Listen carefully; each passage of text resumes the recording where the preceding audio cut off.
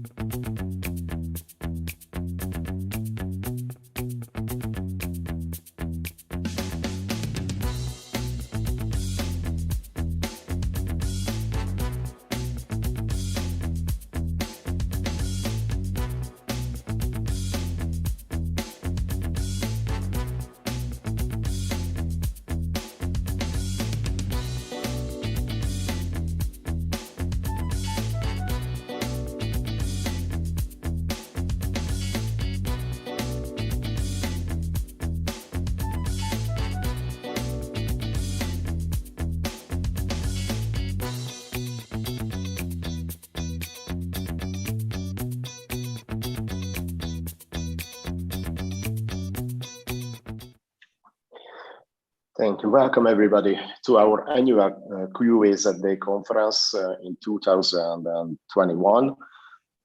First of all, I would like to introduce ourselves, my colleague Alek from EPAM Belarus and myself, Joseph from EPAM Hungary. We are acting as QA bridgers to organize these kind of events as QAZD and make some connection between communities, competency centers, and all of the QA-related specialists within EPAM. Our conference has some kind of history right now because this is the third year in a row when we have this conference. We started in 2019 on a much smaller scale in terms of speakers, locations, and participants. Last year, during the pandemic, we have extended the conference event for 3 days on a much bigger scale. As you see, there are a lot of speakers and locations were involved from all around the globe. And also we started to involve more the communities within and without EPAM. So it means that mainly everybody who was interested in to be a speaker or an attendee can join this conference last year. And right now we are talking about the current one. This year, several changes were applied based on the experiences and the feedback from the past. We have tried to do our best to introduce new formats and make the whole conference much more interactive for you, and hope everybody will enjoy it, because this is the most important goal for us every year when we're starting to plan the event. And I'm now passing the word to Alek, who will start to talk about this year's event. Thank you, Joseph. So let's see what we'll have on today's QAZD conference. First of all, our dear speakers will present topics from different testing areas like artificial intelligence, machine learning in testing, API automation, quality architecture. We will talk about career path in testing, about QA leading. Also, we will cover interesting area like testing as a service. Also, during panel discussion, we are going to talk about cloud native testing.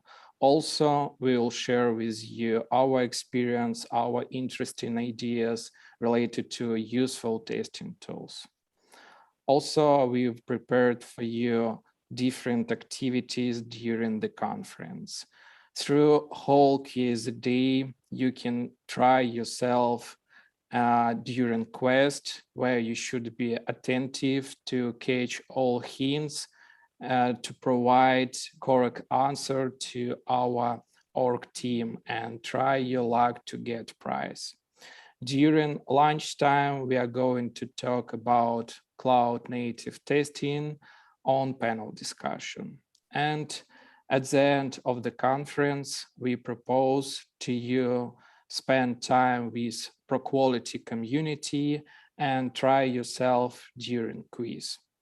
Also, this time, we would like to communicate with you, so we will use Discord for this purpose. So here you can find different text chats related to agenda, chit chat, where you can talk about everything related to testing with our experts, with your colleagues all over the world. Also, we will have few voice channels where you can talk, communicate with our dear speakers. So we wish you to spend time with the conference useful and get more interesting idea this time. So let's discover QA world together, colleagues, and have a good day. Bye.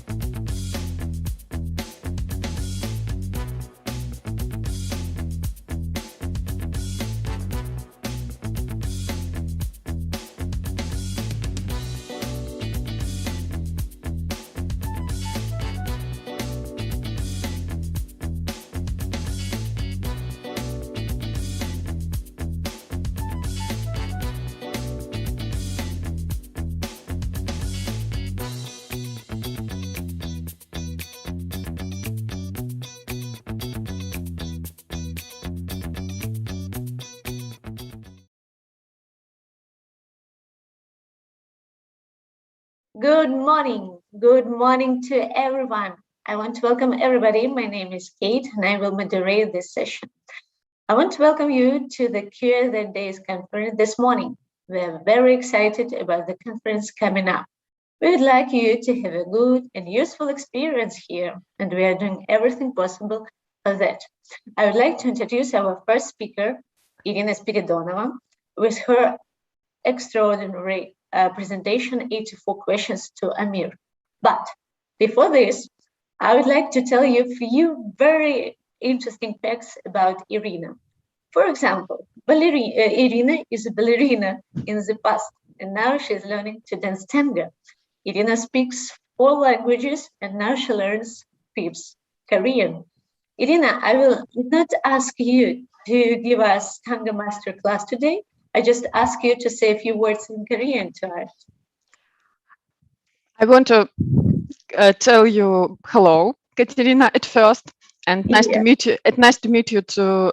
Nice to meet everybody on this session. I really like that you joined this sunny morning. I hope you have sunny weather in your location, and I can tell you only one word because right now I only start.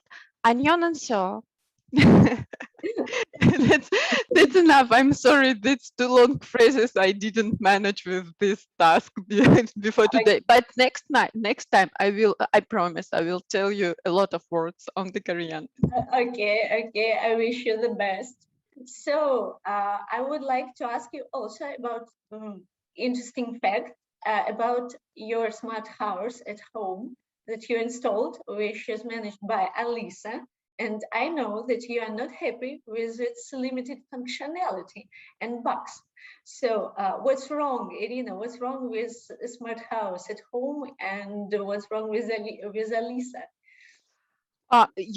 That's really big, really long story. Long story short, I decided to set up this smart house in my home because I want that Alisa do everything for me. They cook, they clean, they answer on the phone, and so on and so on. But in reality was completely different because in reality, Alisa can switch on the light, switch off the light, and answer me some very funny questions, and that's enough. Of course, maybe she can open my curtain, but I will discuss about that and do my presentation. That's a really interesting story. Okay. But that I can't tell you that I am not happy. I am not convenient, but it's okay.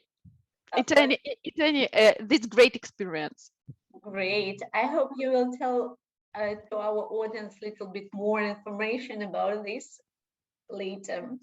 Okay, and also I knew that you a few days ago finally got your GenRocket certificate. So, and you will tell us about this amazing service as a certified specialist right now. Yes, and we can how to say, celebrate it. Yes. Yeah, this GenRocket, that's really amazing tool. I can recommend it to at least try to use that. Maybe it's a little bit expensive, but anyway, I think that's such kind of tool that is our future. Oh, great. And before your presentations begin, I would like to tell our audience about 2 very important things. First, after the presentation, we will start our Q&A session, and you can send your question in the chat section. Question will be announced after the presentation, as you understand, of course. I will ask everybody also closely following Irina's presentation, because during the presentation, you will be appeared, we can say, secret words, and your task will be to catch all the words to collect phrase and send the answers to the organizers. So, Irina, the floor is yours. Wish you very best presentation. Oh, just a minute. I have one issue with my camera, but I think I will manage in a couple seconds. Okay, you see right now me. Okay, Katerina, your moderator, could you tell me, do you see my screen or still? Right now, I see discover to find what was hidden to others. Okay, great. During the presentation, I'm going to ask our conference some questions. Please, I will ask you to monitor the chat because I will not able to see because I read the presentation. So my presentation, the name of my presentation of 84 questions to Amir, and I will explain who is it and what is it, what does it mean, and what was the questions. If you would like, I will share the questions with you later after the presentation. Katerina already mentioned me, so I'm not going to proceed with my introduction and move to agenda. Today we discuss about the artificial intelligence, a little bit theory, a little bit, because we need to understand what is it and how we will work, how we will proceed with this part of our life, this part of our industry. And I will tell about the social experiment with Amir in practice, artificial intelligence in practice. So let's start. The most common nightmare in our real life, that is the artificial intelligence can take over the humans. We can see in cinema, in books, in the cartoons for our child, but let's figure it out. Right now, I would ask you one question. Do you use in your home the smart house system? If you use, please put plus in the chat. Because and based on your experience, could you answer on the second question based on that? Do you believe that it's possible that artificial intelligence can take over the humans?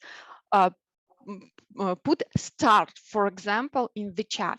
Katerina, I would like to ask you to monitor this and tell me how many people put plus or star in the chats. To tell the truth, not yet.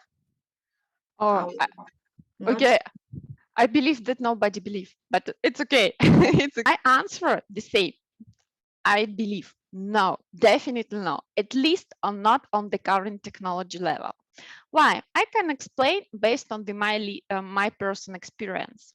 When I asked Alice to open the curtain, I expected that curtain will be opened, and you see this movie like on the slides.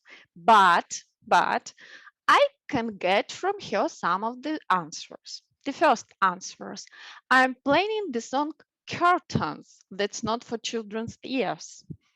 Amazing. I don't have a device like that. That's also a very tricky question, a tricky answer. And already open. Come on, guys, I see that curtain is still closed. So you see, we have a little misunderstanding with the artificial intelligence that work in the smart home. But in the same time, the AI has stunning application in some fields in our reality, in our common life. The recognition, all type of the recognition, speech, voice, imagine, and so on. You understand, we know about the camera on the street. Prediction based on our previous data, previous history data, that is especially this actual about the stock prices. Translation, we can't imagine to live without the Google translation and Yandex translation right now. And of course, online shopping. Could you imagine right now the shop without any recommendation of you? And all this opportunity based on free cornerstone of the artificial intelligence. That is data, that is feature, and that is algorithm. If you talk about the data, that is example, data that's history data of something, that is history of the price of the stock, that is history, that is some literature, history of the coding, for example, the very popular to train the models, train the artificial intelligence based on our code resources, like something like GitHub, our, you know, our really famous code store. Feature, what does it mean? That's really interesting question. The feature, that is tag or properties of something, and based on this feature will be decided, is it correct or is it not, is not correct. And sometimes people missed artificial intelligence when this person choose wrong features.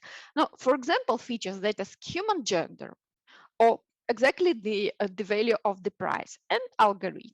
Algorithm right now, I'm not going to describe dive in this part, because you can read and you can investigate yourself. But right now I can mention the most popular algorithm, that is GPT-3 algorithm presented by OpenAI company, created by Elon Musk and some company. No, some his friends.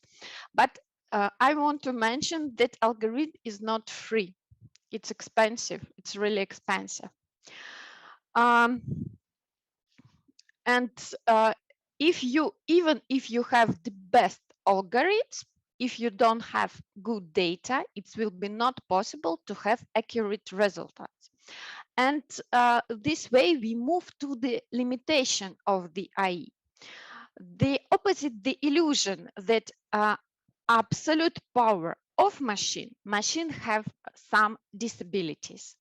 For example, machine can forecast, machine can memorize, machine can reproduce, as we see on the opportunity. Machine can only, also choose the best item, maybe not the best item, but one of the best item, like we see on the online shopping. But machine can create something new. Machine definitely can be smart really fast, because we need educated machine for to extend their knowledge, extend their abilities, go beyond the task, because without the task, machine definitely can't do something, and can imagine that you need to do something, of course, and kill all humans. But what about IT? Yep, come back to the IT. What about IT? That's a really big question. Is it possible to replace human in IT? Yes, partly, because artificial intelligence in IT have a lot of advantages that allow to use in some cases, not at all, in some cases. For example, in the pharmaceutic, in medicine, in the analysis of the big data, especially I mentioned, if you talk about the prices of stock on some another analysis. But that's really important for us. Disadvantages of artificial intelligence. Frankly speaking, artificial intelligence really expensive, really, and we don't have. That's not about only the specialists. That we don't have enough qualified workers for build this artificial intelligence. These workers need to deep technical expertise. Yes, but I also tell about the hardware. If you are interested in this sphere, you understand that hardware that on the hood of the artificial intelligence really expensive. We can tell about the video card, for example, from the NVIDIA company. That's not cheap, really not cheap, but you have no one, and you have really big memories with memory and excellent processor, and so on and so on. So it's possible, but it's really limited opportunity. If you talk about, for example, development, it's possible to use artificial intelligence to create some simple codes, for example. But still, we don't have a lot of tools, because still the manual of work of this part is cheaper than use artificial intelligence. But what about the testing? Because we have right now the QA testing day, QA days. We are going to discuss about the testing too. Some of the specialists in the testing sphere, I really like this opinion, told that artificial intelligence will help tester with their activities, daily activities, and reduce automation and development work. So their prediction that we will meet the sunrise of manual testing. When I mean manual testing, that's not regarding the manual testing as we see right now. That will be another manual testing. That will be manual testing that help artificial intelligence and testing tool to create some testing approach, testing strategy, testing framework, and so on and so on. And I think you heard about the tools that use artificial intelligence. For example, I mentioned only one.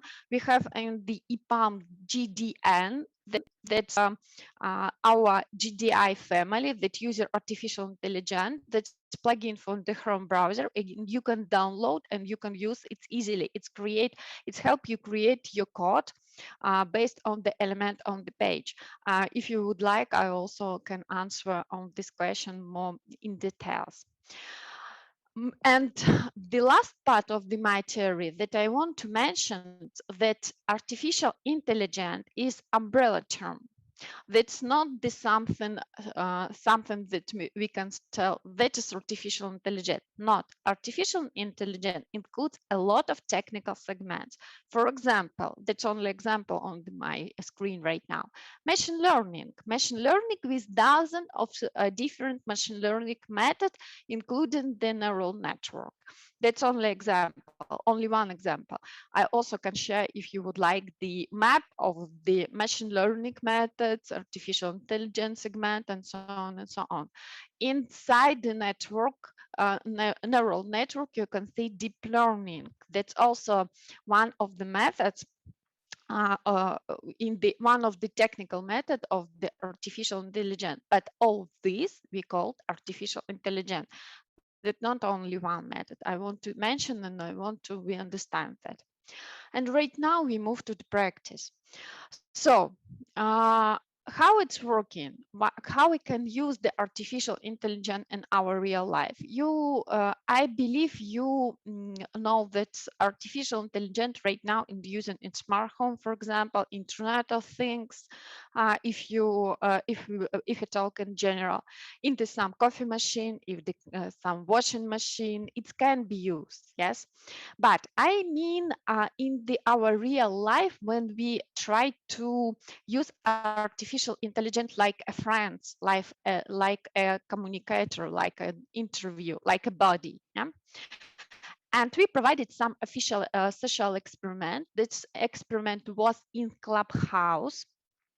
If you never heard about this application, I mentioned this application for the oral communication between people, but I believe right now everybody in the world heard about this.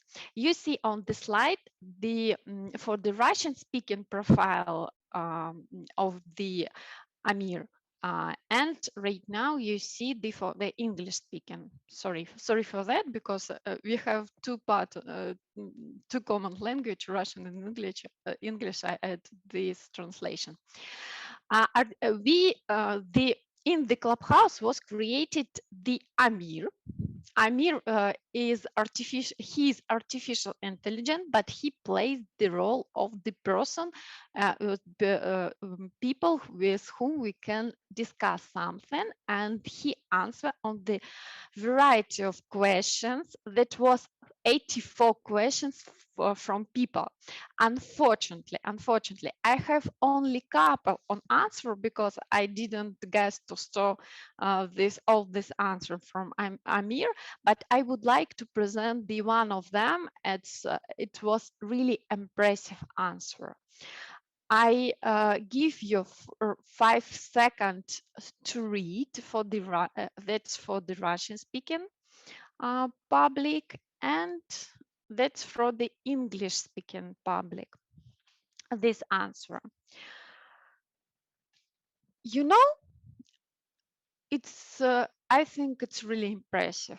It's really impressive because right now, looking at this answer, I start to think that the war between human and machine is possible.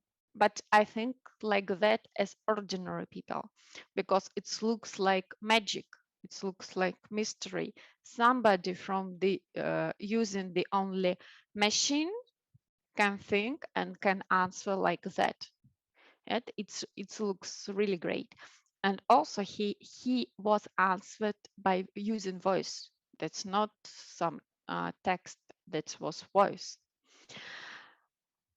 But we are not ordinary people. We are technical person. We are working in IT. So let's look at under the hood and understand what exactly was used under the hood and how this project is built, and how many efforts it took. It took. So that is diagram. That's really high level diagram that we created for the Amir implementation. And I a little bit describe how it's work. At first, a user from the Clubhouse type in the some form their question. Sorry for that, but that was the first first launching, and we decided not created the some additional not spend some additional effort for creating the oral questions, opportunity for oral questions. And moderator, that's human, reads these questions and correct these questions and send this question to some question service. This question service sent this question to the heart of the Amir in the RuGPT-3 model. I will describe a little bit of this model later. Then the answer was sent to moderator. Moderator correct this answer and sent to the speech kit. The speech kit, that service, that's also IE service that converts speech to the text to the speech, sorry. And then after the conversation, this additional service, Clubhouse integration service, was sent this service sent the audio to the Clubhouse user, and user got answer on their questions.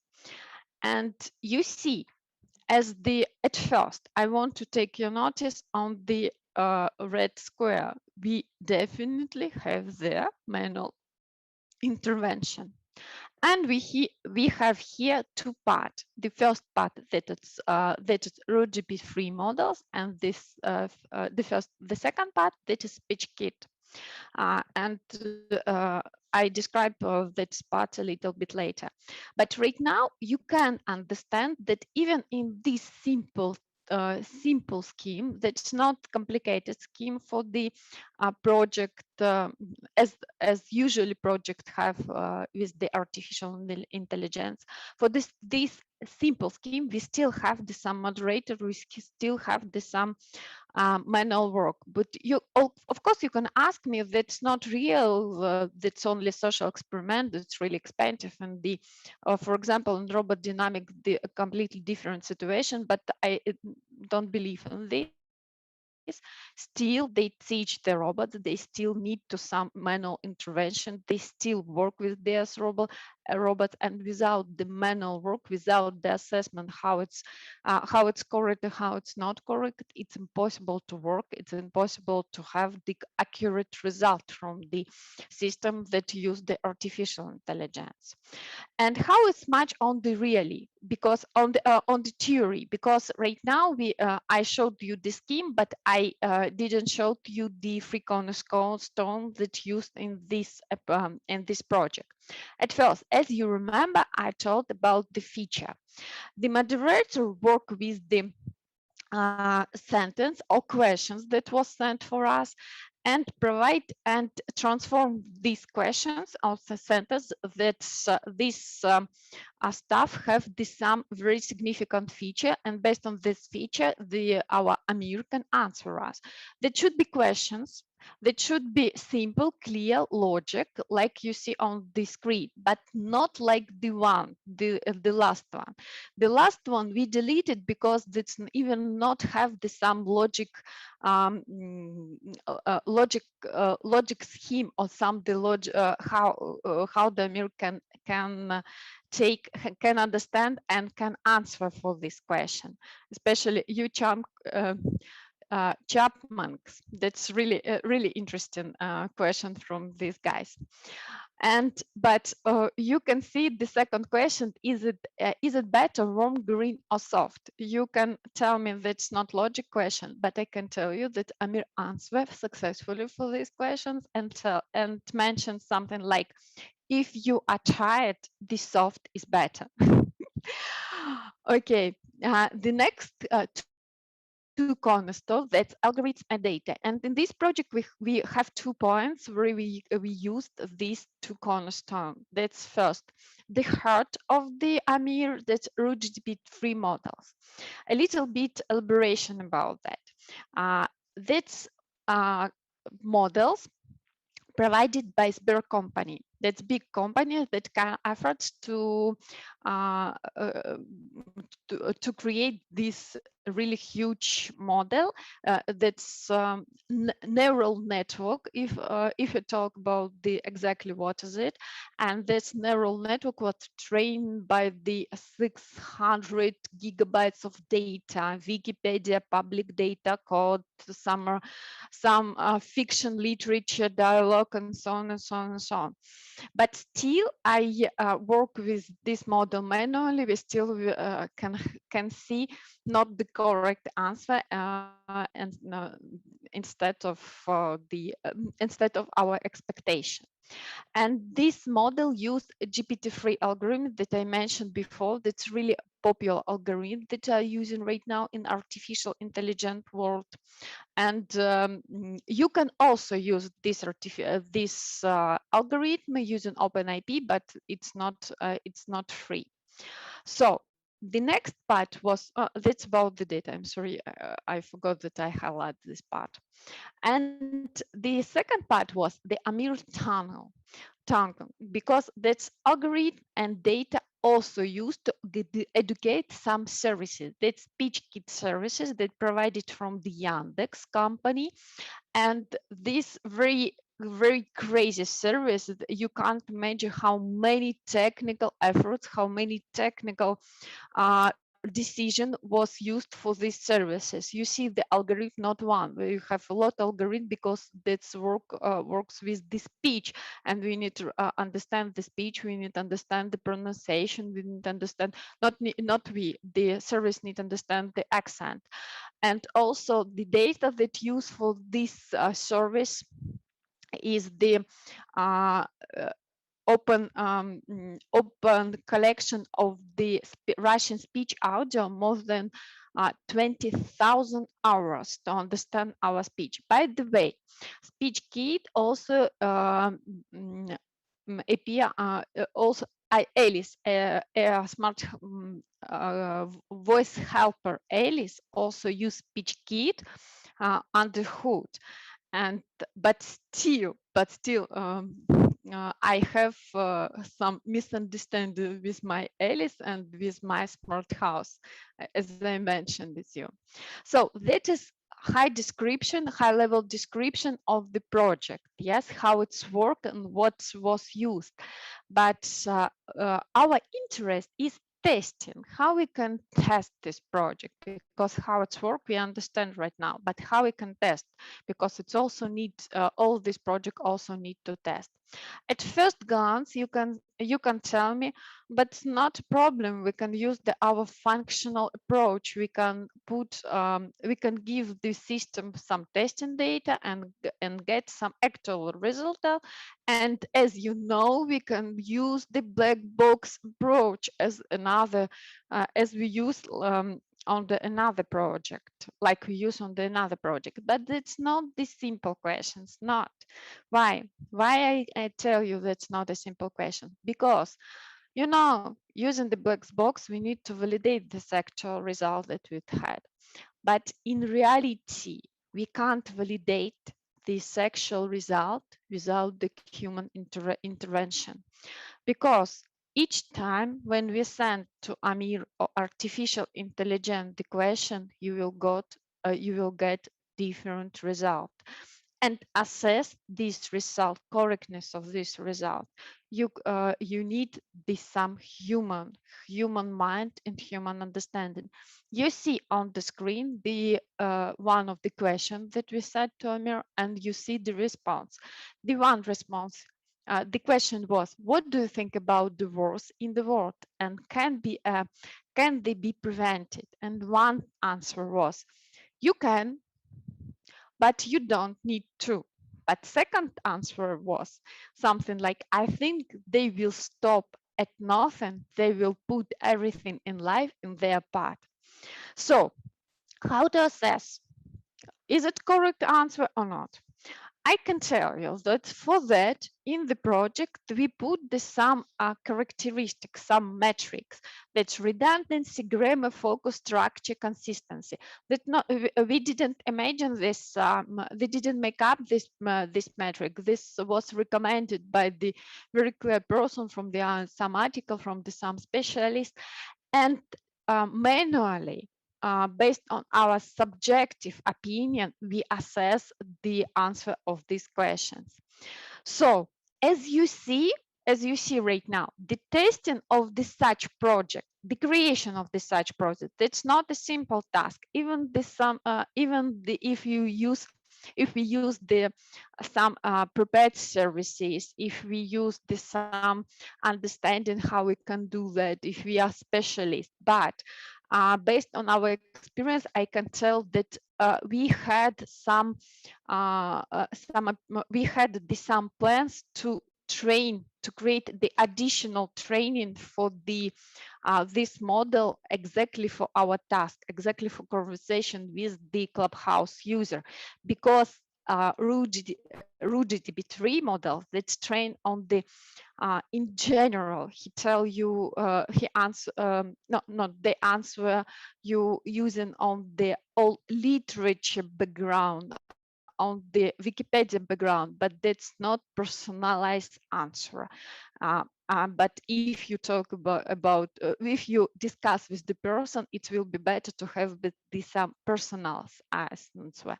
But the question in the testing is how we can test, not only get some result, how we can test and assess that that result is correct, that the result is accurate, and this result exactly that we expect, or our customer expect, or people who will use this application expect this result. And the articles and that I use for prepare this presentation, you can see on the screen, and reading these articles, you will have more questions that I ask you right now, that I provided you right now. Also, if you're interested in this project, you can see the Amir Slack link, Amir Instagram link.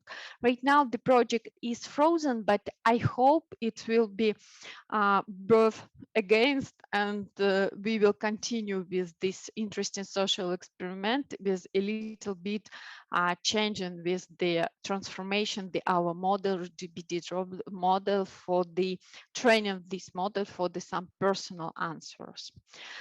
And the last, what I want to tell you, that's my conclusion regarding that. I don't have gain to answer on the questions. I have gain to ask these questions, the questions that I ask you, because before the answer, we need to formulate and understand what exactly we need, what the main question of the industry on our life right now. And I have some assumption right now. The first, my assumption that artificial intelligence will be involved in our real life more and more. Yes, that's definitely. I don't think you will argue with me about this assumption. The second assumption that artificial intelligence will integrate in IT sphere more and more. It looks like really far future, but I think you heard about the tools that already use the artificial intelligence, and such kind of tools became more and more. And that is our future, really, guys. Artificial intelligence with the and Project AI will require new test approaches. Yes, and we should we have to believe that we have to use this assumption and understand what exactly we need, how it's going to be, how we can assess. Because if we talk about the automation, if we talk about the manual testing, we need to educate some additional education for our testers, how to work, how assess the correctness and accuracy of working such kind of project. Because right now, I believe not a lot of people understand how it's working and what the problem exists in the sphere. And artificial intelligence may replace people, but in the far future, really far future. I don't believe it's possible right now on the current level on technology, because at first it will be really expensive. So that's all from my presentation. You can ask me any question here, or as I understand from some additional tool, and I try to do my best to answer for all your questions. And by the way, if you would like, I can share with you the list of the questions that 84 questions that we asked Tormir. But unfortunately, really unfortunately, I didn't save any answer except of these 3 answers that I already shared. Thank you, Irina. Thank you very much for your presentation. I think that we all should think about it really properly. So guys, I put the link on Discord face-to-face with Irina, and I think we should take this opportunity to communicate and to discuss these questions about artificial intelligence. So if you have any question right now here, please put it in the chat. If no, I invite everybody join us in Discord. So let's check our I heard some questions. sounds. It looks like questions, no? Or maybe comments. Okay, maybe. Something like that.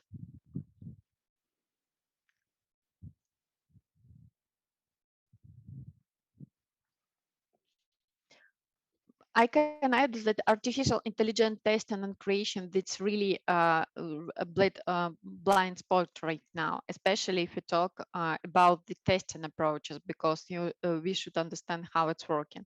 We did brainstorming with the one of our QA specialists, really experienced QA specialist, and we have really smoothly understanding how we can help with work, not only with the project with the artificial intelligence, but also with the testing the some services, not services, testing this exactly the artificial intelligence. It will be really fun to visit the robot dynamics. That's my dream, and see how they work with this area, how they work with these robots, and how they test. But because we saw only the final result, we saw that guys push these robots, force him run, force him jump, and so on in the testing purpose. But I believe that a huge enormous of work, testing work was done before this last validations. Great, great. Thank you for this information. And I again invite all of you to join us in Discord right now and face Irina. You can take the link and find in Discord, in chat, face to face with Irina, and we will be waiting you here. So, Irina, I suggest us one question. We have one question. So, from Mateusz. Do you work with any government agencies? And you could be surprised. Government agencies. Mateusz, sorry, but could you elaborate a little bit? What does it mean? What does it mean to you? Is it connected with the artificial intelligence and some kind of that? Or a testing area? What does it mean? I think that here, Mateusz, mean any collaboration with some governmental.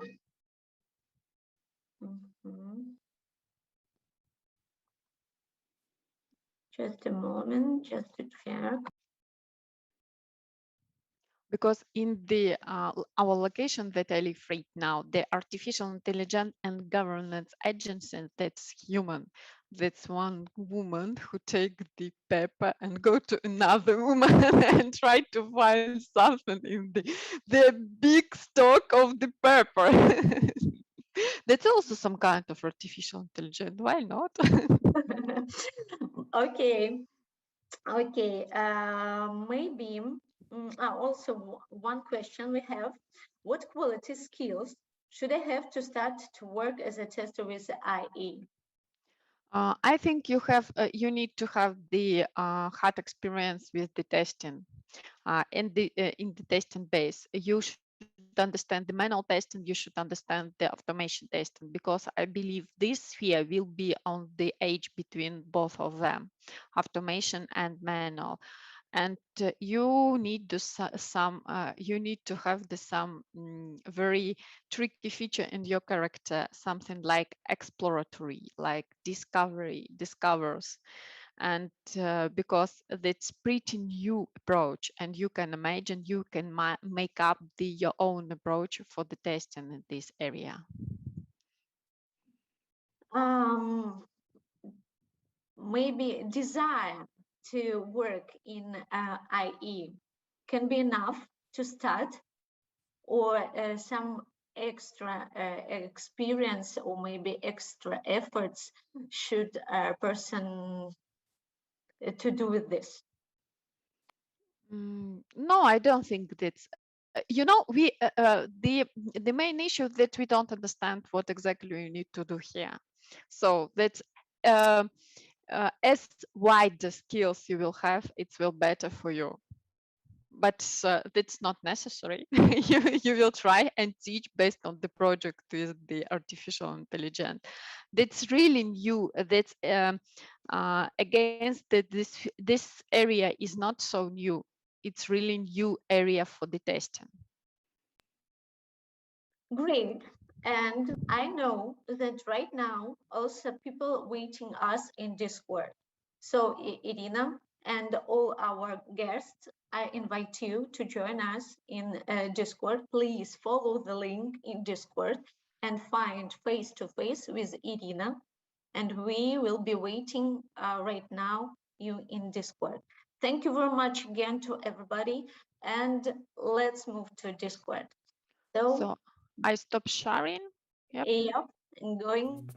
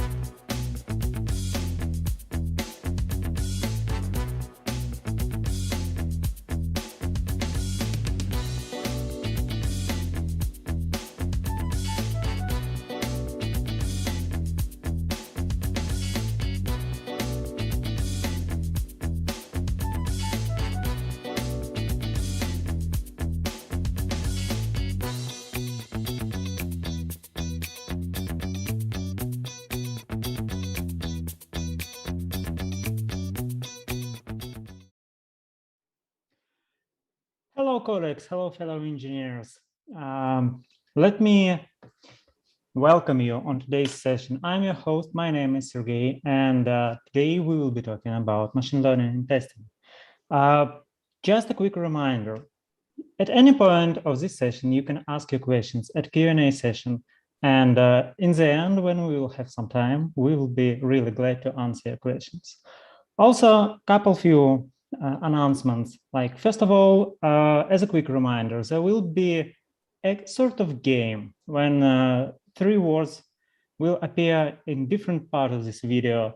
And the first one who will collect these 3 words and send these words to admin can get a really nice present from community there. And a final one will be here about the recording. Recording will be ready in about a week after today's session, so you can review this presentation at any time. Okay, so let's get to know our presenter, Anna. So Anna is a quality architect. He has a rather deep experience in both architecture, in mentoring other architects, and she has some quite of experience in competency center as well. But that's not all. Anna is also a really nice person, and let's ask some questions. So Anna, what do you like to do besides that work? All the great stuff that you do. Hi, Sergey. Hi, everybody. So besides of my work, I learn to ride horses right now.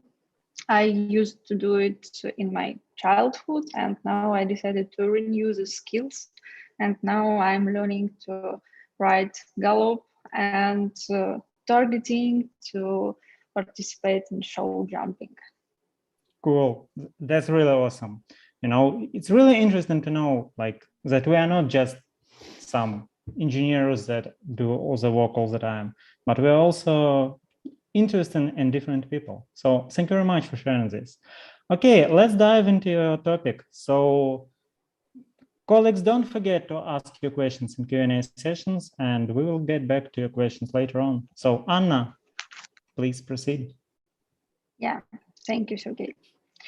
So today we will talk about machine learning and testing and how to add self-healing capabilities for your Selenium-based tests.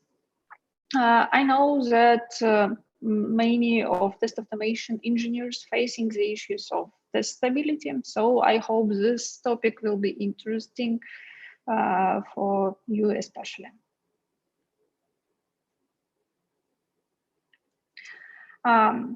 Short plan of our discussion. First of all, we will describe the problem statement. Why do we need self-healing? What self-healing tools do we have right now on the market? Then we will talk about Selenium, new implementation of Selenium like Selenium Proxy, and I will describe some use cases that we had piloting Selenium. As Sergey said, my name is Anna. Maybe you already saw some of my talks about self-healing and Selenium, and yes, I'm quality architect and specializing on assessments, pre-sales, and building open source solutions. So first of all, let's answer the question, why do we need self-healing in test automation at all? Maybe there are some options with living without self-healing. As you see, test automation engineers facing some problems during their day-to-day work and during the product development as a whole procedure. The first problem is unstable automated end-to-end tests that may inhibit CI. Right now, as we are building CI pipelines to produce our code to production very fast and to check quality gates automatically, we need to have stable automated tests and stable end-to-end tests as well. So this problem should be fixed, and it can be fixed with self-healing.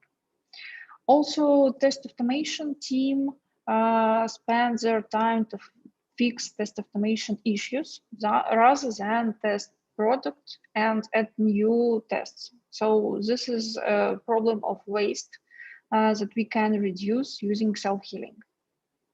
Also, we know that web applications during development in Scrum, they constantly update this updates which leads to UI changes, and these UI changes may inhibit our test automation stability. And as a result, we see that our scripts start failing, but application work as expected. So with self-healing, we want to reduce these problems. What we can say that self-healing can be a key to build our efficient test automation process and build our test automation in more stable and maintainable way. With self-healing, we want to focus mostly on regression instead of test maintenance. Also, self-healing can help us to reduce amount of failed test cases due to non-product related issues. Also, we want to reduce the effort while creating Selenium scripts and to make our testing velocity greater. Also, we want to use quality gates in CI pipelines with stable tests that will provide us with real results, how product works, and can make our development and testing faster and more reliable. And besides of all of that, we want to keep using Selenium because a lot of projects already has some test automation frameworks with a lot of tests written there, and it will be an extra effort to migrate this test to some other tools. But what we have on the market right now, I listed here some tools. There are some other right now, but these tools are the most popular and the greatest, I think. So all of these tools, they use self-healing and machine learning to write tests, to maintain tests, and to integrate automated tests into CI/CD. By the following links, you can just have a quick overview of these tools. From listed tools, I like TestCraft most of all because it's kind of a very easy integrated tool. You can describe here steps that you want to execute during your test automation, and these tests will be automatically captured from UI and will be healed if something went wrong with the UI locators and some ID will change. Also, we have a tool like Parasoft Selenium. It is integrated with Selenium framework and enables self-healing capabilities during the test runs. But what is the main issues of these tools? Except of Selenium, other tools cannot be integrated with Selenium, so you need to spend some time to migrate your tests written in Selenium to specified tool. And the second reason, all those tools, they are quite expensive. So you need to spend amount of money to enable self-healing in your project. That's why we decided to create Hillenium. It was kind of proof of concept, but right now it's a separate tool that is open sourced and that can help you to improve the stability of your Selenium-based tests. Hillenium, as listed above tools, it uses machine learning as well and analyze current web page for changes. So for example, if something changed on the UI, Hillenium will trigger this behavior and heal test. Also, it can be integrated with Selenium tests and support advanced Selenium features like parallelization. So you can run your tests in parallel as you used to do. Also, you can run your tests on the remote infrastructure, but enable self-healing capabilities in this configuration as well. Also, it can work with iframes, with JavaScript actions to perform some advanced features. And also, it can be integrated with Selenium-based frameworks like Selenite. So you can just easily switch to Hillenium and enable self-healing capabilities in your project. So the main goal that Hillenium can bring to project is greener CI. It's a target why we need self-healing at all. So we can run our tests on the functional automation stage, run our tests on the remote infrastructure on different browsers, enable healing there, and have good execution results with stable tests. And this execution results, they will show us the real product quality, but not automation issues and other instability. So we will reduce test automation failures due to non-product related issues, and we'll have quality feedback about our product and can release it to production or to other stage. Hillenium contains several components right now. First of all, it's Hillenium dependency. It is published on Maven repository, so you can take it from there. Hillenium dependency, it includes tree comparing library. Tree comparing is implementation of a machine learning algorithm that executes healing. So Hillenium Web contains this dependency, and the main feature is that it implements Selenium WebDriver. So it overrides find element method or find elements method, catch no such element exception, and in this case triggers machine learning to heal the element. To store results of our healing, Hillenium uses Hillenium backend and Postgre database in it, just to have a single place of all healings and all golden masters. So this Hillenium backend can be used by multiple projects, and you can execute and heal your tests from different machines by using single Hillenium backend. Also, to generate Hillenium reports, we have a few plugins like Hillenium Maven or Gradle plugin. These plugins are integrated with test automation code base and generates a link to the report with all detailed information about healing. And to perform code updates, we have Hillenium IDEA plugin. This plugin helps to update the code base with new healing locators. So let's discuss how it works, like general algorithm. Under the hood, Selenium uses longest common subsequence algorithm modification.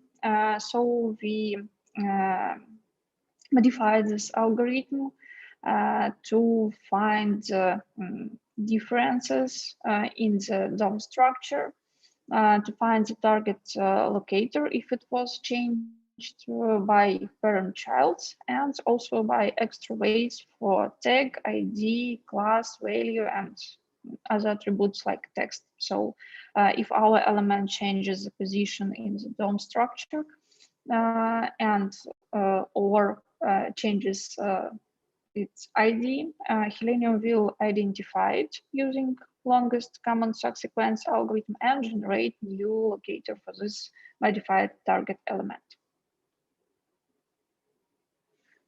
Now let's imagine that we have our test automation framework with some simple test like click button, button with ID button, right, on our UI, and Selenium infrastructure like Selenium dependency, tree comparing dependency, and Selenium backend. For example, we are trying to find our element by ID button. As we see, element can be successfully found, so we store the master locator in our Selenium backend, so we can use it as a golden master for next text executions. Let's imagine that our UI changed and new locator is a green button. But test automation team is not aware of this and didn't change the code base. If we will use simple Selenium in this case, I guess we know that test will fail because we can't find our new element by the old locator. But with Selenium, it can be done. So we are trying to find element by the old locator button. As expected, it was not found. So we pass this information to Selenium Web. It passes the page state to tree comparing, requests the golden master from Selenium backend, compares them, and generates a new list of elements that can be used as healed locators. Also, Selenium generates a score for concrete new locator, and we take this locator with the highest score. In our case, it's green button, so we are trying to find new element by the new locator, and element was successfully found. So all these operations, they are done in the runtime. So as a user of automated tests, you can see just a slight delay while we are trying to find elements, and then just highlight that area with a new element and click or input some text. After the test run, Selenium generates a healing report with information about the element. So what was the old locator value, what was the healed locator value, the screenshot of the element, so what went wrong, just so we can validate it in the visual way, and trigger where we can put like, do we think this healing was successful or not? If it was not successful, in the next iteration, Selenium will modify a little bit algorithm of finding new elements and will adapt for changes in the more proper way. Also, using Selenium IDEA plugin, we can update our code base. So this plugin, it just looks in the Selenium database and took from their locator with the highest score that was used for healing and perform code updates. So in the next test run, our test will be stable without healing because we updated our locator to the proper one. I guess that you have a question how to integrate Selenium with test automation framework. So it's quite easily. First of all, you need to add Selenium web dependency to your project. Then start Selenium backend. Without this second step, nothing will work because it's an important thing to store the golden masters and to store the healing values. After that, you can add Selenium Maven or Gradle plugin, depending on what build tool you use for your test optimization.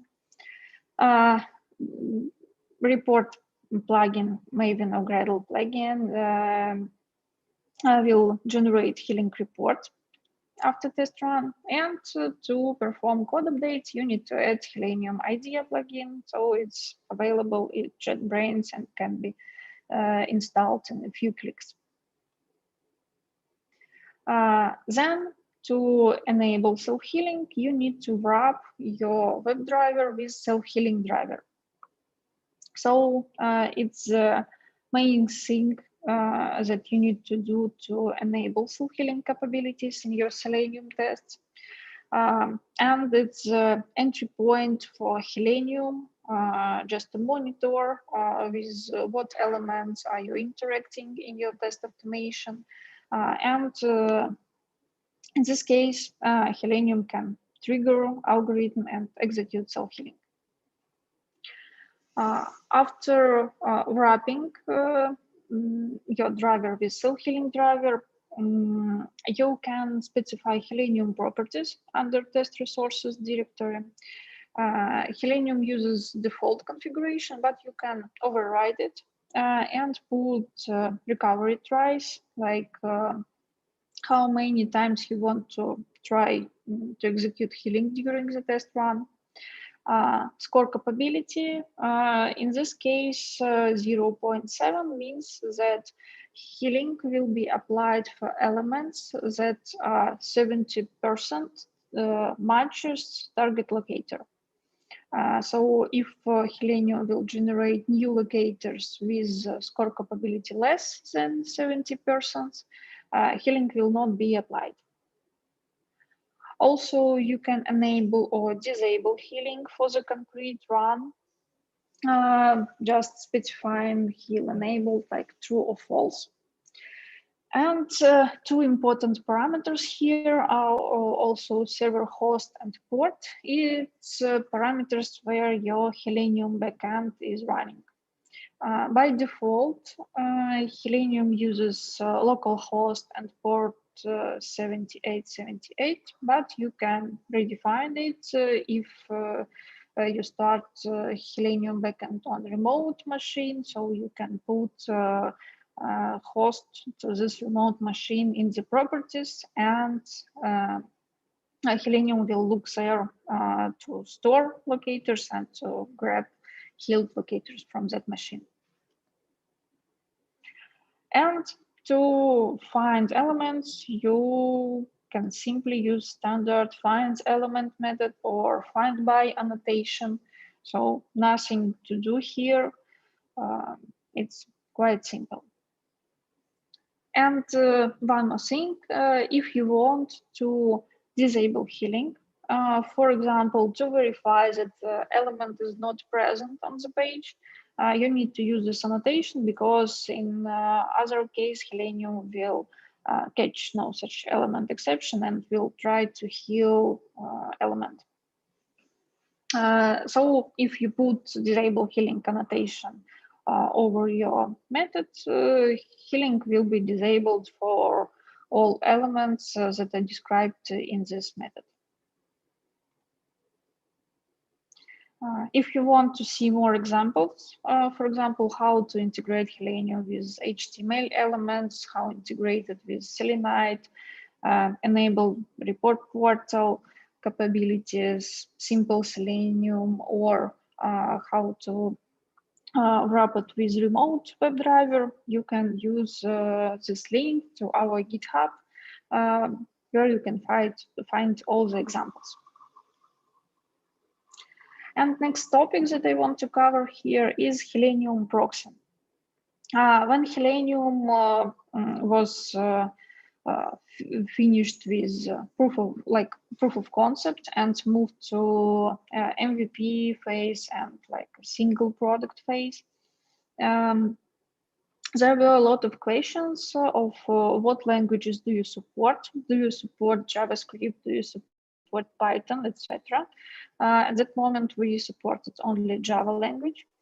And we were thinking of how can we support other languages to enable self-healing there and to integrate Selenium with other languages. So we decided to use Selenium proxy. The idea here is quite simple. I guess that all of you knows that Selenium works over JSON wire protocol, and it's standard protocol for web testing right now. And it is kind of RESTful web service that use JSON over HTTP, and every remote WebDriver should implement this RESTful web service. So it's kind of description. For example, if we want to find elements or find elements using JSON wire protocol, we just need to execute the following commands. These commands was taken from the official JSON wire protocol documentation. You can also find it on the GitHub. It's open for everybody. So with JSON wire protocol, we can kind of write our own Selenium or something like this. So the idea is simple. We can just investigate how our tests are communicating with the WebDriver over JSON wire protocol and put healing there. Some terms here. This information is also from official JSON wire protocol page. So first of all, we need to have a client, the machine which implements WebDriver API. Also, we need to have server. It's where remote WebDriver is running, or the server can be also our concrete driver like Firefox Chrome driver. So it's our driver. Session is kind of corresponding line, and our client communicates with the server during this session. And web element is a single element on our DOM page. So how can it look like? We have our, for example, JavaScript test, Selenium client there. It's kind of our standard Selenium dependency. It communicates with Selenium server over JSON wire protocol. Server trying to find element. And then we have response that element, for example, being found. And this response comes to Selenium client, and it tells our test that element was successfully found. So Selenium is kind of, it implements this communication between client and server. And we think about how to, maybe we can put a proxy between client and server, and just to monitor how these guys are communicating with each other. For example, if we receive from Selenium server that element was not found, we can catch this in our Selenium proxy, enable healing in this moment, and then try to find our new element with healed value. Element will be found, I hope, and we will pass a new found element through our proxy to the client. So our test will have the result from server, like element was found, and it will be not aware of used vProxy or not. It will be just a standard communication for this client. In this way, we can write our tests on the multiple languages and just target them not on Selenium server, but on Selenium proxy that will do all the job, like proxying requests to server and proxying responses from server, and enable healing if some of elements was not found. So this configuration is under test right now. It's already implemented, and we hope to open source this approach in the nearest months. So if you use not only Java, but JavaScript, Python, or other languages, you can try Selenium with Selenium proxy approach. And a few words about the use cases. This use cases corresponds for standard Selenium without proxy, but anyway, we tried to help one project that uses Hybris to speed up and stabilize their testing. So problem here was that the project uses several environments for testing purpose, and on dev environments and cloud environment, locators that are generated by Hybris, they were different. The same page, but different locators with some added numbers. So in this case, team integrated Selenium to their test automation framework, ran tests over the dev environment, then had a golden master in Selenium backend, run tests over the cloud environment, and tests were passed. So they reduced number of page objects because they used to support 2 page objects, one for dev and one for cloud environment. But with Selenium, they need to use only 1 page object, and Selenium done all his job over the 2 different environments and implements self-healing there, and helps the team to reduce time spent on new tests writing and on test stability. The next example was with localization testing. So project uses to test auto-generated page for English, French, and German locales. And they used to support 3 page objects for these 3 locales because locators were was auto-generated and it was hard to maintain them. With Selenium, they reduced time on test maintenance, and also they speed up their team velocity. What issues we know right now about Selenium?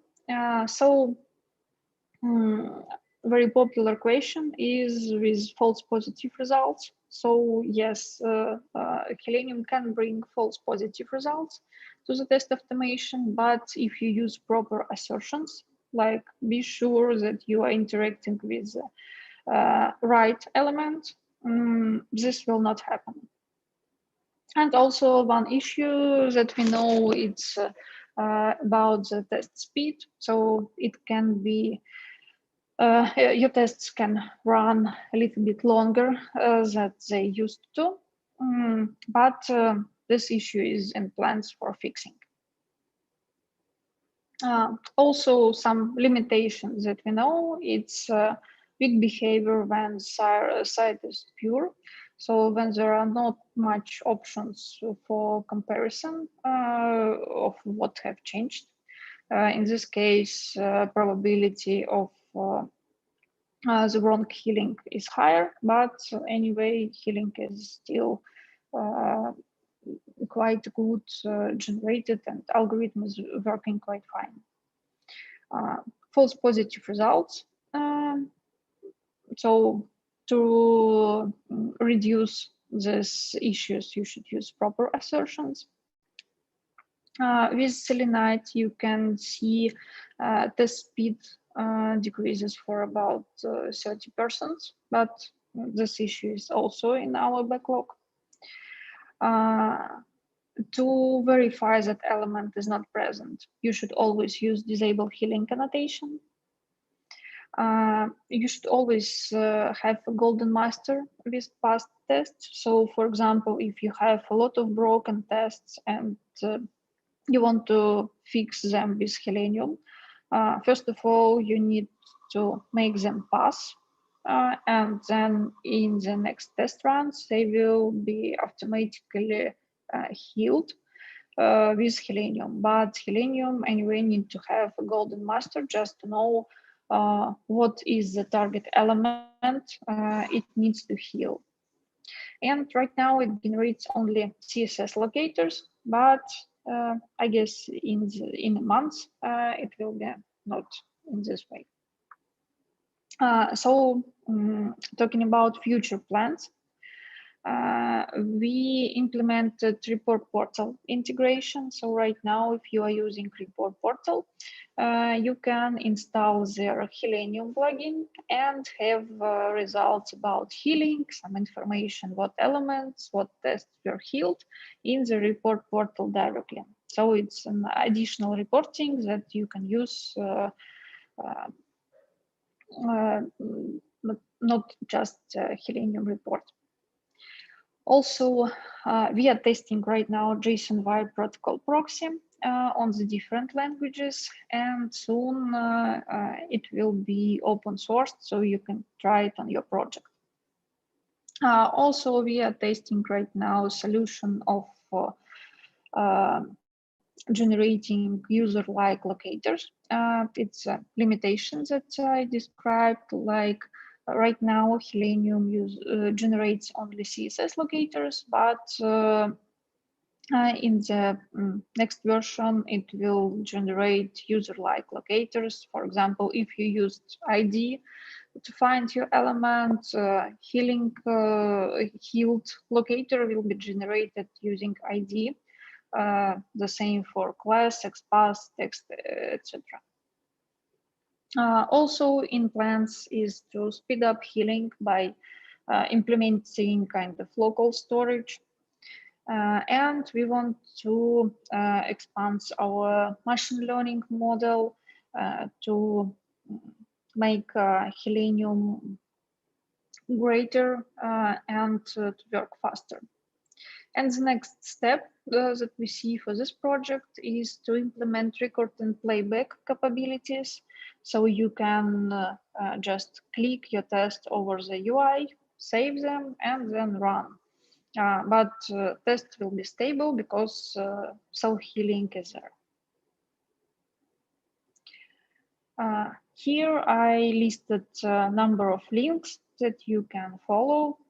If you want to contribute or if you want to get acquainted with Selenium, you can visit official GitHub repository and try it or contribute with your ideas, with your codes, or if you have something to bring to the project, the team will be very happy. We really appreciate your contribution. That's it from my side.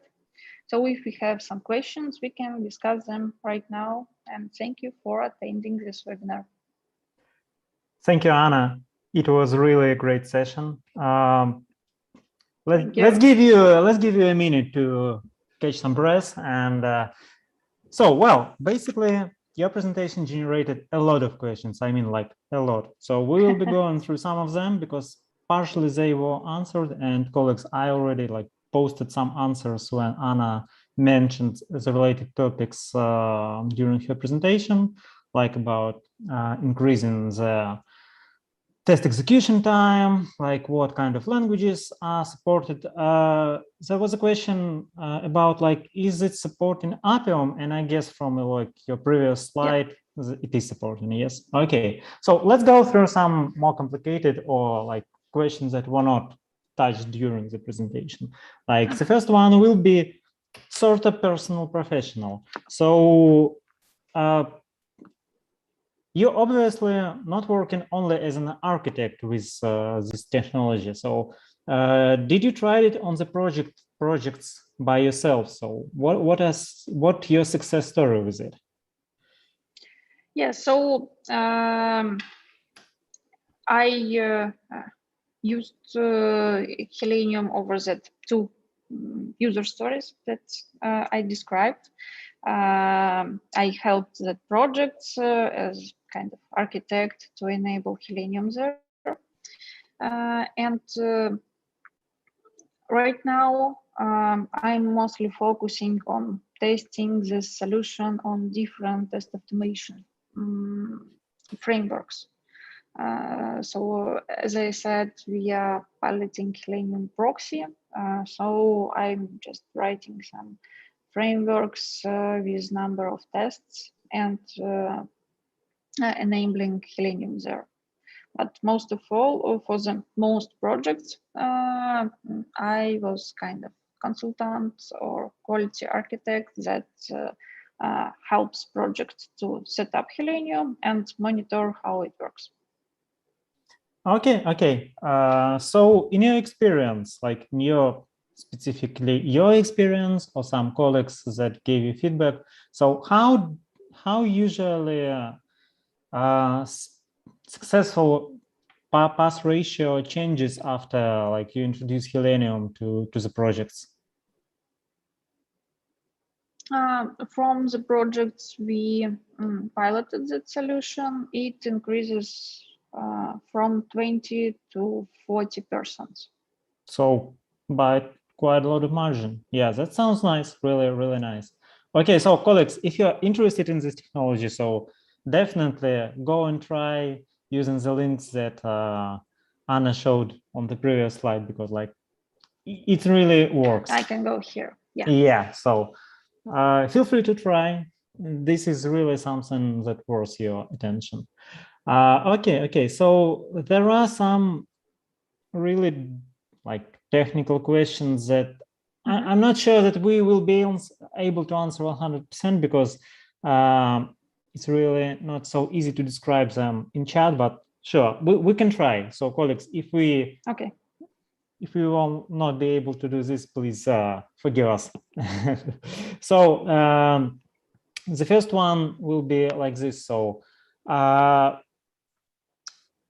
are a lot of like different locators, we know that. And so let's say that you're working with some specific locators. And for example, a class was named like red button or something like this. And for some reason, like developers change the class to green button or dot green, whatever. So it changes completely.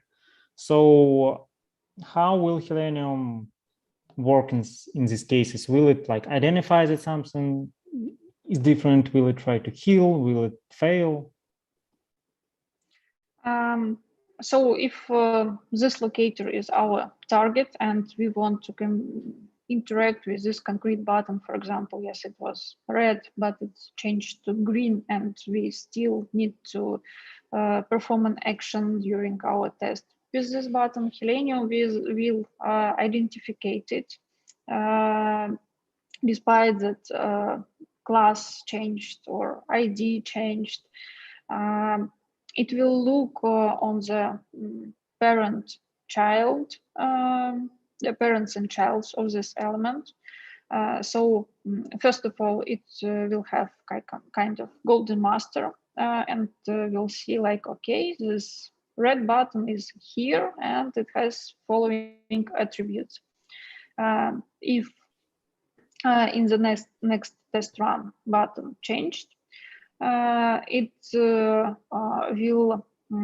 try to get this node sequence to this button. compare it to the nodes of the DOM page, like in the graph, and using that longest common subsequence algorithm will generate the new locator, taking into account that this button was in this node sequence and class changed. So element is here, new class is green button, here is new locator. Okay, okay, cool, thank you. So the next question is about React framework. So basically there are no like typical ID attributes in React framework. So how does Hilenium will work with that? So will it be able to solve our potential issues? Yes, it doesn't matter whether you have ID attributes or not. Anyway, there are other attributes for the element except IDs and classes. And also element is placed in the DOM in kind of this node sequence, like we know his parent, we know his child, and we know what parents were before his parent. So kind of this line, how can we find this element by parents? And anyway, even without any attributes, Hilenium will be capable to find new element if we change its place and change his parents. Okay, thank you very much. I hope that that was really useful. Okay, so another question regarding like working with locators, and basically I think that I already know answer to that, but let's make it sound. So if we use more complicated XPath locators like ancestors, following, siblings, etc., will Hilenium be able to work with them? Yes, Hilenium is not taking account in how you are trying to find element by ID, by XPath, by CSS, it doesn't matter. It works with node sequences that it generates by his algorithm, and he stores in the database this node sequences with parents, child of the target element, and all the attributes of the target element. So it doesn't matter how complicated your locator is. Okay, got it. We have another really recent question from Kirill, who's asking, starting with Selenium 4, the JSON wire protocol is not supported and changed by W3C WebDriver protocol. So does Selenium proxy support it and works with Selenium 4? As Selenium 4 is in beta, we piloted proxy with JSON wire. But for Hilenium 4, when it will be used on the many different projects and when it will be stable, Hilenium proxy will support it. Okay, thank you very much for your answer. I guess this is mostly it for majority of questions that I looked into. Colleagues, please forgive me if I missed something. Oh, we have just another one. Give me 10 seconds to read it. Okay, so the question from Peter. If I understand well, Hilenium stores all parent and child elements properties. It looks like a lot of extra stored data for Hilenium test. Do you have any statistics? How many extra data stored for RG 10 to 20 character short locator? So we need to store this holistic information about the locator just to enable healing. Right now, Hilenium generates CSS locators that can be quite long, but in the next version that will be released soon, it will support ID and other type of locators. So we do not have some limitations for the storage information. Okay, But like, do you? If I understood right the question. Mostly, yeah. Question was also about like, do you know like how many additional info? So, for example, we have 20 characters locator. So, how many specific additional information Selenium will generate and store to like support this locator in future? Like, how many It will data? store the whole node sequence. So it's quite a lot of data. And it will store target locator just in the way of it was described in test automation framework. It will store healed locator, like new locator value, and screenshots are stored on the client, so it's not in database. So that's mostly all information. And class name and method name where locator was described, just to enable code updates. Okay, so that's a lot of data. Peter, I hope you're happy with the answer. And now it's definitely it. Anna, thank you very much for your time. It was wonderful presentation. It was wonderful talking to you and like hearing on that great information about sort of future technology, because like I love magic and this sounds like a lot of magic and something that will help test automation to be a little bit easier. Colleagues, I hope so. Yeah, colleagues, also thank you very much for your answers, for your questions, and I hope that you are satisfied with our answers.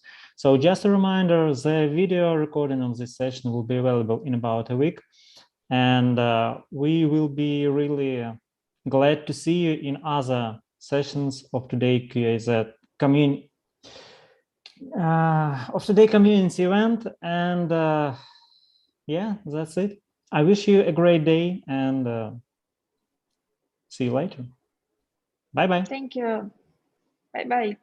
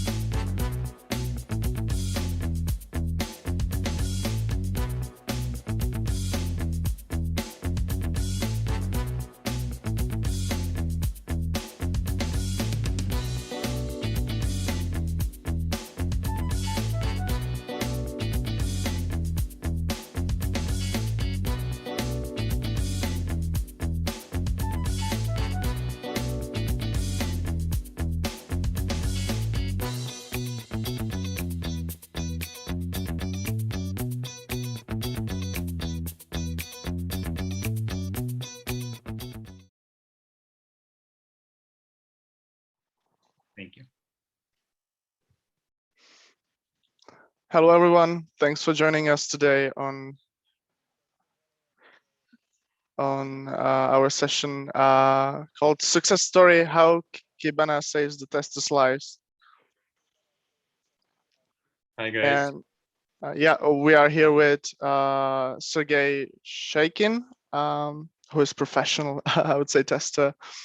And I would kick off our session with a small intro of Sergey, and then we would go to the presentation itself. And later at the end, there would be a Q&A session. So feel free to ask questions in our Q&A section next to the presentation. So yeah, so Sergey, first question for you would be with the name of your presentation. Have you ever saved somebody's life? Yeah, at least one life. It's about me, and of course sometimes I show my knowledge to another testers, and not only testers, and also for developers, because it's a common problem for using another tool, not such as RDP connection or so on. And it's difficult for them, and I'm trying to explanation about my position. Okay, I see. Thanks. And also with you being speaker, like, have you ever felt like a speaker since you were like born, or has this came some like naturally to you, like during your professional years?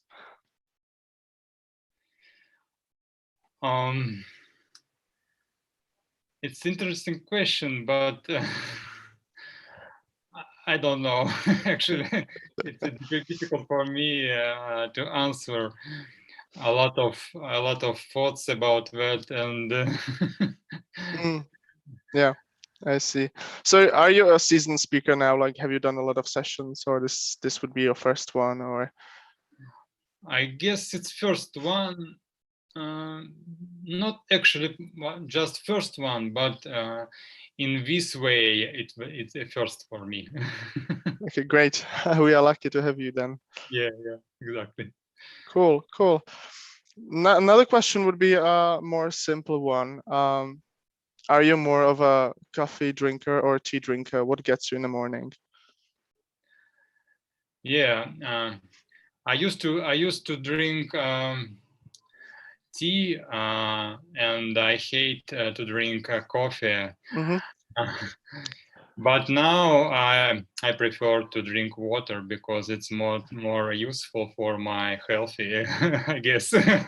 Yeah, to the basics. I think that would be completely same story with me. And my doctor said me stop drinking tea because it's bad for your health. Oh, really? I always thought that the tea is exactly. like the. I don't know why, but he said it. Okay, gotcha.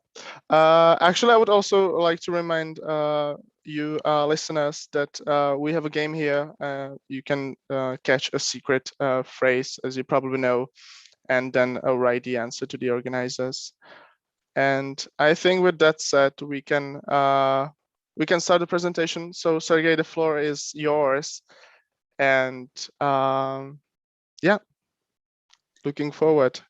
Okay. Hello, everyone. I'm really honored to be here on this wonderful conference. And let's start. A little bit about me. My name is Sergey Shaikin. I'm software tester, and I'm working in the department Dealing and Risk platform. I'm testing backend of our system, and I response of all dealing process and business process in the whole. My company is Libertex Group. It's a financial services in the forex market. And more details about me as a tester. I started to work in Cybersoft in January 2015. And after a while, I decided to be as a freelancer, and I'm leave my company and working as a freelancer almost 3 years on the different crowdsourcing platform. Most of this was utest.com. After that, I moved to St. Petersburg R&D department for Electrolux AB. And now I'm in Montenegro and working in Libertex Group, and I'm pretty happy with that. Also about me, that I like sightseeing of different countries and the cities, and that's why we are traveling a lot with my family, and I like to organize it myself without travel agency because I like independence. That's it for me. Today's agenda. We will talk about testing of backend. Also, we will review some log aggregation tools. Next, we switch to Kibana as a part of Elasticsearch. And we try to discover all Kibana and try to understand how it be more comfortable for your life. And of course, we will have some real examples. And if it will be possible, I will show you a recorded video of demo of Kibana, demo version. That's it. First of all, I'd like to ask you to do something for me. Close your eyes and imagine your first testing work, first your job in the testing. What was it be? Maybe it's a different application or website. I guess it was be not so difficult because most of testers started their career from easiest way.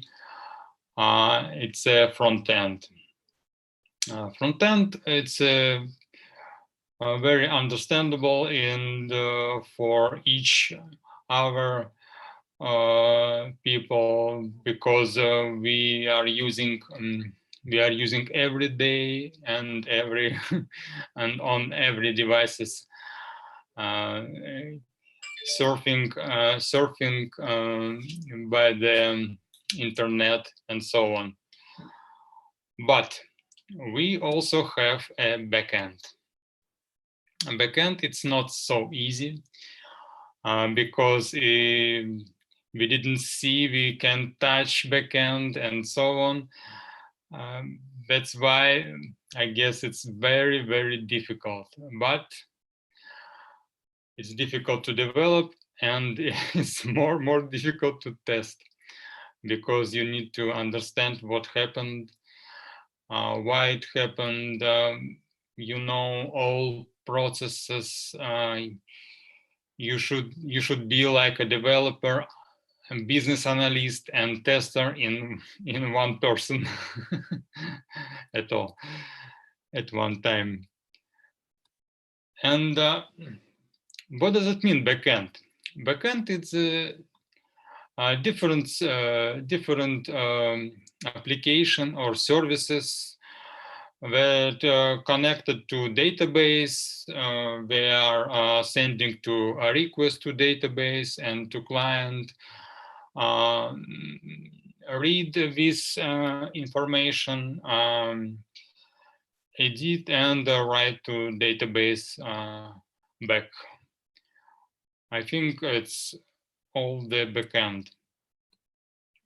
And of course, we are using for this connection special language, API requests and responses, and with which requests and responses we are trying to test backend and try to analyze different behavior of our services and applications. And of course, dream of testers is a green color, because a lot of auto tests has been failed, and it's not easy to analyze these reasons and try to understand. We spend a lot of time, and when can we see green color, we are happy and we can move forward, and not only with testing, but to production also. But also we have a nightmare of a tester. For example, 500 error. And what should we do with this error? I guess we should analyze, not just create a bug report. We try to understand what happened. Maybe some services left memory, leak memory, and that's why we are having such error. And we try to restart our services, and maybe it's our environment is unstable. It's not a bug, it's just a problem of our environment, and that's it. And that's why we need to understand our error and try to reproduce. And after that, we will report a bug. I think it's the good tester's behavior. But what to do? How can we analyze our error, and where can we find information about this error for our analysis? Before we start our bug report, we try to analyze and try to solve a problem by yourself. And the log will help us with that, because it's like reading the book and very interesting for tester. And logs will help us with trying to understanding our error and so on. But where can we read our logs? Maybe we should ask our developer or DevOps try to read our logs. Not at all. We have one way for this. We can remote desktop. We can use a remote desktop protocol, and we can read our log. All right, on the instance, and we try analyze and so on. It's all about Windows machine. I mean, I guess for Linux server also we have such possibility, but we are talking about Windows machine. But what to do if we have more than 2 testers in our team, and we all are working at the same time at the same instance, and we try to deep testing, and we try to analyze our error, but we need also to ask another testers log out from the instance, and it's not comfortable for testers, I guess. That's why we have such problem, and of course RDP have such possibility, but we need to pay for the server license, and not all companies will agree with testers to pay extra money for this possibility. And what the next way? Oh, I'm sorry. I'm talking about RDP license. We need to pay Microsoft company, and we will have possibility to work remotely. Anyone, a lot of testers. And another way is log visualization tools. First of all, we will talk about Kibana, but also we have a lot of another tools such as Splunk.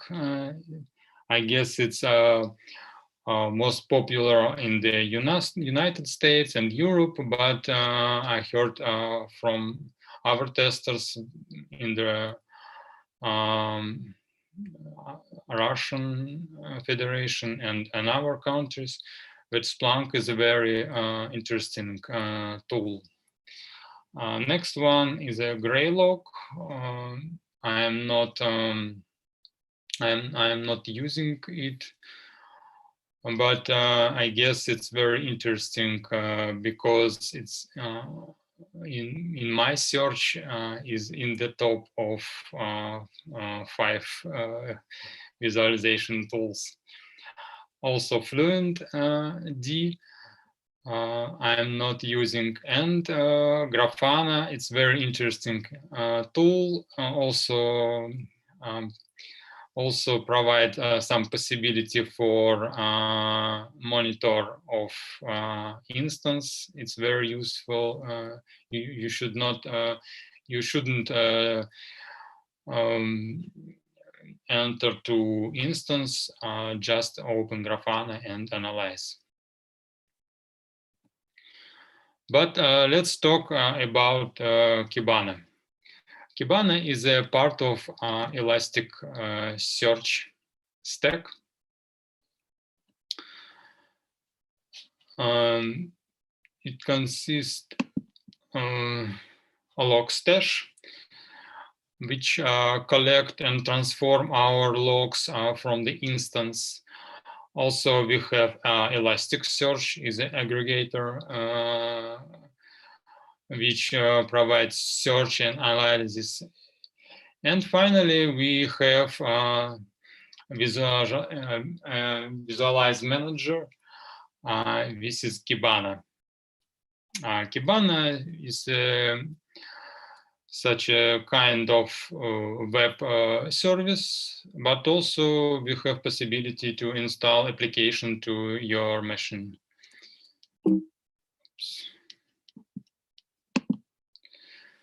And of course, I love Kibana because it's changed my life and in the better side, because I'm not using and it's difficult to come out from comfort zone and to change your behavior, your habits and so on. But when we try to use Kibana, you will understand that a lot of possibility, for example, analyze your log in the time period and try to understand what will happen, maybe some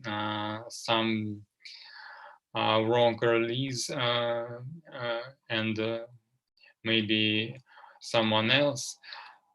And now I am using Kibana in my daily work, and I'm happy because I don't need to bother to our testers to try to ask them log out from instance and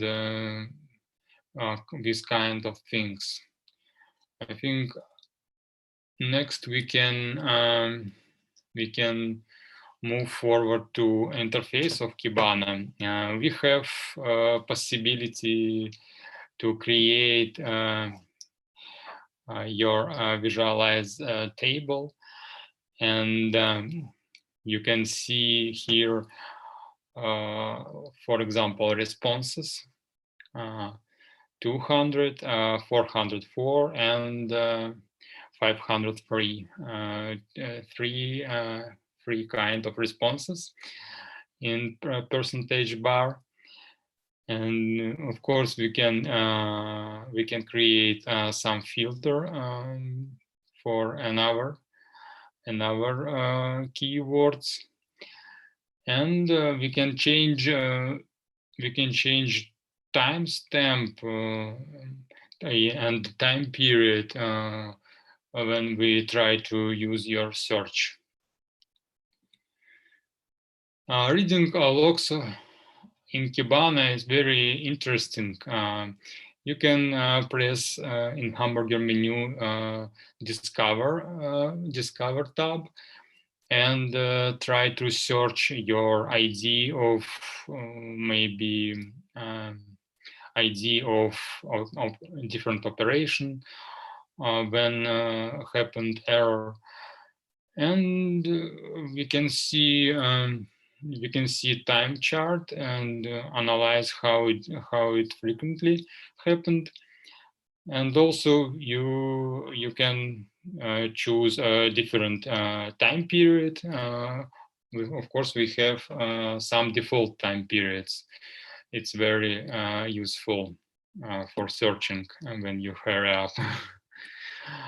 Of course, we can select different environment, for example, dev environment or maybe a pre-production environment. We can combine some different instance with which environment and search like this on this slide. Also, we have possibility to create dashboard your own or select from dashboards created your colleagues, testers or developers, and analyze during some kind of time this error. It's very useful when you try to preparing to release and analyze our logs on the all instances and on the all environments. Of course, we can have possibility to filter here and try to research some log, some error. And what about RDP? Some of guys like to use RDP because it's very easy to read our logs, and Kibana provides such possibility. You can click when you find your log with your error. We can click arrow. Next this log and click view surrounding documents, and you can see logs like on instance. By default, we have loaded 5 logs. You can change quantity of logs before and after. By typing here your quantity and click button load. But one more, in the Kibana we have old log in the button and newest log in the top instead of RDP. I'm talking about Windows machine. It's some difference between Kibana and logs on the instance. Yes, we have a demo version, and we can try to use demo version before we can use in your team. And if it's possible, I can stop share my presentation and come back later. And now, if I have time, I'd like to show you demo version. Is it okay?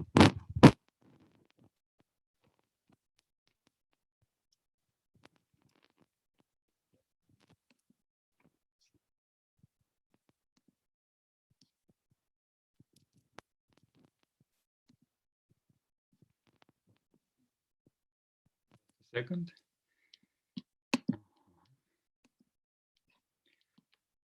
Can you see demo version of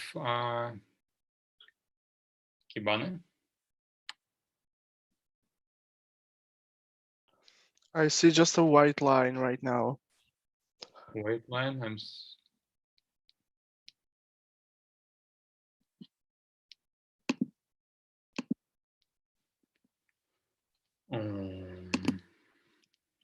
Just a second. Maybe full desktop.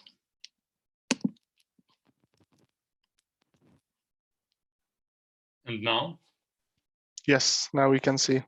Oh, okay. Thank you. Yes, we have a demo of Kibana. What I'm talking about, discover. We can press button discover and search different different keywords. For example, we have a search operation system of machine, and we are searching all logs with Windows machine. What I'm talking about, we can try to use like logs like RDP. For example, pressing button view surrounding documents, and by default we have 5 row before and 5 row after our searching log. Press another quantity and tap button load, and we have a little bit more logs. Our searching log is a gray row. And also we have possibility to expand our log and try to analyze and check detailed information about our log. We have also possibility to filter. For example, we press plus button, and maybe if you don't need such kind of index, you can press minus button also. What else? Maybe like this. And we sorted, or we have a filter in this top arrow. And of course, we can delete this filter and come back again. What next?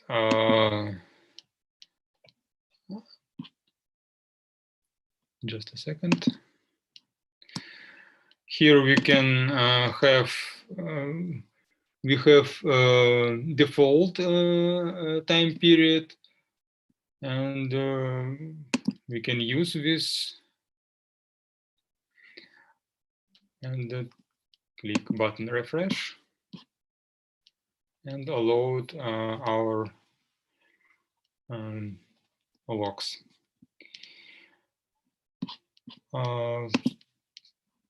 And visualize library. And I was talking about in the presentation, we already have created a library from another team members, and we can search here, for example, response, and try to use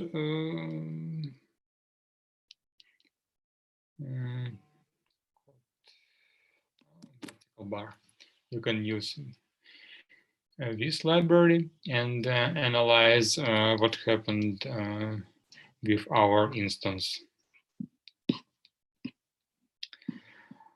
That's it. And we also have possibility to create your own library. But here we can also enter keywords.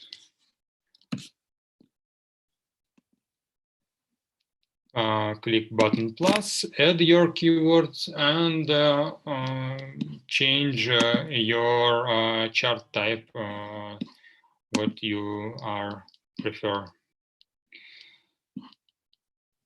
But now we can save because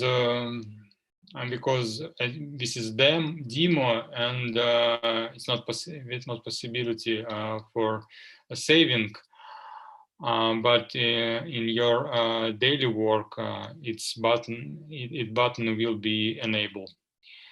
Of course, we have possibility to download your search results as a common separated value file, and analyze or send to another colleagues or management. Your management.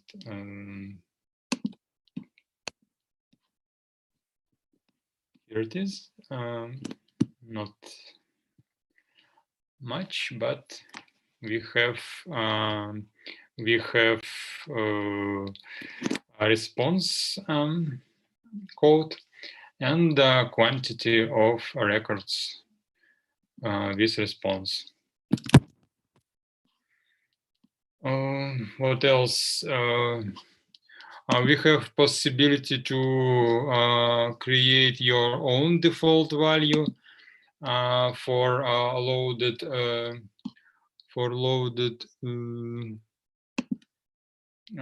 quantity of logs.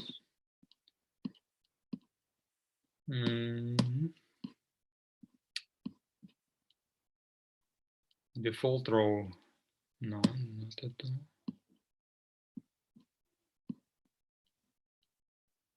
all. Okay, I don't know where it is, but I guess it will be here when we can change your default quantity of logs. Here. We also not possible.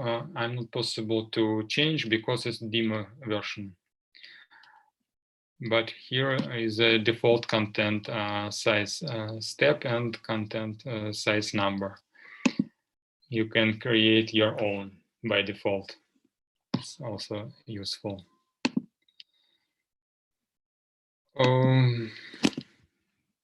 I guess that's it. Maybe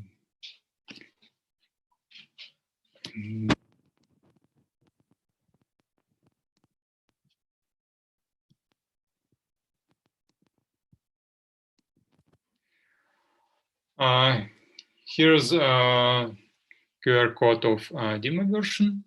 You can try to use on your desktop or laptops.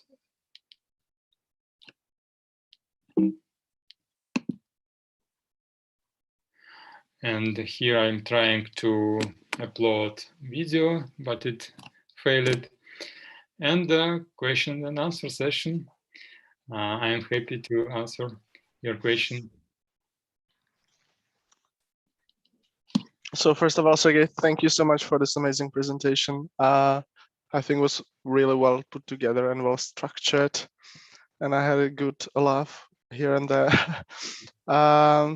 Yeah, so I think we can go to the Q&A. I think the presentation was quite clear, so there aren't much of the questions, so we would be able to answer and address, I think, all of them. So first of those is from Louisine, and the question is, how is RDP connected to APIs? We're connected from protocol, and I guess from protocol to TCP IP, and maybe no, not TCP IP, RESTful protocol, I guess. I'm not sure, but as I remember, that's why for connecting. Okay, thanks a lot. The second question would be from Igor. The question is, what is the best practices to work with filters in Kibana?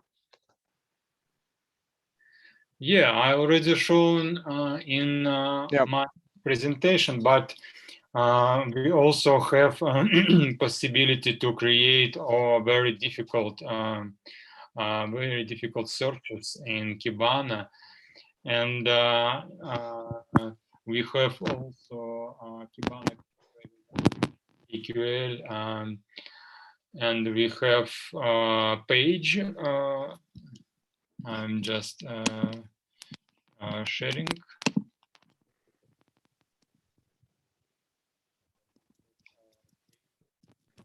For Kibana query language, and we can create very difficult searches, and for example, items, name, and quantity in stock. It's very interesting. I'm not using in my daily work because I don't need it.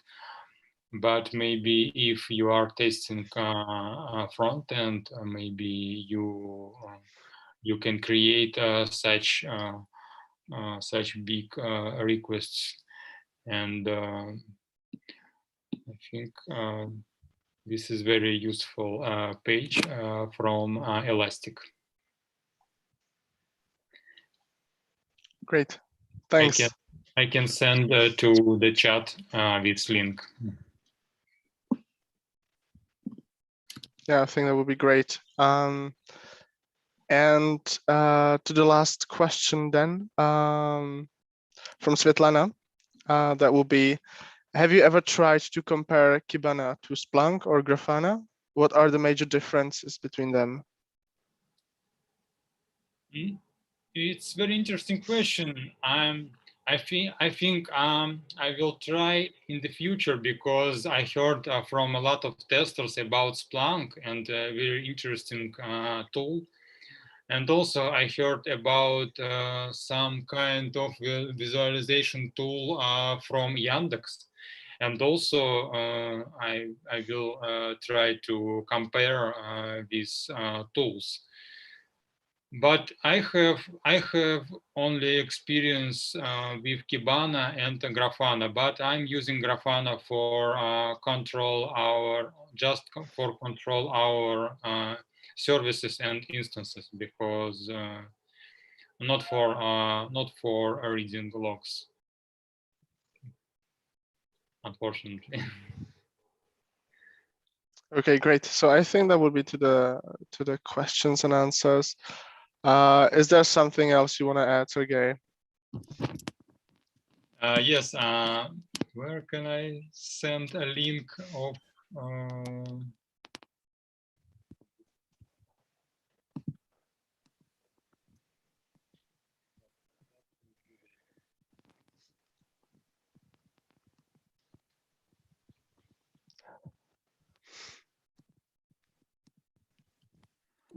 I guess that's it. If you will have another question, I'm happy to have you in my list of friends in the LinkedIn. And here's a QR code of my LinkedIn profile. And that's it. Thank you for your attention. Great. Thanks a lot, Sergey. Really enjoyed. Also, for the others, I'm sending a link to our Discord chat where you can do some text chit chat if you want afterwards, after our session. There is like follow up to most of the sessions presented here today. And yeah, we hope you enjoyed this session, and we welcome you to join others as well. And yeah, thanks a lot. And what about presents for or gift you are talking about on the Yes. So there was a secret phrase hidden on your presentation, if some of you noticed. So again, if you got it, feel free to send it to us or to the organizers of this whole event, and the first 3 ones are getting a prize. Okay, thank you. Yep, and that's it. I think that's a wrap. Again, thank you, Sergey, for your time and your knowledge. Thank you. Thank you. Ciao. Ciao.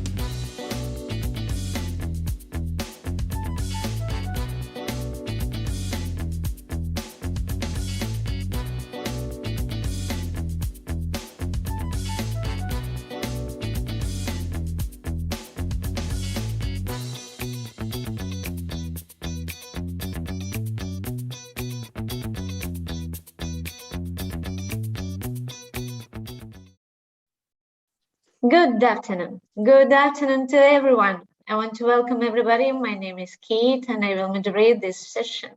I want to welcome you to the QZ conference today, and we are very excited about the session coming up. Hope you too. We would like you to have a successful experience here, and we are doing everything possible for that. So I would like to introduce our speaker, Denis Gadalany. Denis, and before this, I would like to tell you some interesting and extraordinary facts about Denis. For example, Denis has been working in clinical research before he started his way in IT. Also, Denis has a very interesting hobby, like shooting and collecting fountain pens. Denis, maybe you can show one from your collection to us. Sure. And tell us about this very interesting hobby. Okay. Hi, everyone. Yes, thank Kate. Well, the lady is asking, I'm doing. So this is like my favorite pen. It's Waterman. It's very old one. And the history how this get to me is some fun. So one of my students, he bought a table on a flea market in Amsterdam and found this pen, which was broken inside that table. He called me and asked, would I like to have the remains of this pen? I agreed. He sent it to me, and I realized that this is a Waterman, which is no more produced model. And I make some efforts, repair it. Now I have like 15 years old pen in my collection, which was repaired by my hands with 24 karat gold. So I'm pretty happy with this one. I see. Okay, thank you. Now to next very interesting facts about your working with large enterprise projects often associated with medicine. Denis, tell the truth. You are preparing some medical discovery. No, not so deep. I'm afraid I am like more like making corporations able to get more money in more easy way. So not like saving the world, but yes, unfortunately, not yet at least. Maybe not yet. Maybe next year. Okay, so middle next year, and we'll see what you do for saving planet and people on it. Okay, also Denis, he's a teacher and trainer of different courses on risk management, testing design, test strategy, and program for leads. It's particular topic of our today's discussion, and how to raise QS leads within your company. Denis, tell us right now. But before this, I would like to announce start of QA session after the presentation, and I want to inform you that you can send your question in the chat section, and question will be announced after the presentation. Also, I will ask everybody closely following Denis' presentation, because during the presentation will be appeared secret words, and your task will be to catch all the words and to collect phrase and send your answers in the chat. Okay, and first 3 ones will get the prize. So And now, Dennis, the floor is yours. Thank you, Kate. So hello again, everyone. And as it just was mentioned, my name is Dennis and my surname is Gadavani, but you cannot bother you with this, just Dennis. Officially, I'm holding the position of quality assurance expert in SoftServe Corporation in Ukraine, but de facto, my work profile could be described as QA manager on huge enterprise projects. We are providing services for our customers from England, USA. I personally mostly working with the United Kingdom. And as just was mentioned, I'm one of the authors actually of the quality control leadership program we've created for our own needs within our company. And always ready to share for knowledge sharing. And yes, I am a fountain pens enthusiast. So if you also have this weird hobby, contact me, we can discuss it. Anyway, the topic of our today's session, and I'm really happy to share this with you, is about quality control leadership program. So how a company can raise QC leads within its own borders, its own limits, and shape those people to be both managers and quality specialists, and be able to work with risks, with strategy, with teams, manage resources, and many, many others. And like tricky questions, like, do we have a leader in here among these guys from this platoon? This could be maybe the guy in the center. He's kind of pointing for something, I guess, for the goal, and has some plan to do, actually ready for action. This could be also a person to the right who's eager to fight, and I'm not sure he knows how to use his gun. Or this could be anybody from the team on the screen. The answer could be any, but if you ask me, my personal opinion in this very case would be that the leader is not exactly on this screen, but it's over here. Leader is somebody who is working very close with the team and with the upper management, with the client, with all stakeholders around the team. This is a person who takes care and ensures that the team has everything they need to make things happen. This is a person who is responsible to ensure that the goals are correct and stable for a current situation. The one who knows the strategic expectations and tactical expectations. The person who understands the needs, motivation, drivers for every team members and can handle this and support them in this situation. And this is a person who also run along with the team and cover crisis activities, cover routine stuff, and taking care that the team would be successful and would be secure from all kind of corporate threats could be in the place.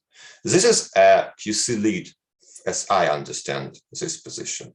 And this is a QC lead as SoftServe was needed and what we were expecting to do. And if we're trying to discuss, so what exactly a lead by his capabilities, we can say the next things. This is a person, if you're talking just about like SoftServe needs, your company may have different opinion and different needs, but idea almost like close. This is a person who is able to implement approach which will ensure that the requirements within project are met. And in some cases, we have leads who are leading like multiple teams of quality control engineers with different layers of technology, responsibilities, and types of testings. And this person must be capable to implement the most efficient, the most effective by cost and resources sides approach, which will get the team there. And the end result will cover all the requirements. This is a person who will guarantee that process is compliant to company standards. Most of you, I believe, know that there is such stuff as test maturity model integration and similar models which help to ensure that process is stable predictable, and results will be something that we can expect without some crazy surprises. Usually company adopt TMMI or develop their own. In SoftServe, we have our own approach, which is quite close to TMMI, but with our specifics and quirks and features. And we are very eager to ensure that everything is done according to our internal standards, that we handle the risks accordingly, that we handle the tasks, planning, scheduling, activities, and everything within our teams as agreed within corporation. This is the way how we deliver the expected and standard results to our clients. And this is how we ensure them that they can expect specific outcomes from working with us. So this is quite crucial for us as a company. And definitely this person must manage available resources, because resources is always an issue. They are always limited. We're always lack of some skills as people. We always lack of some people right now, which we'd like to have at this very moment. The money is not infinite. The time is always under pressure. We have strict deadlines, strict milestones, and our customers rely on us that we will deliver everything on time with resources available. So this person must be kind of Darth Vader guy or girl who can do this, who can manage all these activities accordingly. So these three pillars are kind of crucial for us. And it's very important for us to ensure that people who are nominated on the quality control lead position within the project can really do everything mentioned just by myself. And the question comes out, so where we can get those people? Like, they come with their own experience to company, with their own background, some skills, some knowledge, and their understanding of how making things done.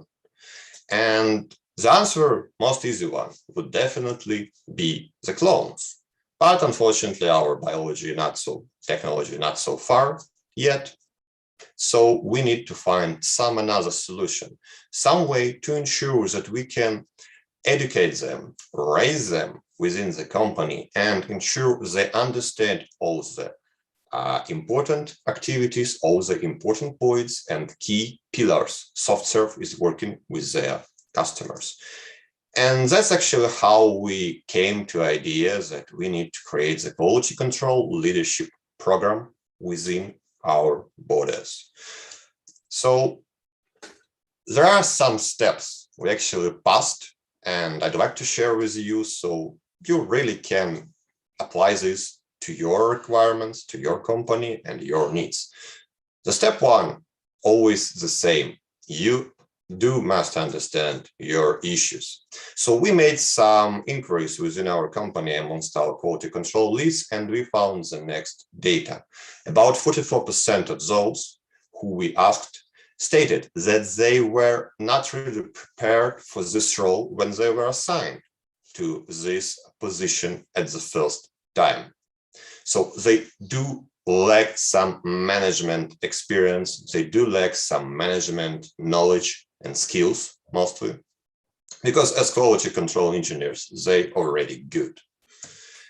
Also, among those who already were on position, 87% mentioned that they would like to have more training before embarking how to actually perform QC leads activities.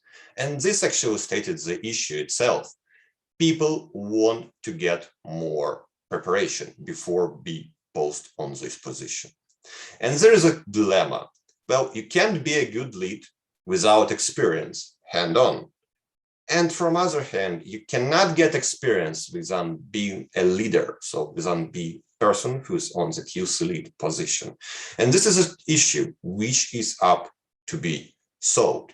How you can get people trained theoretically and practically as fast as possible and ensure that the level of their performance, the level of their skills is sufficient to face all our internal requirements. So this leads you actually to step number 2. you must know what exactly you want to get from those people and those programs. The first point we understand we want is to ensure that our QC leads will gain essential knowledge and skills.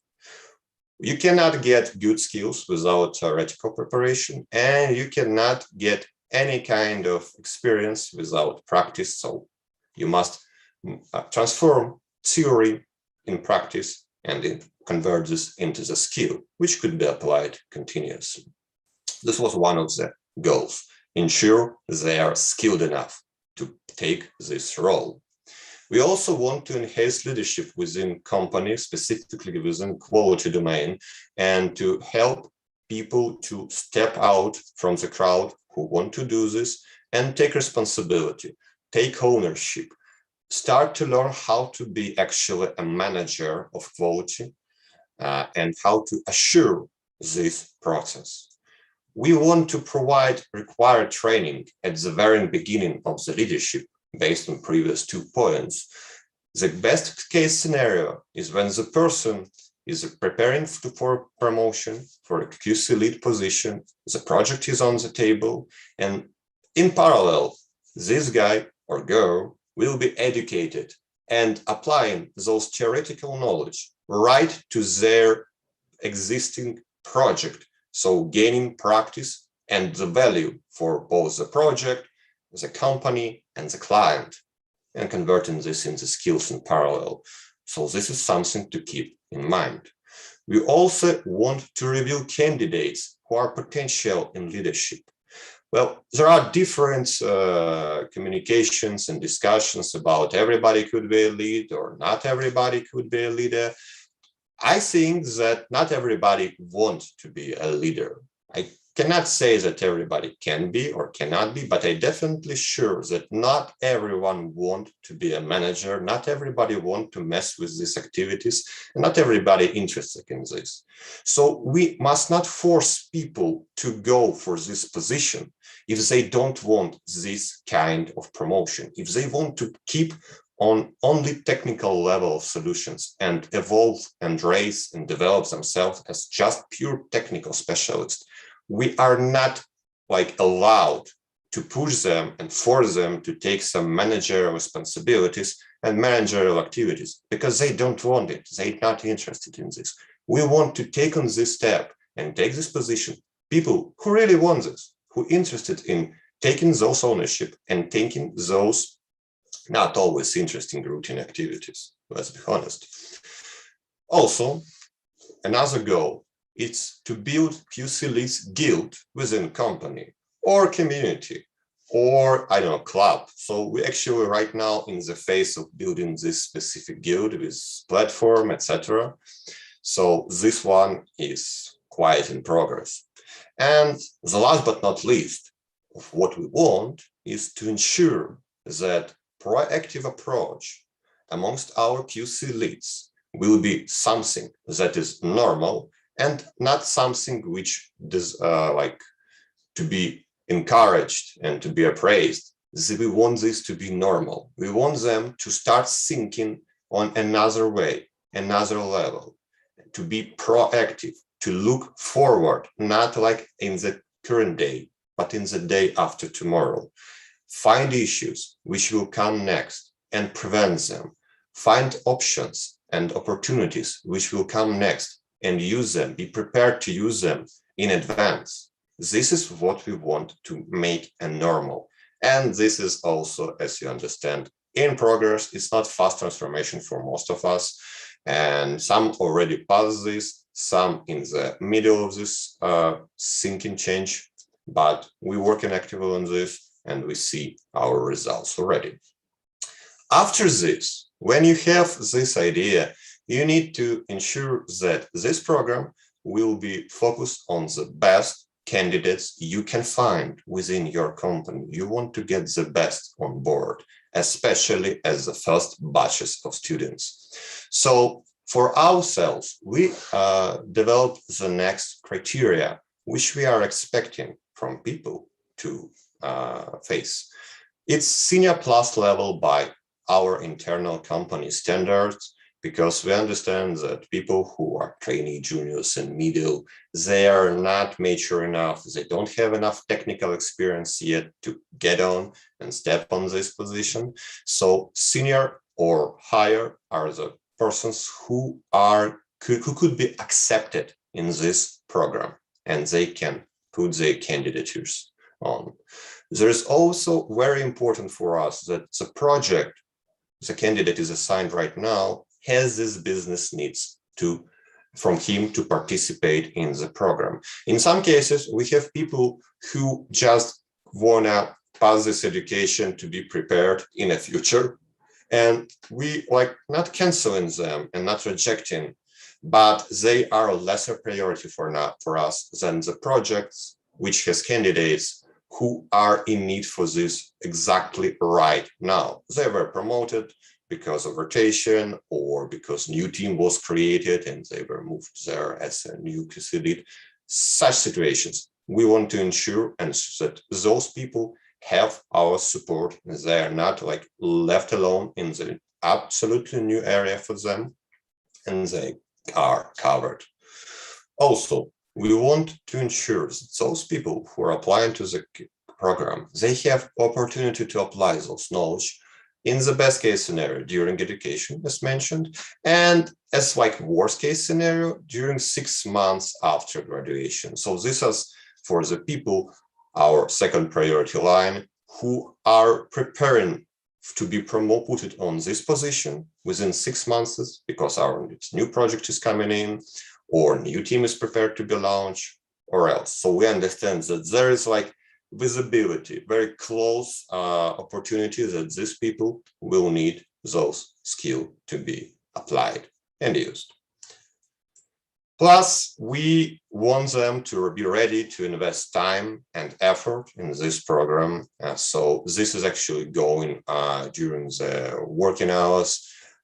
It's 4 hours of lections per week, plus making activities which are outside the election hours usually took from our participants from 6 to 15 hours per week during the program. So it's quite intensive program, and it requires a lot of motivation, a lot of time to be invested, and a lot of effort from their side. Plus, we want to ensure that we have no very fasting people on the program.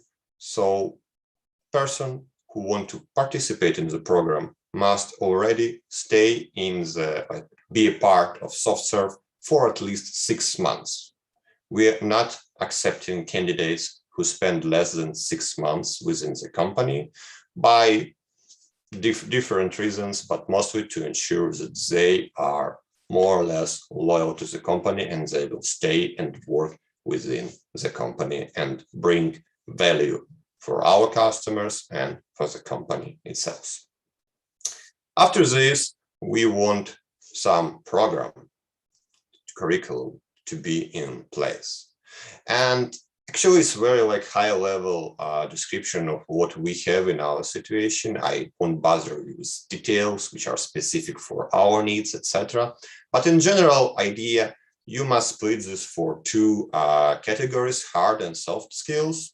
And for hard skills, we put in activities which are closely related to the quality management itself. It's about planning, it's about estimation, about monitoring, control, test design techniques, execution of the testing, and test automation essentials.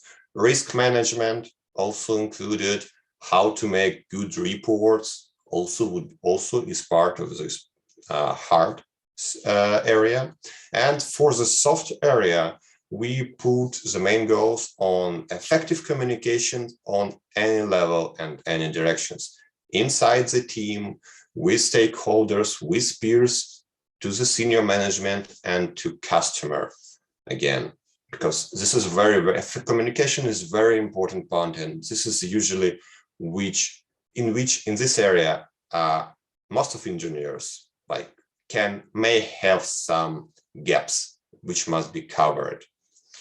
Personal and team effectiveness, the time management in a nutshell, how to actually adequately plan your workload of your teammates, how to actually make an adequate and effective prioritization of tasks, how not to be buried under hundreds of activities and tasks which were just dumped on your head, and everyone expects that you will solve this fast and furious. So we do spend significant amount to educate people to be effective with their time and their effort, and not to spend their resource on something which is insignificant.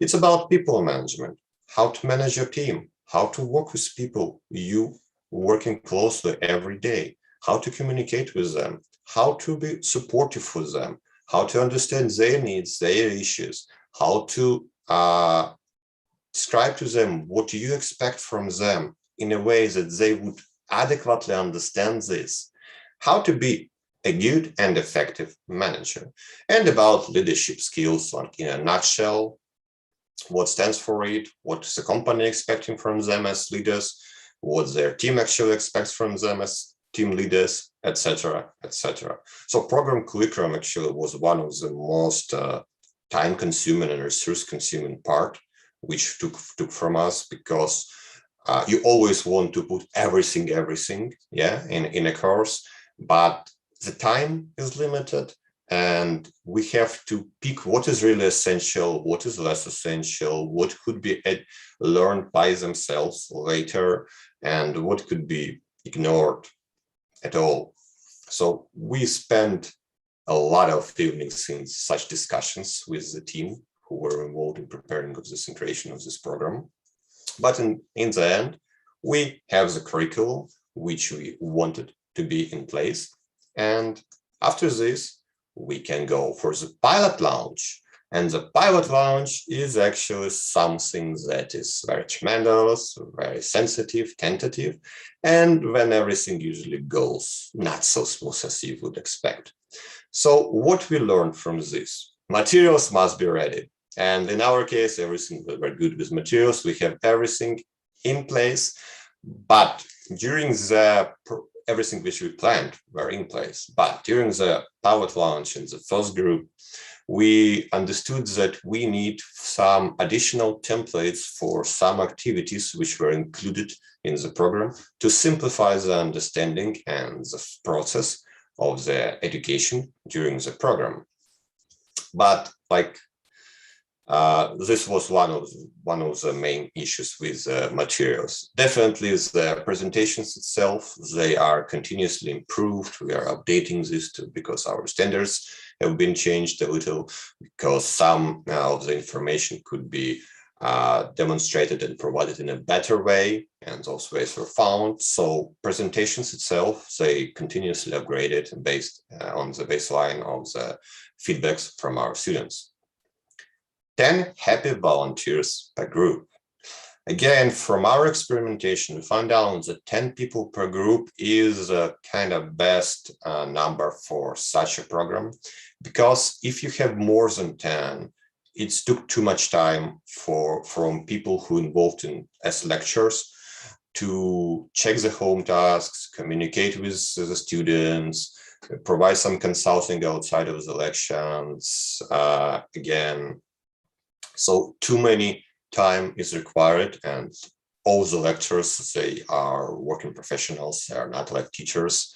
So it's kind of side job, hobby, I don't know how to call it best way, but they have their job responsibilities on a daily basis, and up to 10 is okay, more than 10, too many. If you have less than 10, like less than 8, let's say, you will have too low activity within your groups, because not everyone can participate always. In some cases, people have we have 8 students or 9 students out of 10 on the election. So if you have like 6 students in group at all, and some of them will not come due to different reasons, illness, other important meeting with the client, or else, the group will be too small. And a lot in this program actually is built and holds on the communication, on the discussion of the theory, of the use cases which are provided for the theoretical part, and sharing own experience, those alumni have seen and faced during their professional career. And this brings a lot of very important informations, those grains of data, which can be provided only by the holder of this data. This is a very important part actually of the program. This helps them to communicate, to share information, and to network actually. Plus, about the timeline, we pick up to 3 months for one group to be educated and prepared. It may not seem a lot, but it's enough, as it's shown, to pass all the hard and soft skills. The more long program could be less actually effective because people need to get those knowledge ASAP and apply those to their project and convert this to the skills. So we agreed that 1 quarter is enough and we'll be able to get everything we need in our students' heads. And actually it works. And the program is still 3 months, up to 3. In some cases, it's about like 2.5, a little bit more than 2.5, but like 3 months is usually. Plus, your trainees actually, they must be ready to work with students outside lectures time, because 4 hours of lectures per week, yes, okay, but students come with questions outside of the lectures. Trainers have to check the home task, how it was done, and give some feedback on what was made and like what they consider a good, what they consider not very good or even bad.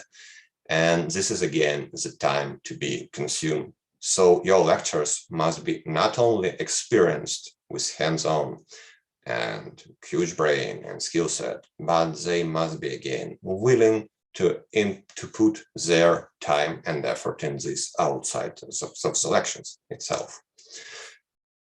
Sessions twice per week. Again, there were some experiments. We find out that twice per week is good enough. So they have significant amount of information to be processed, and they have enough time to start applying some of this information already in the current week and proceed with it.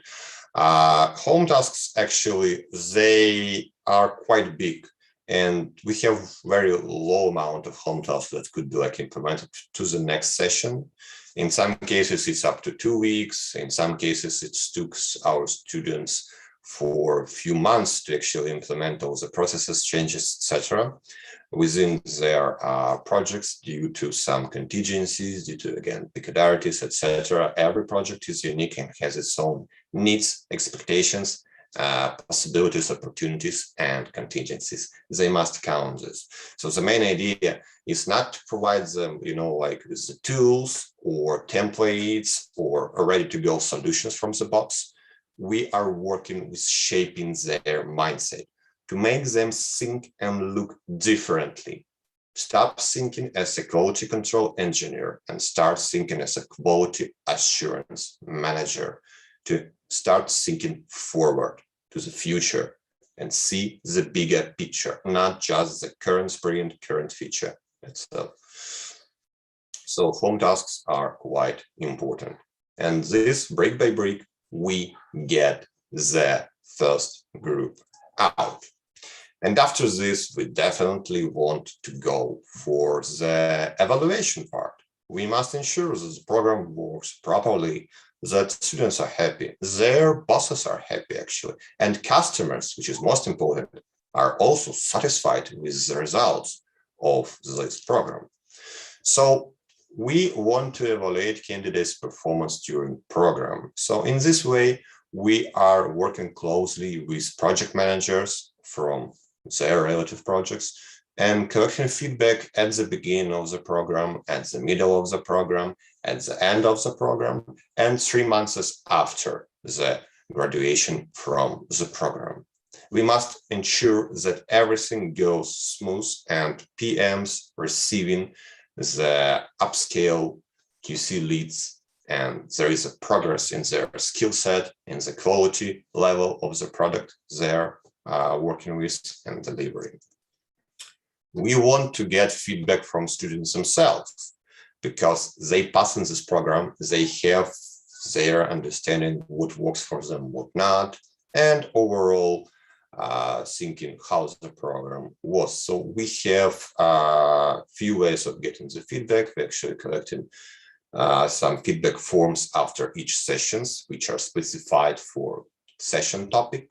We collecting feedback form at the end of the program, and we have a retro session with students and lecturers when they are able to share everything they want to share with everyone about the program, how it's gone, and what was good, what was like lame. So we're expecting everything. We also, as mentioned, want to get feedback from project managers, and at the end, like how they found the results and changes in their QC lead after the program. Are they satisfied? What is still is not enough from them if such a case, and what they would like to have more above from what they already received. And the interesting stuff which was added in the middle of the program, actually, first batches were not doing this, the diploma session. And this was like one of the best decisions actually, which we made for the program. So the idea is after 6 months, when you were enrolled on the program, 6 to 8, you are expected to defend a diploma. What have been done by you after the program on your projects? What changes you've made? What were the reformations? What was the metric results before and after? What solutions you were applied? What you have changed at all? Like, what was the result? What was the outcome? What were your success and what were your fails? And very more interesting given in fails during this diploma work. So we already like started to receiving the first diplomas about 3 or 4 weeks ago. And people are so eager actually to share their experience. They're showing what they were trying to do, how they succeeded with this, what were the root causes for the successes and the fails they faced, and what was the reasons behind their fails, why those ideas have not run next and doesn't work. And this is very interesting. We're collecting huge amount of very, very important experience from the scratch, from our people. And we're putting this in the different process and guidelines and best practices. And some of the students already asked to share this experience on their own with the whole quality department within the company to make some presentations about their story, how they raise and how they fail in some cases. And this is something that we actually wanted to enhance such activity and such leadership also. So diploma sessions is very important. If you're gonna to make something similar, some similar program within your company, do the diploma sessions. They work just perfect, like 15 minutes of the communication to defend the diploma, and this brings like so much changes and so much value.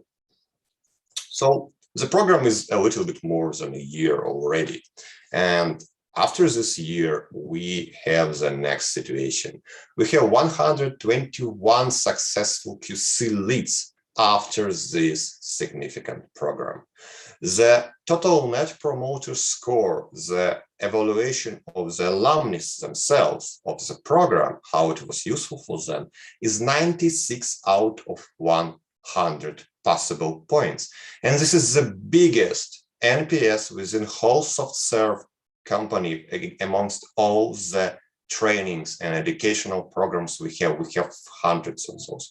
And this is like something that I'm very proud of, this NPS result. So people consider this useful. They see the value in this program. So the program make difference for them. And that's what we're aiming for. We have project managers and delivery managers, delivery directors, very satisfied with this program. There were some situations when I or my colleagues were conducted by the delivery directors of different departments with requests to enroll outside of line and their specific candidate because they do desperately need this, and this is very important for them. And this is very interesting situation. We never expected such outcome of this. And the most important part, our customers, they mark the quality level and the processes which considers the quality assurance within their projects and their accounts have been increased with those alumni.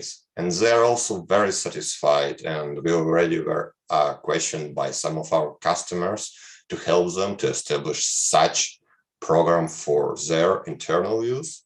So I consider this something that you can call not the best, not the worst result, at least. So in general, we have like progress from this to this, like from simple trooper to very, very, very elite squadrons, and we're very happy with this.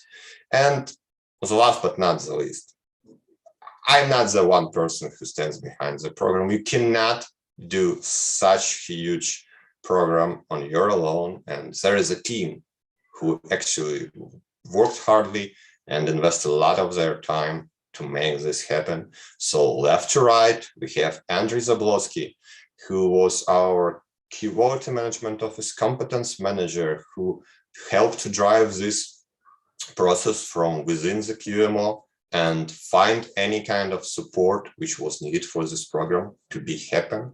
We have Anna Zubovich and Oleg Koval, who are the soft skill trainers and who put a tremendous amount of their time and work to make the soft skill curriculum as fast as possible and as efficient as possible, and the conducting training for our QC leads on the soft basis. We have Mariana Orignac, who is a head of administration for our program, and she handles every single issue we have with the enrollment, budgeting, checking the presence, etc., etc. I can't imagine how we would do this without Mariana's support.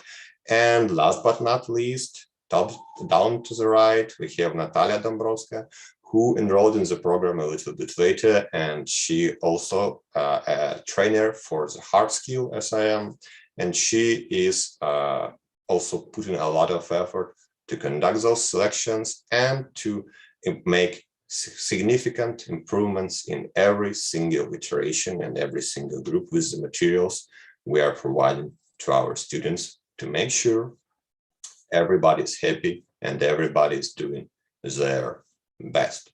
So without those people, I wouldn't be sitting here in my kitchen and sharing with you the results of this work, because they put a tremendous effort to make this happen.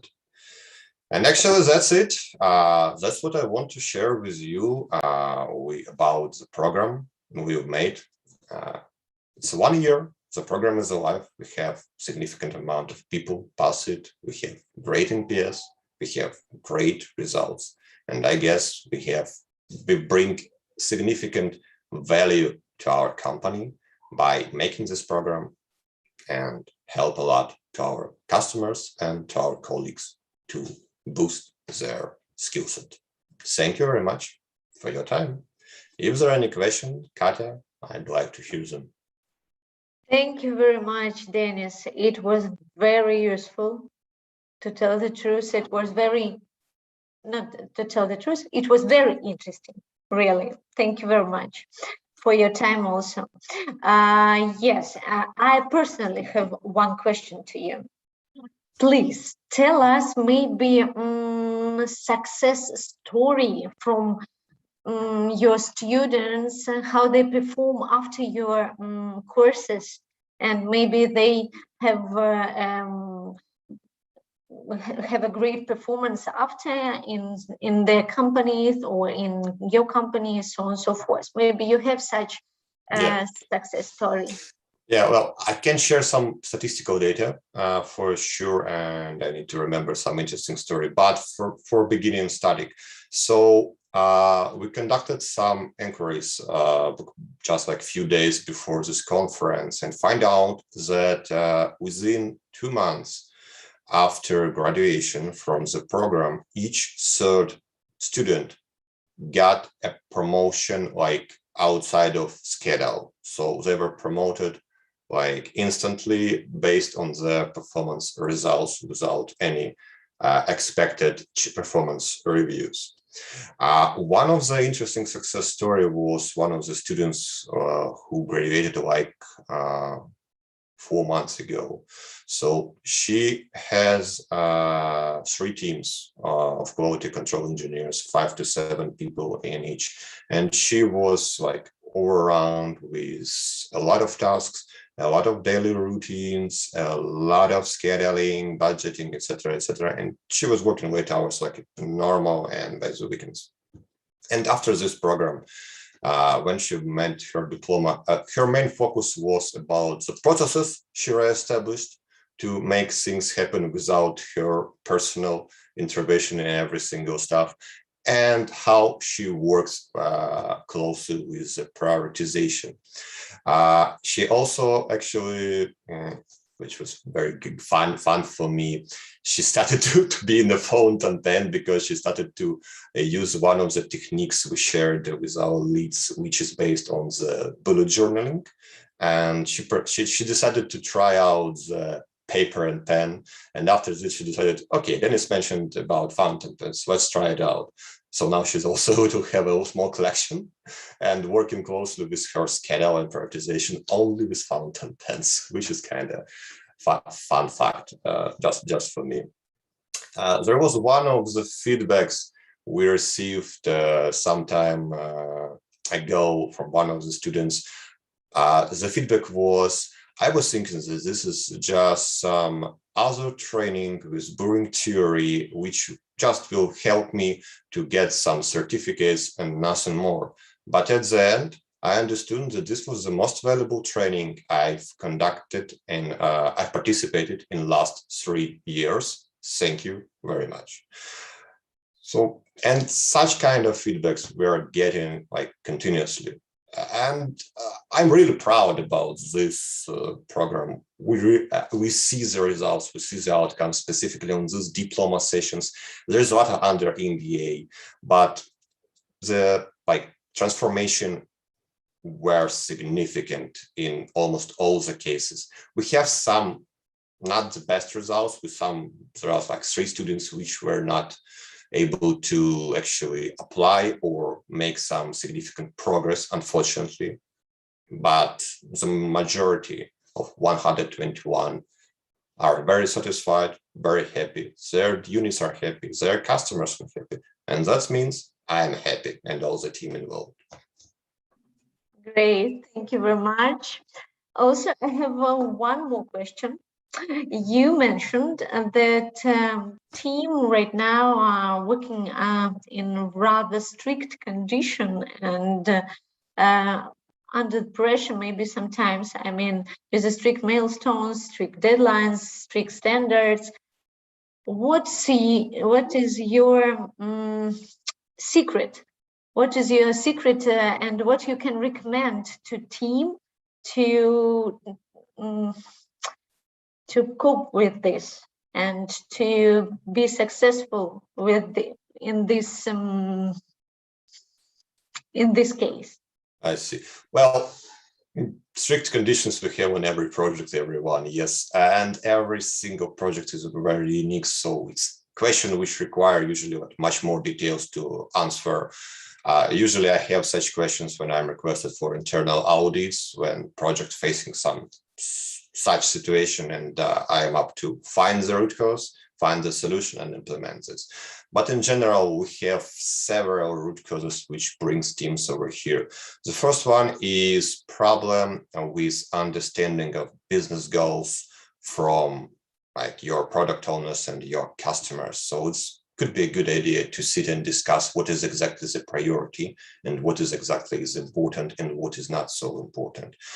Also, there could be issues from let's call this not the very effective management from within the team when there are too much commitment without actual background for such commitments. So this is to be discussed internally with teams management and engineers between them, like what was, if such a case, what brings for such strange commitments, because this is which could also happen and impact on this. Plus, there could be a poor estimation techniques and two yes attitude. You cannot always say yes. Actually, one of the points of our education is we're really teaching people how to say no. How to say no to your project manager, how to say no to your customer, how to say no to teammates, to delivery directors, etc.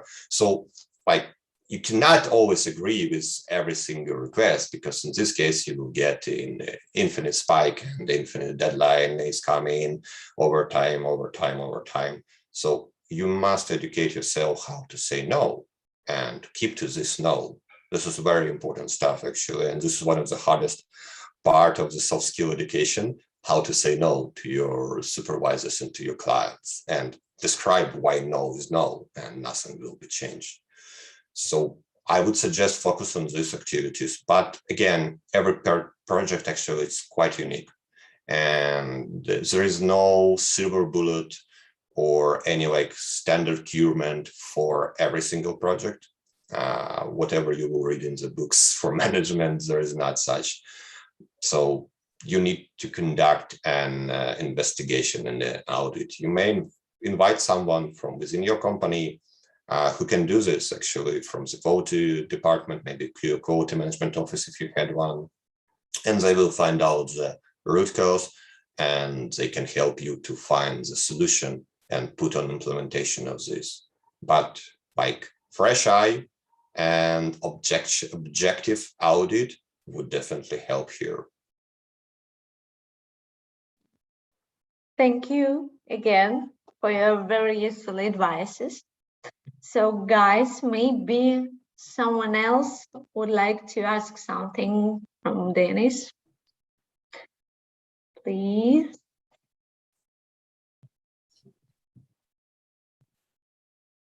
Mm-hmm.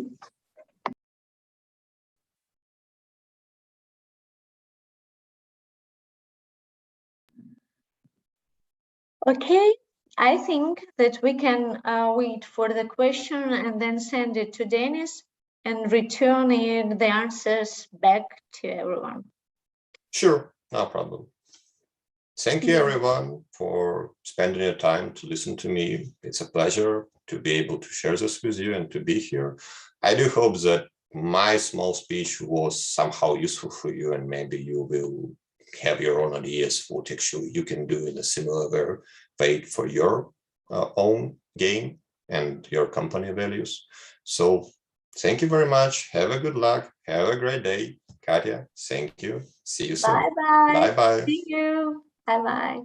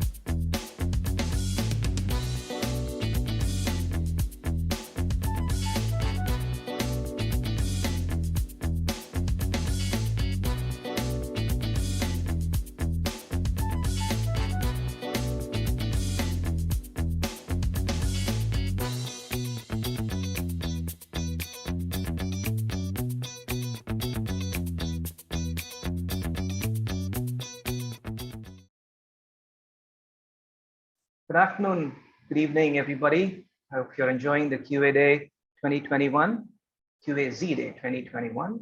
So we have a great session lined up for you. We've got panelists, our experts from our practice, Artem Rosmenko, Andrei Varabiu, and Srikant Mohan to discuss about cloud native testing. Cloud native testing these days are the buzzword in all of our engagements that we see come across due to various trends in the industry. And so we're going to be spending the next hour or so talking about some of those strategies, testing challenges, imperatives, and so on. As audience, we like you to participate actively, ask our panelists, our experts questions. I hope you can use the chat window on the community page so that we can post those questions to our experts and give you the answers. All right, so let's get a start with a brief introduction and an opening statement. So maybe I'll open the floor with all of you, and maybe we'll start with Artem, and then we'll go around. And maybe from your perspective, Artem, you could start with describing from your perspective what cloud native applications definition might be, and then we'll go from there. Okay, yeah. So hi everyone, right? And as Vincent mentioned, right, the cloud native are more like a buzzword now, but apart from that, that's a real thing, right?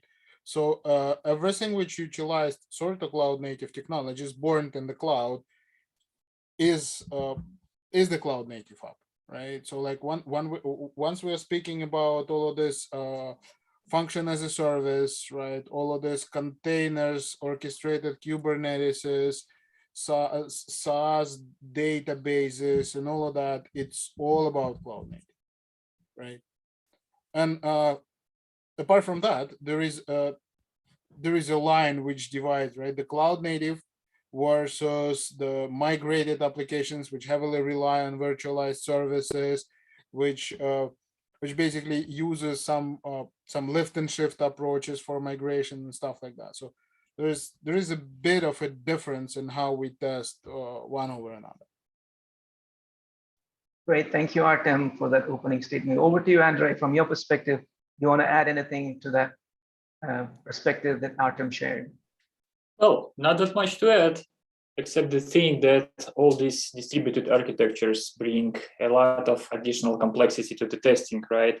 And now we need not only to test the functionality itself of the applications, but a lot of additional things such as reliability, such as possibility to scale, and so on and so on. And that's probably is going to be one of the most important and major topics of today's conversation. Great, Andrei. Indeed, we'll be getting to some of those things you rightly highlighted. Srikant, from your perspective, any opening remarks with regard to native cloud native applications, any experiences you'd like to share? Yeah, thanks everyone. Thanks, Venkat, for the intro. The cloud native applications are more towards how, it's not where we are building them. It's more towards how we are building them. So as Artem and Andreas called out, there are complexities are being added as when we come on to cloud native. It means like, it's a distributed architecture. Distributed architecture is a large area, right? Now, the most of the times we work on multi-cloud environments. It might be Google and AWS coming together for a solution. The same thing is with hybrid cloud scenarios where we have local on-premise versions which interacts with the public cloud, and and the entire cloud native application developments comes with the microservices. So that's again, it gives you an overall complexities on how do you trace and isolate problems as well. Yes, during this session might be we will be more speaking about the details and the problems. So this is my view about how we about cloud native application, Venkat. Yeah, interesting, right? So it's also so nebulous, but at the same time, there's so many moving parts, as Andre mentioned and Artem also highlighted. The subtle but important difference between lift and shift and born native, cloud native development, right? Increasingly, we are seeing born digital companies using the cloud as a platform for development and deployment itself. And that requires a different orientation from application quality perspective. So maybe you could throw some light, from that point of view. Srikanth, maybe you can start by talking about how the test vector and the quality strategy should be different when it comes to the cloud native applications that leverage those distributed services for horizontal scaling and so many other benefits that they provide. So see, the major thing when we speak about cloud as is, right, when during any of the digital transformation projects, what we are getting, it's just not one silo set of programs, right? So there are SaaS, PaaS components which comes in line when we are building all these products, right? So when we speak about SaaS, something like ServiceNow, which do the ticketing, might be Salesforce, getting a CRM and sales data, and you also have your integration layer built on AWS on any of the clouds, right? Between the Kubernetes and stuff. So one of the silent thing which we need to worry about is on scalability, reliability, availability, and on the performance of the system, along with the functionality aspects. All these tool sets or the layers are integrated using endpoints. So now the total thing will move on to integration testing, where the much more focus will be on the integration testing and in the lower level of testing, like in the unit and the integration testing make a prominence than in the UI layer when we are taking on cloud native applications. Sure, indeed. So, Andre, so we talk about the idea of monolith to microservices as one of the paradigm shifts as we see increasing adoption of cloud native applications. And that brings in complexity, inherent complexity. And as a tester and from a perspective of assuring those services, what has been your experience working with our clients in that regard? Well, probably this interesting thing I would like to share in terms of the complexity and testing parameters that as applications become smaller as microservices, right? When we move from monolith towards the microservices, a lot of integration testing comes to the picture, as we discussed, right? Now, the problem is, how do we test those integrations? Do we need to introduce some mocks or steps or stubs, right? Or do we need to test it with real instances of services? And how do we split the work between the functional testing or test automation part of the team and developers? Because nowadays, all the frameworks that we have on the market for building microservices, they come with quite powerful testing plugins or additions. Like, for example, Spring Boot has its own Spring Boot test extension that basically gives the developer possibility to implement quite nice and powerful integration tests. And one of the problems that I see nowadays is, how do we split the work between the test automation team and software engineers? Because again, now integration tests become part of software product and they are implemented in white box style, right? So that's probably one of the most difficult pieces, because in my experience, a lot of customers and projects, they already do some sort of integration testing with Spring Boot test, for example. And now, when we need to introduce real functional testing, the problem is, how do we split the work?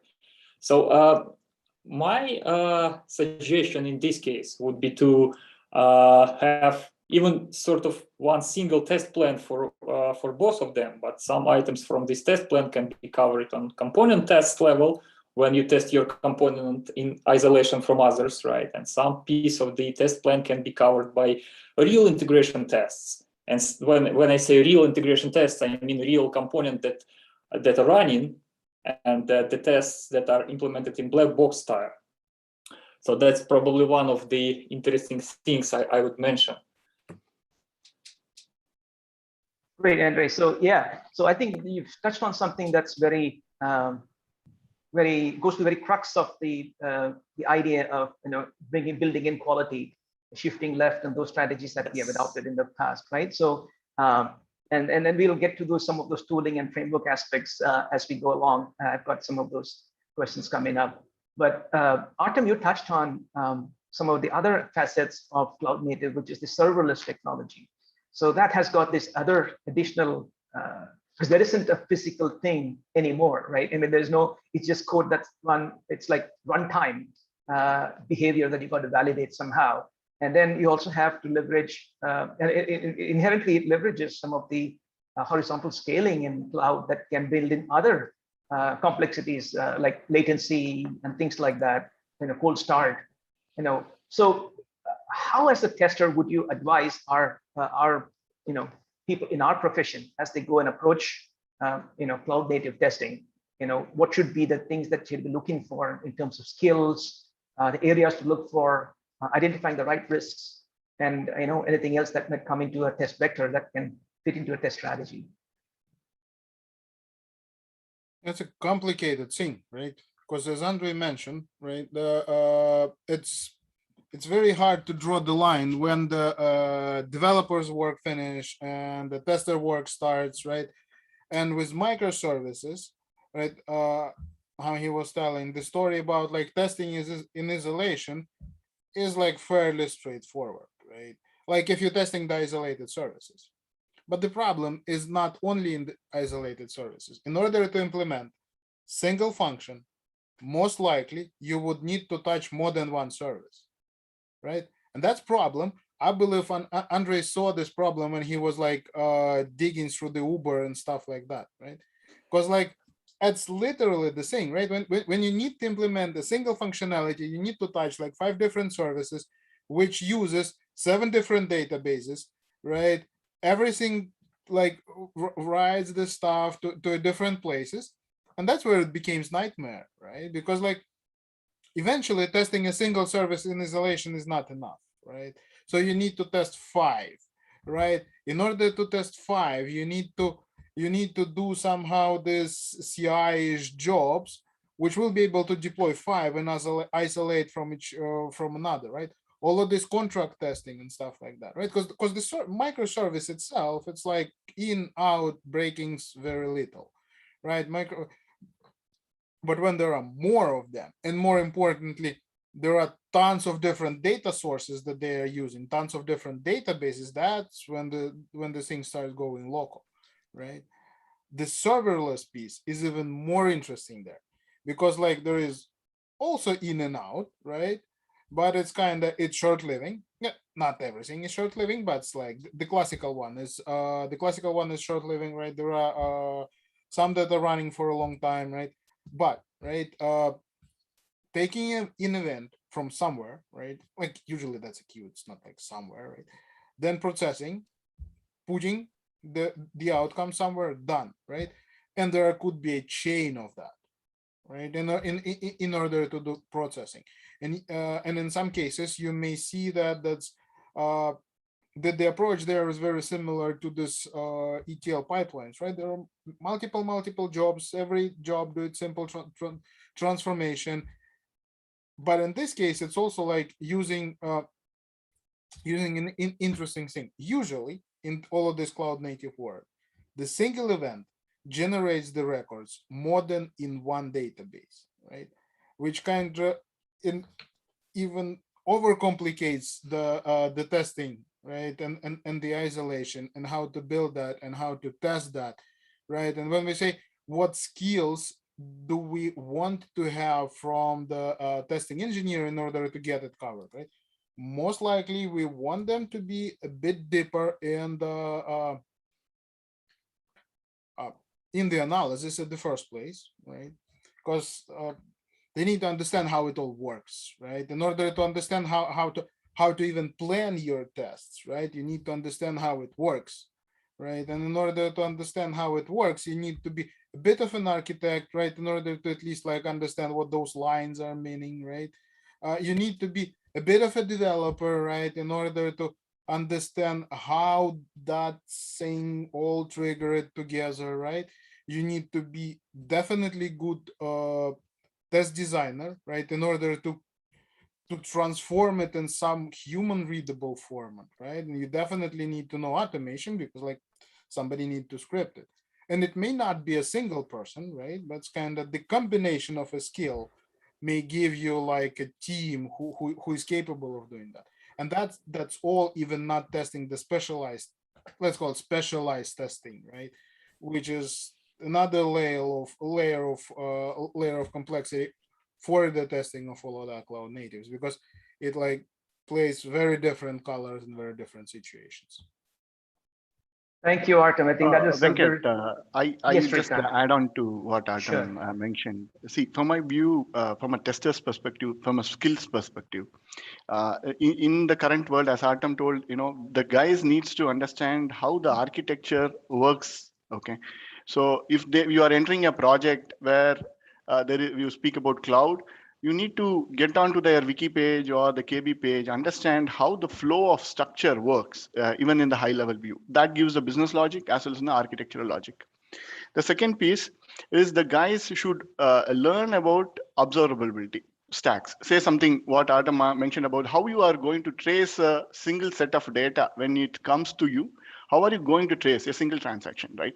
So each of the cloud platform provides a certain amount of observability stack. Say, for example, if you are taking Azure, where I have more interest in, we have Azure Maps, application maps, which will map the transaction to the functions, Azure Insights, which will help you to trace the data sets. So, and they have Azure Monitors and Analytics, which can be applied on top. So, which will help you to see through the transaction right from the beginning to the end, and you can also do a debugging and the triaging, which was mentioned earlier, right?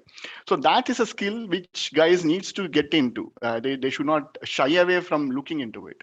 The third piece I would look for is a DevOps sort of a professional, where if you want to isolate a project or an environment to create, you should know some of the environment creation pieces. Now, everything comes on to IaaS, right?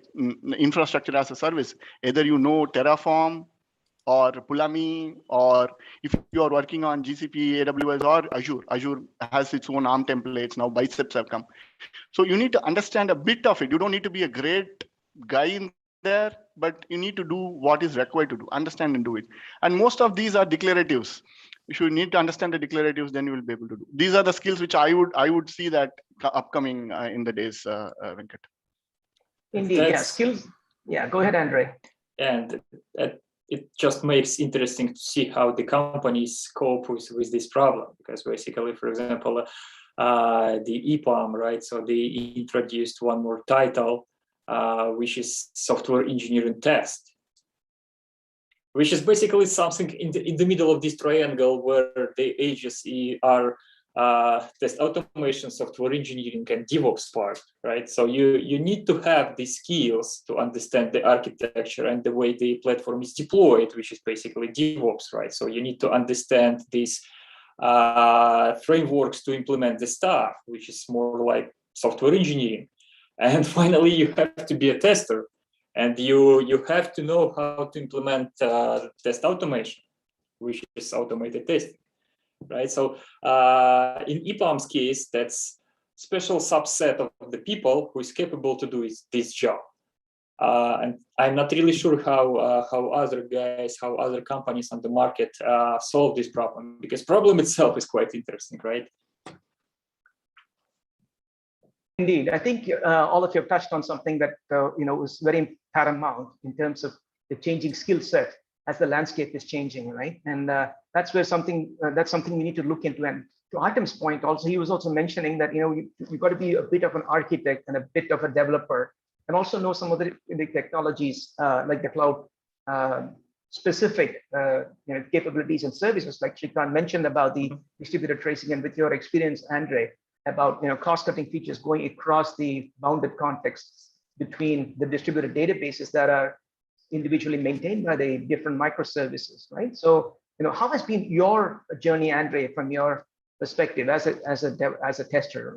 How has that evolved? Maybe you could spend a couple of minutes talking about how that evolved over time, and what other skills did you personally gain and really benefited that is helping our customers? Well, that's a good question. And the right answer, it depends. It depends on the problem. It depends on some particular project. It depends on the technology, right? It depends on everything. But generally speaking, again, I would say that the thing is that if you have right people that have special knowledge and ability to understand how the platform works, how the stuff is deployed, so you can come up with some particular solution for some particular problem.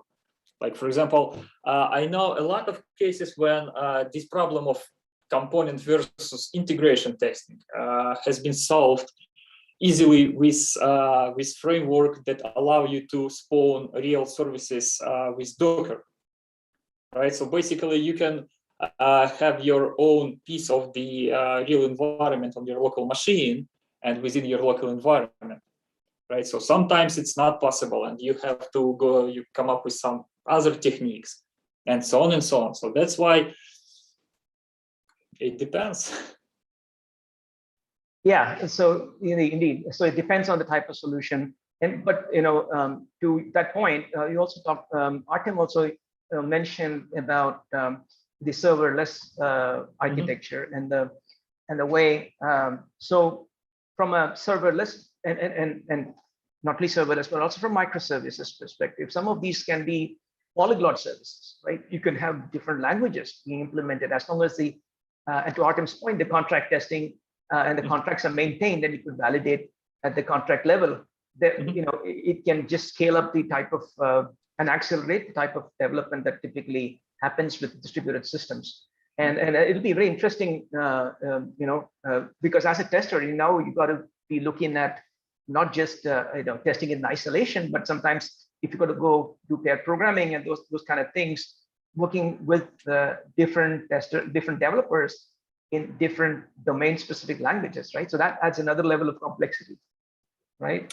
And on the other hand, it's quite beneficial, because now when you test everything over an API, you do not care about the technology you use for testing, right? So you may know Python, you may know Java, you may know JavaScript, whatever it is. And you can easily use this technology to implement your tests, because basically almost all the tests are more like contract tests, right? So you just send the data, receive the response, and validate this response against some rules and so on and so on. The real problem is that when you have a lot of microservices and a lot of these small test projects, the big question is, how do you get the test execution results from it? How do you aggregate those results? How do you get valuable insights from those test results, right? And how do you finally interpret those results to understand the overall quality of your platform? Because in this case, again, when it was a monolith, right? So you can just run your huge subset of tests and say that if the tests are passed, if the test execution is green, then we're sort of done. Now you have 20 plus, 30 plus components, and some of them may be not completely done. Some of them may have some bugs, but those bugs can still allow you to go to production, for example. Because, for example, this piece of the functionality is not touched that frequently, or maybe it's not released yet, and and so on and so on. So the problem of understanding the test results, having in mind that you have a lot of test executions and a lot of small test projects, that becomes a bigger problem. And the second one is the situations when you cannot completely test your platform until it is deployed in production, for example, which brings another topic, which is testing in production. Right. So I believe that moving to this cloud native world, moving all our applications to cloud and splitting them to small pieces, bring a lot of very interesting problems that we have not faced before. Indeed, I know that's a very good segue that I want to bring in Artem, because Artem is an expert in some of the instrumentation around performance engineering and performance testing. And we know in the monolith world also, to some extent, we've benefited from chaos testing, chaos monkeys, and disrupted testing and things like that. With so many moving parts, and sometimes the challenge, as you mentioned, is the coordination of all these systems to orchestrate and work together with containerization that we'll get to in a moment. I want to bring in Artem and share his thoughts and experience and how performance engineering and that whole area of testing and validation has evolved as it grew from monolith on-prem to cloud-based systems and cloud-native systems in particular. Yep. Like the general change which happened, right? But it's happened a lot before the actual cloud adoption, right?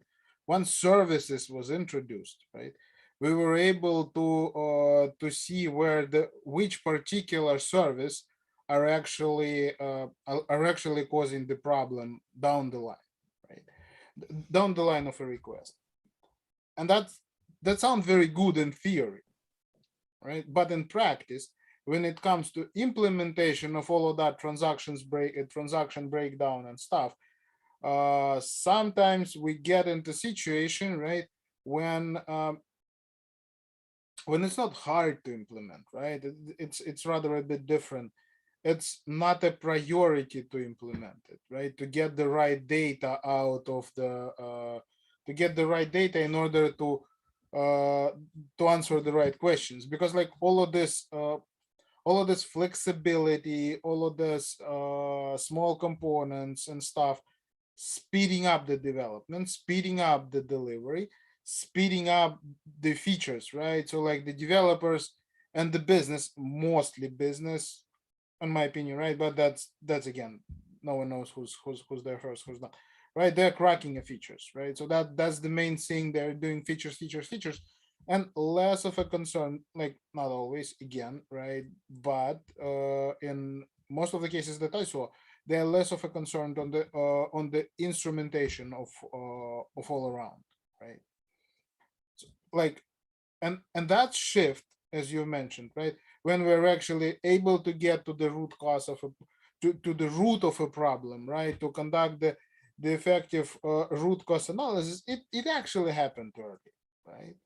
What clouds bring us, right, in the performance side of the things, is a bit an easy observability, right, because it provides like all of this many monitoring and log aggregation capabilities out of the box, right?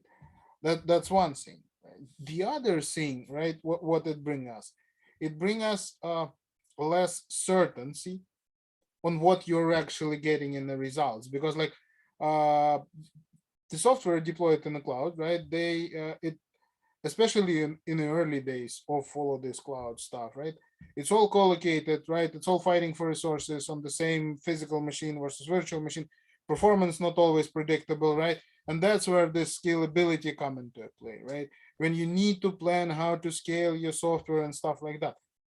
Like all of this vertical and horizontal scalability was there before that, right? In smaller pieces, right? It's bigger, right? And bigger in terms of, like now it's easier. So, and once it's easier, it's kind of widely started to be widely adopted, right?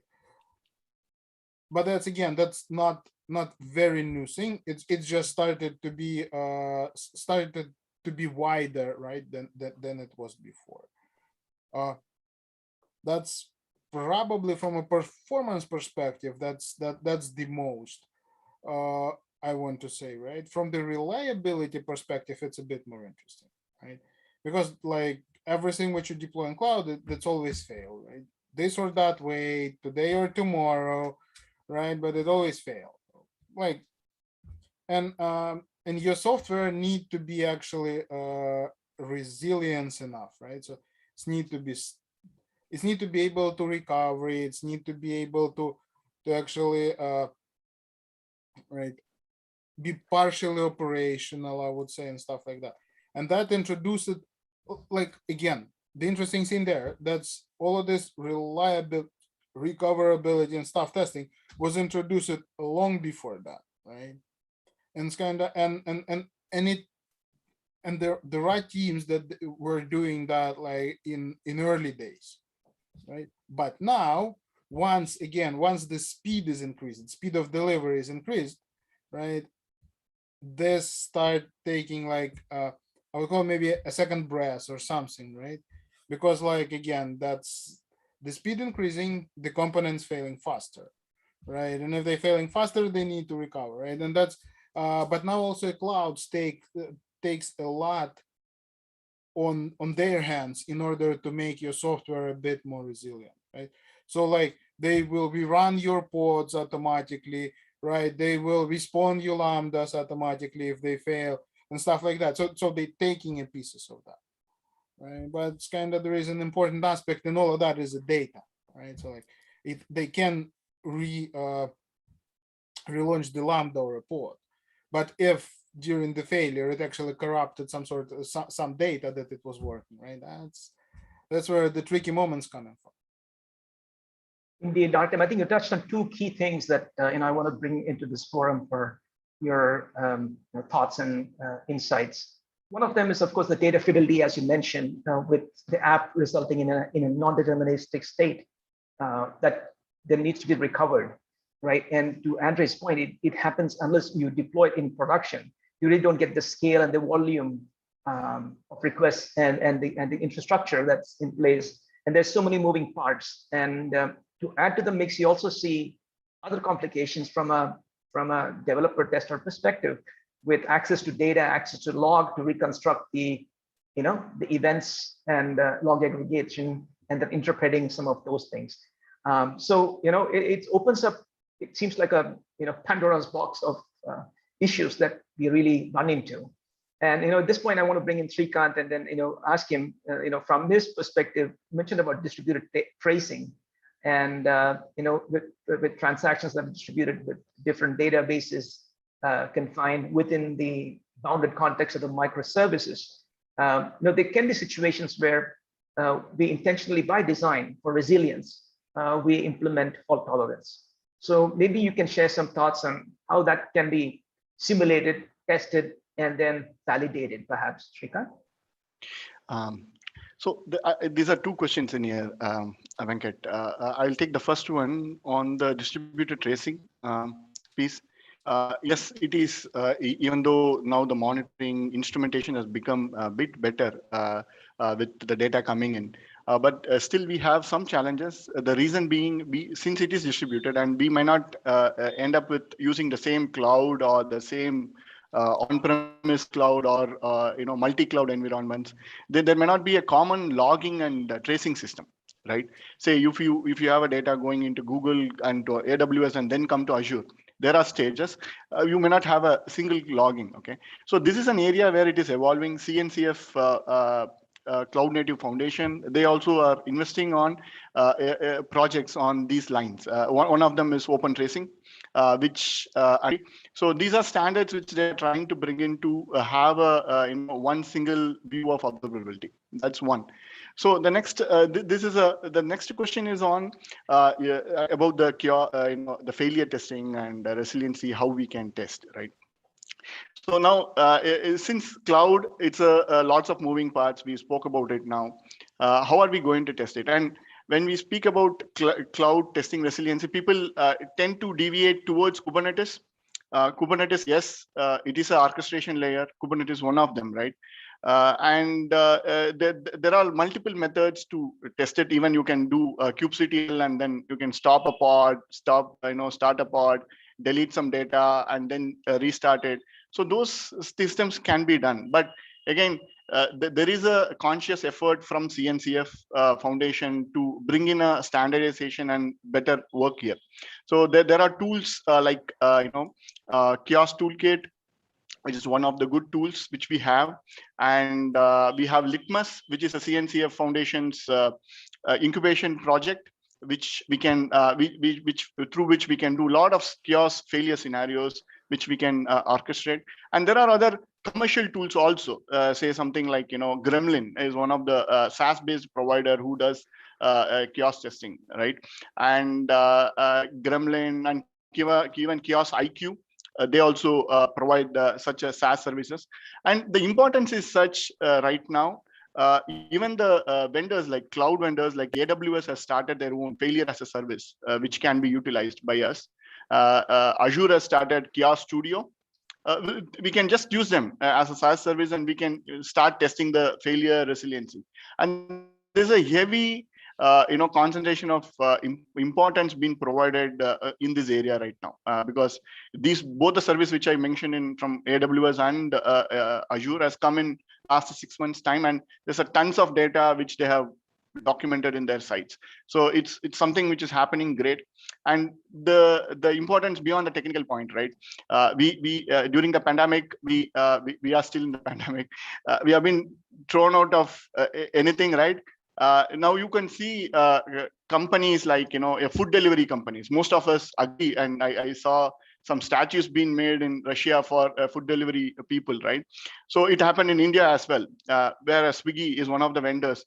They were just a food partner. They became a grocery partner overnight. How it is being able to do? They are utilizing AWS. They change their microservices to their functionality from a food delivery to a grocery delivery.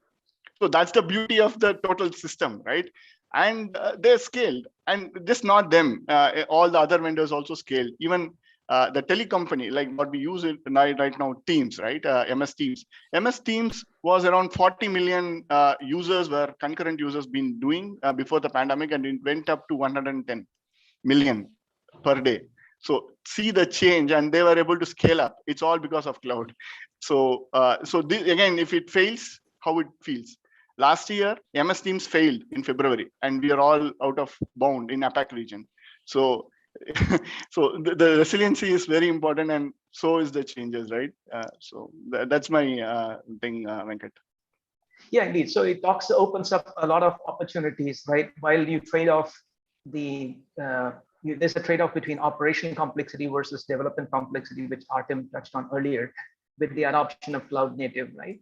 And at the same time, and Andrew rightly pointed out, and you also mentioned about some key tooling that's kind of fitting into that opportunity space that's coming in to address some of these challenges emerging out of these emergent architectures. So and with the scale of services, and you talked about the huge volume that comes in, very quickly you get into this horizontal scaling with so many different services. And I also talked about how one service request, is kind of chained across so many different contexts. And then there's this reconstruction of the eventual response that needs to be sent out. You quickly get into a spaghetti of sorts, and it's not anywhere near the complexity we have observed with monoliths.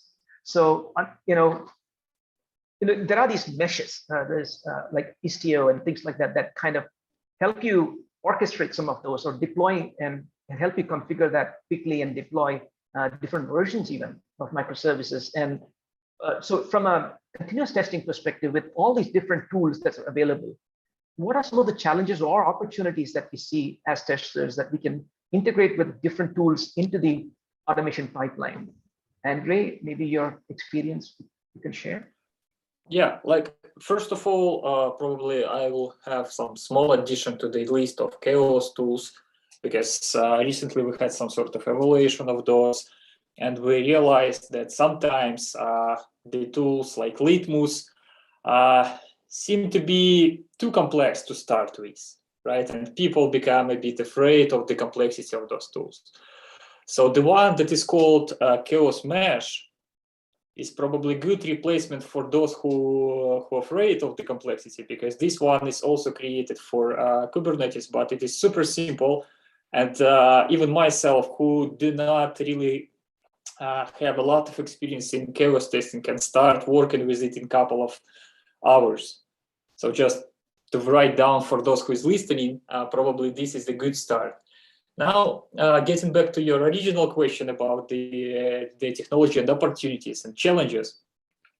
First of all, I would say that now it's sort of the time of schema-based approach sort of revival. Because remember some time ago we had SOAP, which is basically the schema-based web services, right? Then the market was full of RESTful services, and now with this complexity of the 100 services, we understand that it is quite difficult to work with them without having some sort of schema, and that's probably sort of new life for the schema-based approaches again, or protocols. And I would highlight some sort of gRPC, which basically helps you to avoid additional contract testing because your contract is already defined. And in the real world and on the real projects, that really helps you to test that kind of services, because basically, again, you do not need to test schema itself. The schema is already there. Now, usually when it comes to the complexity and testing of those hundreds of microservices, the very important thing is to be very smart at the start and build some sort of platform or core framework, or no matter how you call it, but the core of your testing platform that will allow you to build new tests easily and in very fast fashion, let's say. So if you are good at this stage and your platform or testing framework is good enough, then you will be very successful in writing and covering new tests, new services with automated tests. And again, that brings new kind of one more question regarding the technology that we're going to use. So nowadays, for example, in Java world, we have REST Assured, which is just a framework for testing REST services, right? But in reality, you need to build core of your framework based on this REST Assured. You need to fulfill it and empower it with the additional functionality that you might need in terms of reporting, in terms of the distributed tracing, and so on and so on. And when you have this core defined, you basically can go and easily implement tests for lots of services. And as a result, you may have a problem when you are not that smart at the start. And when your platform or testing framework is not that good, you probably will live with this and will feel a pain of this for quite a long period of time. So again, I believe that apart from QA side, building the testing frameworks, continuous integration part has a lot of sense here, because again, your jobs or your skeleton jobs, that they also needs to be sort of scalable, right?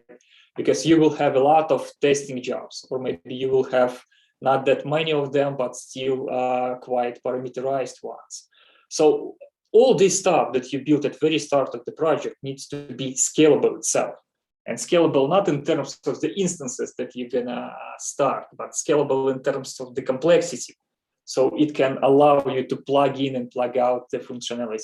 So I believe that that's probably the most challenging part in terms of the test automation when you start working with complex distributed systems. Indeed, Andre. So I think you touched on some of the key things that come into play when you look at the scaling out of these services and the challenges associated with it. So that brings in another topic, and I think Artem, you touched on it briefly earlier about the type of patterns that we see as cloud native microservices oriented architectures come through, which is the message broker middleware that kind of is the event driven approach to implementing some of the microservices, and that adds another layer of complexity to these not only testing the services in isolation, but then with the asynchronous nature of messaging and communicating between the, what shall I say, smart systems, but dumb pipes. So, that adds a lot of another layer of dimension of complexity. So, from our experience, right, as you build these tools and accelerators and solutions, how does that mix come into play? And then from your experience, see customers either using it or adopting it or having a point of view on that front?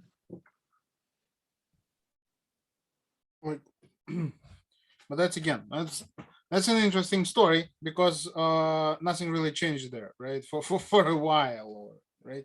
So like similar to API, right? You have let's kind of circle back on some days and days before, right?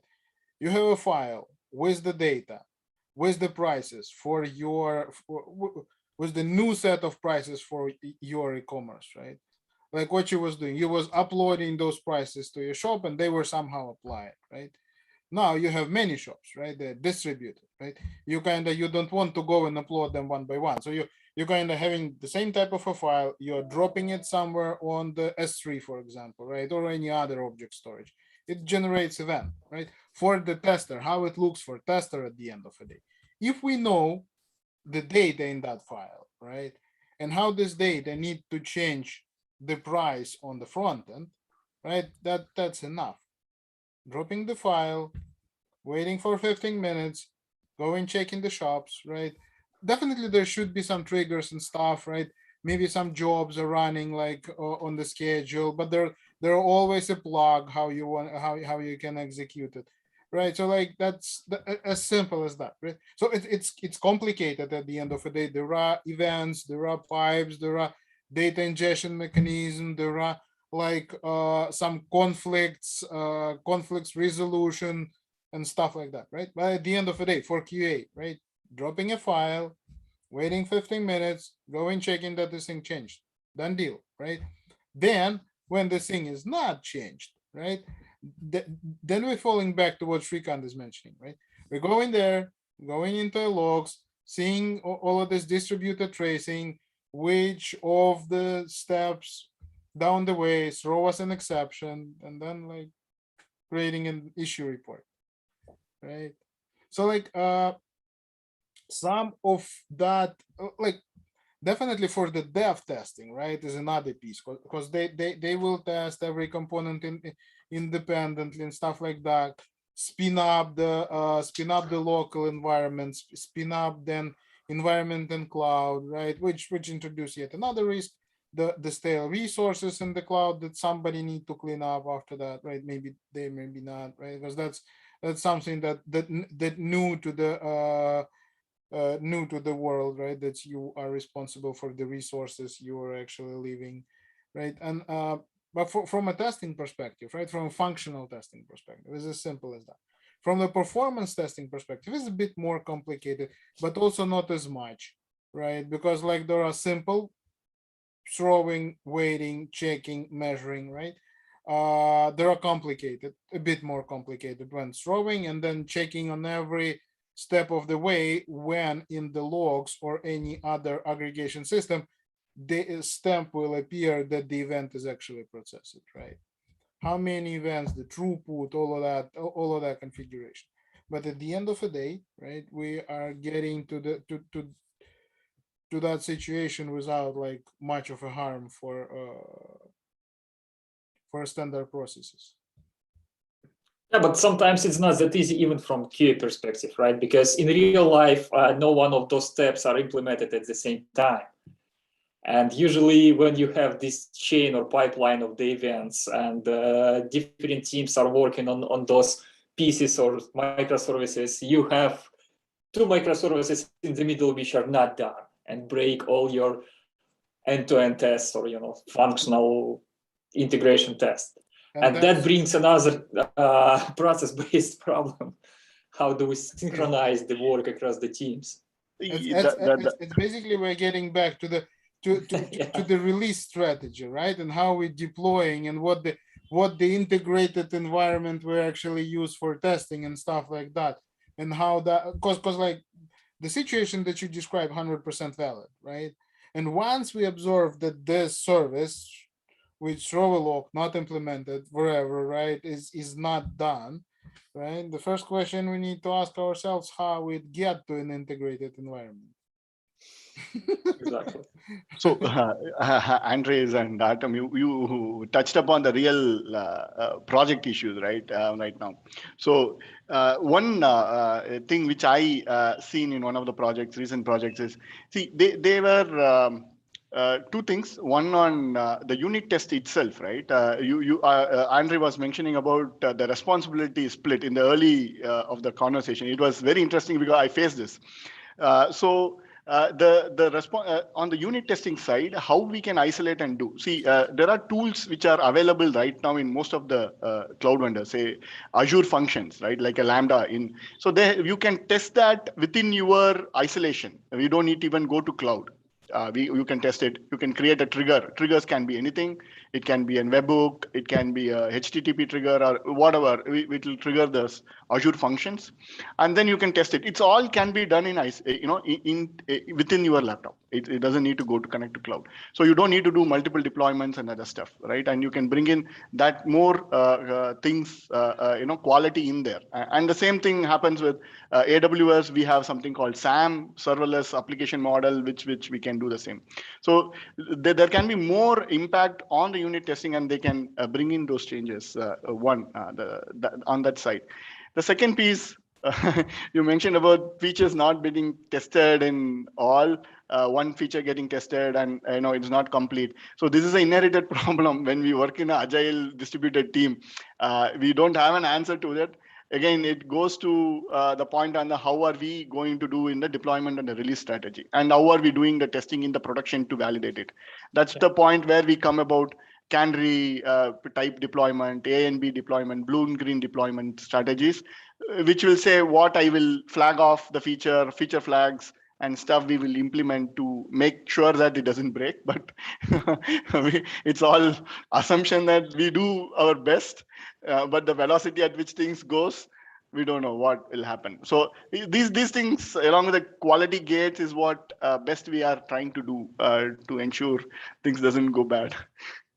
Yeah, what I'm saying is that all this zoo works perfectly fine when all the components of this picture are in place. Like, for example, let me give you some funny example. So some time ago, I was working on the project, and we had a lot of processes established. We had component tests, integration tests. We agreed on the way we're going to release this stuff, and everything was perfect. Until one moment when one guy just pushed update to the schema in the middle of protofile. So if you worked with protofiles, you know that if you put something in the middle, you basically change the order. And basically it means that all the schema breaks. And this small change, someone just forgot to restrict the pushes to this repository. And this repository was a registry of all schemas. So basically, this one small change in one line break everything, literally everything, because two of like 5 or 6 components were not operable, and they break all the chain of the events coming from one side of the platform to another one. And yeah, the only piece that helped us to trace it quite fast was distributed tracing. Simply because it was in place. If we didn't have it, we would spend probably a couple of days to understand what's going on with the platform. So what I'm saying is that only when you have well-defined processes and well-defined release procedures, and when well-defined, even versioning, only after this, all this, good and nice theory start working. Otherwise, it just does not. Yes, thanks, Andre. So that seems to be summarizing a lot of the things that we've been talking about. We've got 2 minutes to wrap up our exciting discussion. I'm sure there's a lot more to it than we can try to fit in an hour. It's been an exciting conversation. So before we do, concluding thoughts, if you want to summarize your views I got some ideas that I think I could start off with. Basically, so it seems to me that the migration to a cloud native strategy is not for the faint-hearted. It's got to be clearly thought through. It's got to be a good strategy, and it's because it's got an implication on the team structure. Typically Conway's law, we know how systems are aligned to your way of working, structuring the teams, and the way the moving parts work. So with that, I want to take the opportunity to thank all of you panelists for taking your time. It's been a super exciting conversation for me. I hope the audience also learned quite a bit from it. 30 seconds for any parting thoughts. Anyone? I think we've run a pretty intense discussion, right? That's just about time to say thank you. Thank you for your time. Right?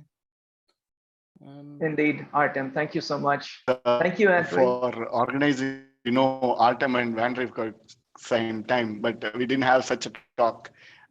Try to conduct more. We'll have share our time. Indeed. Thanks.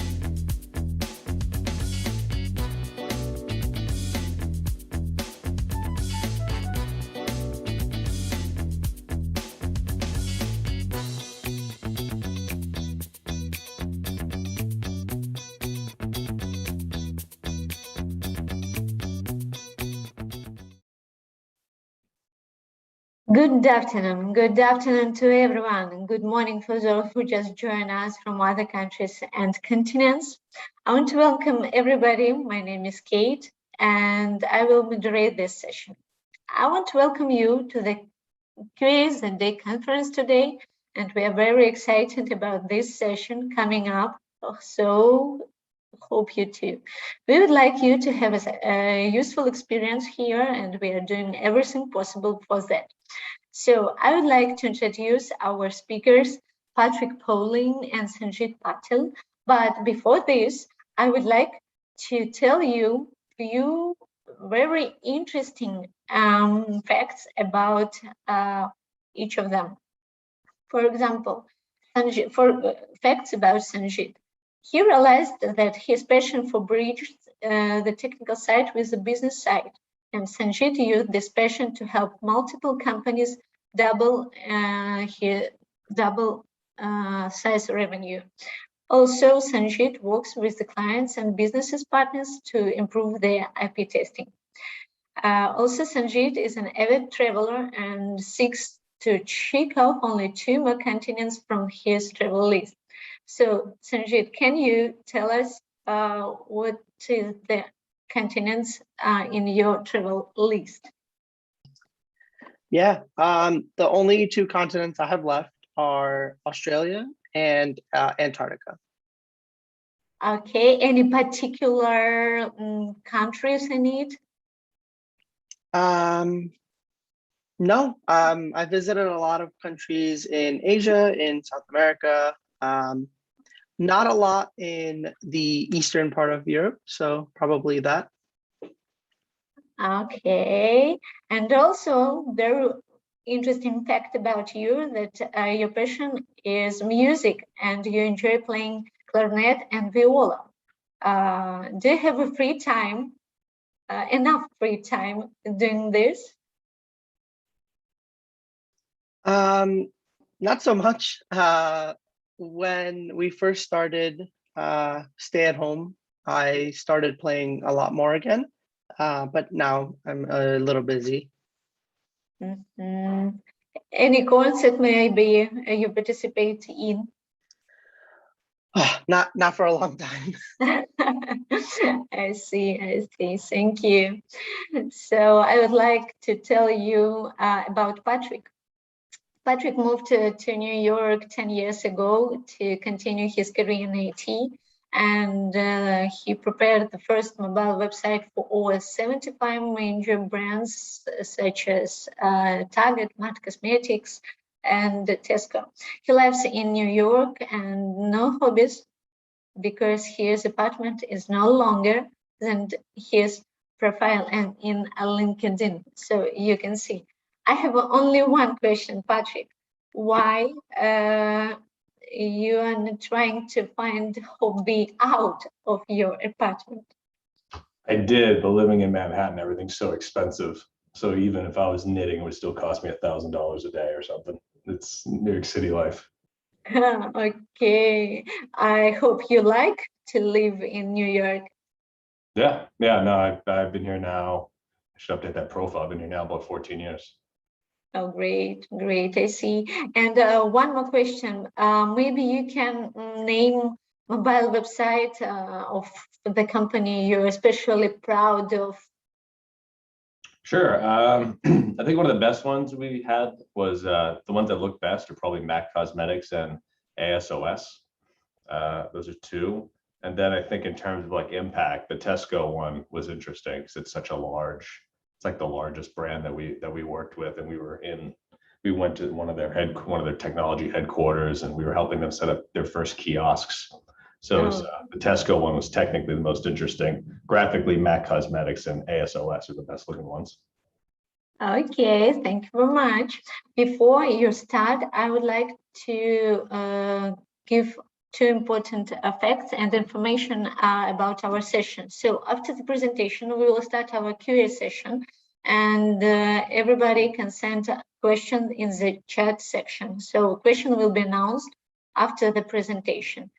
And also very important part that I will ask everybody closely following the presentation, because during the presentation will be appeared secret words, and your task will be to catch all the words, to collect phrase, and send your answers in the chat. So guys, the floor is yours and you're welcome. Patrick, I know that you will be the first.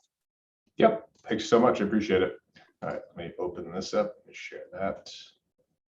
Is that looking good, Sanjeet? Yep. All right, perfect. So I'm Patrick Poulin.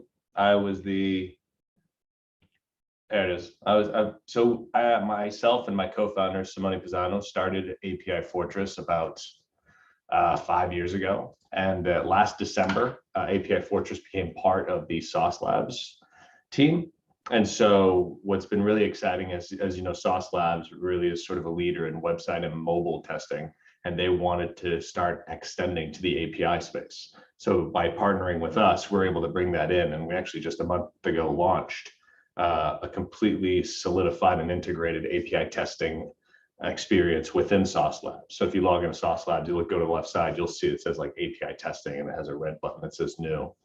And so that's what we've been working on. And so what's been unique about the API Fortress journey is that we didn't start from a program and try to become cloud. We started cloud first, and now we've been building like programs and tooling around it.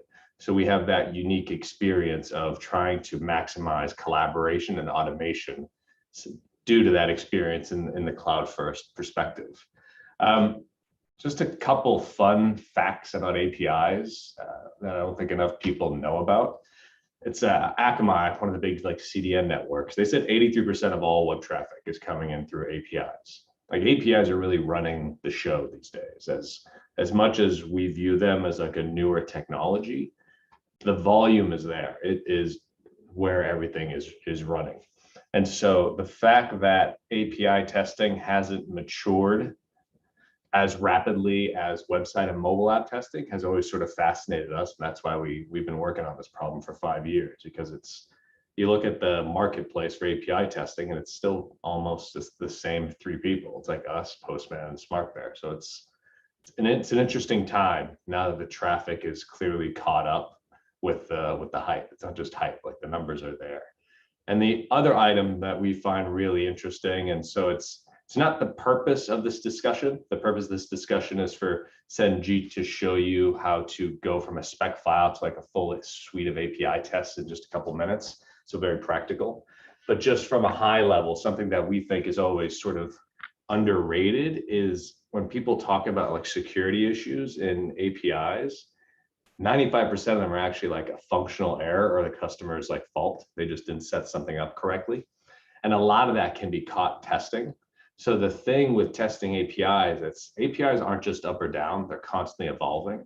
And furthermore, if you don't give a really substantial amount of testing to it, that is one of the strongest entry points for people looking to come in.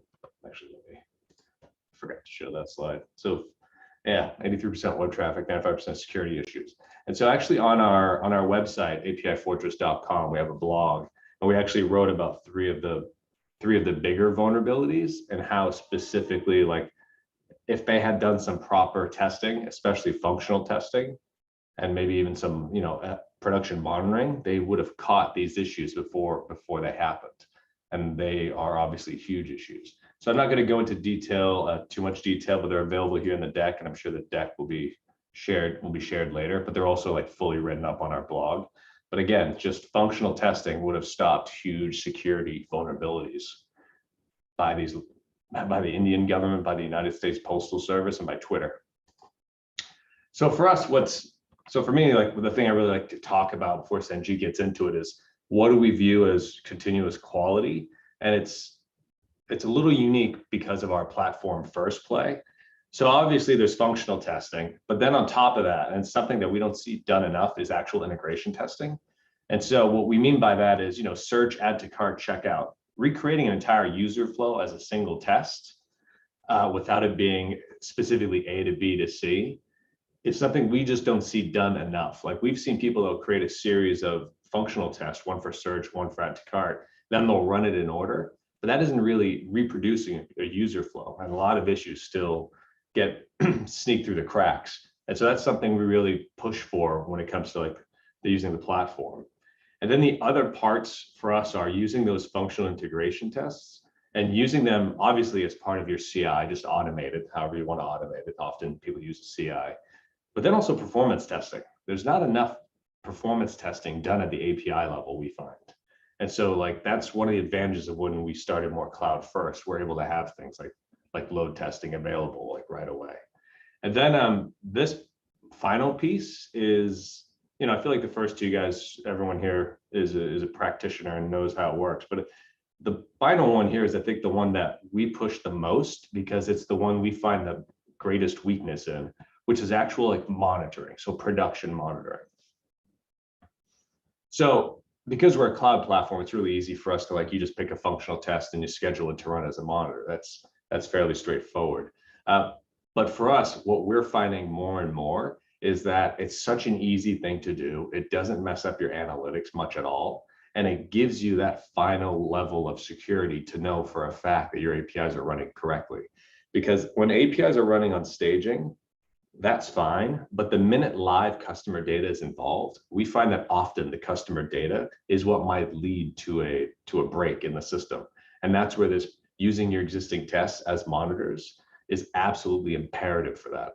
And so that's something that we always push for more and more when our customers are asking us for hey, what is some advice, since we've been doing it for so long, about API testing? For us, it's obviously there's the integration testing, there's performance testing, automation, but production monitoring, not enough people are doing it, and it's a lot more important than you could ever realize. And so in a minute, we'll have Sanjeet show us exactly how to do it. But just as sort of a high level of what we're looking to talk about here is starting with spec files. So spec files are becoming more and more popular. The biggest ones right now are Swagger, the Open API, and Postman collections. So starting with one of those spec files, you can immediately kick off a series of test creation and automation that absolutely sets you up for much greater success. So now that we're a very much API economy with the 83% traffic based on what Akamai said, we should be designing it. And when it comes to design, you want to start with that spec file. And so with that in mind, Sanjeet, are you ready to go? Yeah. Sweet. All right, so I'm going to stop sharing my screen and I will let Sanjeet take it over. Awesome. Yeah, let me start sharing my screen. Great. Are you seeing? Yep. Perfect. So yeah, like Patrick mentioned, kind of the workflow I'm going to take here is importing a spec file, taking one of the calls from that spec file, generating a test from there, and then from that test, creating a schedule or a monitor. And then I'll even show you a little bit about running that test using our command line tool so that you could run it in a build pipeline or any other sort of automation framework that you might want to execute that test from. And then at the end, we'll save some time to show you kind of a sneak peek to our new mocking tool, which also uses spec files. And so kind of tying it all together with that kind of importance of the spec file. So I'm going to go into this project here. I'm going to jump over into our HTTP client. And what I'm going to do is click on this import OpenAPI/Postman button. I'm going to choose a OpenAPI 3 spec file that I have here. And I'm going to import that into, let's create a new folder. So I'm going to import that into this pet store folder.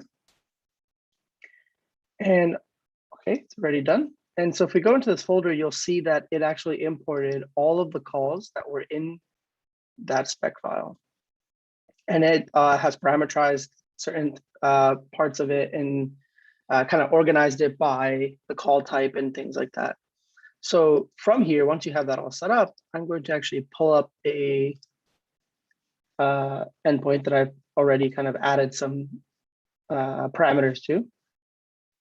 And when I hit send, you can see the full response that comes back. So generating a test from here is really easy. There's a button on the side. You click generate test, give it a name.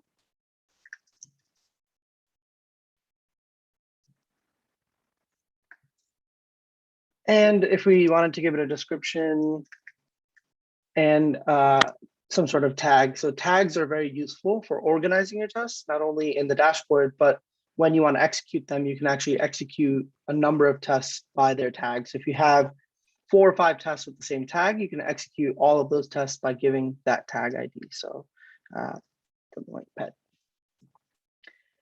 And then once I hit save, it's going to auto-generate this test for me. And what the platform does is it looked at the call that we made, the full response that came back, including the header and the status and all of that. And it's going to generate this test for me. And what the generated test looks like is it puts the call at the top, and it will automatically parameterize the protocol domain and endpoint, as well as the parameters. So you can see that this status parameter has been variabilized to status.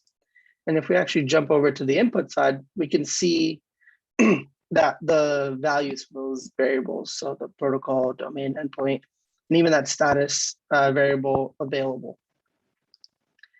And then the platform is going to go through and create assertions. And it's going to say, okay, so I noticed that the API responds with the header content type application JSON. So I'm going to validate that. I also noticed that the entire response is an array. So I'm going to validate that it returns an array. And then I'm going to loop through that array and validate all of the objects inside of it.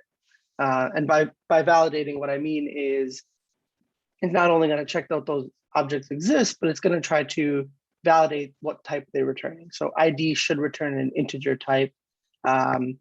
Things like the URL must return a valid URL. Status must exist. So the status object doesn't necessarily have to return any specific type, but it should return something. And so once we have this test generated, we can actually run it, just so we can take a look at the test report that's generated every time. So if I open this report, whenever you execute a test in the platform, you get a test report like this, whether it is manually run like I just ran it or automated, scheduled. A report like this is always generated and stored in the platform. So what the report tells you is, first, it'll just give you some metadata, like it passed, when it ran, how long it took. And then it will show you the full details of the test itself. So the call being made, all of the assertions being validated, the root payload is where it's actually looping through. And so you can see all of the assertions being validated here all the way through the entire response of the API. So we imported a spec file and we generated a test. Now what do we do, right? So from here, we're going to schedule this test and run it as a monitor. So the first thing I'm going to do is go ahead and publish this test. Now that I have it published, I can pop over into the schedule tab.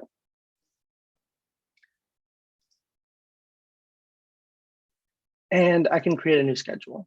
And so we can call this monitor pet status. Now, the way the scheduling functionality works in the platform is that it is based on the frequency, right? So how frequently do you want this test to run? By default, the default schedule is every 5 minutes of every hour of every day of every month. If you didn't want to run it every 5 minutes, but only on the 10-minute marks, you can select those, and now it'll only run every 10 minutes. You could say, I only want it to run in the beginning of the month, the middle of the month, and the end of the month, something like that. You can also choose specific months if you wanted to. So, you know, a lot of options here. And once you are done, you hit save. And now that schedule is going to execute based on that parameters we gave.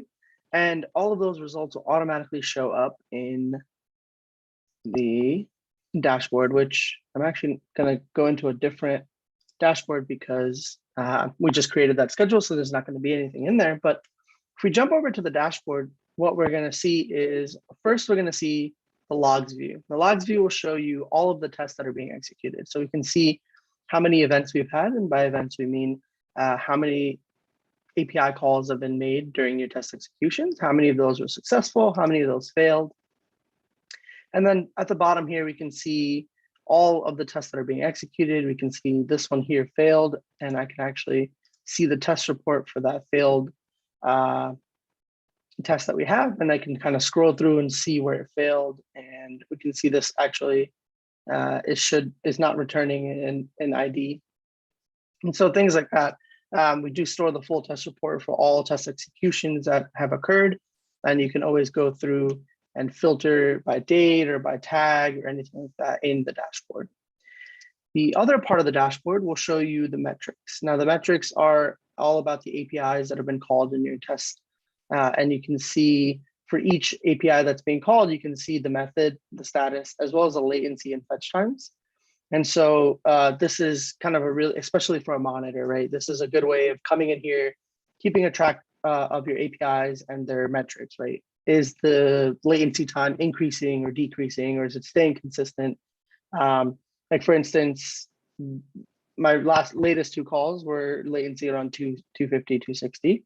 But the time before that, it was running at 450. So the test didn't necessarily fail, but something wasn't right? It took almost twice as long for this API to make the request. So things like that are where the dashboard is very useful. So we've seen importing a spec file, generating the test, scheduling, and then where those tests data is stored. From there, another thing that's really important is being able to run these tests as part of your CI pipeline, right? So if you're pushing a new build, you want to execute your regression tests for UI as well as API. And so the way API Fortress does it is we allow you to generate what's called a webhook. This webhook allows you to do a number of things in the platform. It allows you to update tests, execute tests, pull test result data. A lot of kind of functionality that you can do in the tool can also be done via the API webhooks. And so once you do have that webhook generated, what you can actually do is part of your pipeline, you can use our command line tool, API-FCTL, and run it with some parameters. And so what I'm doing here is I'm actually running this tool, our command line tool.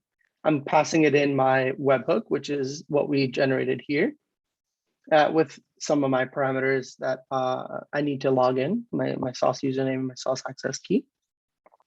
And then from here, I'm actually telling it to run a single test, and I'm giving it the ID of the test. That ID can be found either in the URL of the test or within the test details. And so that's how you execute a single test. If you wanted to run this by tag, what you would do is instead of the -I and the ID, you would do -T and put a tag. So earlier we tagged our test with pet. So if I wanted to run all tests with pet, I would do -T pet. But let's go ahead and execute this test.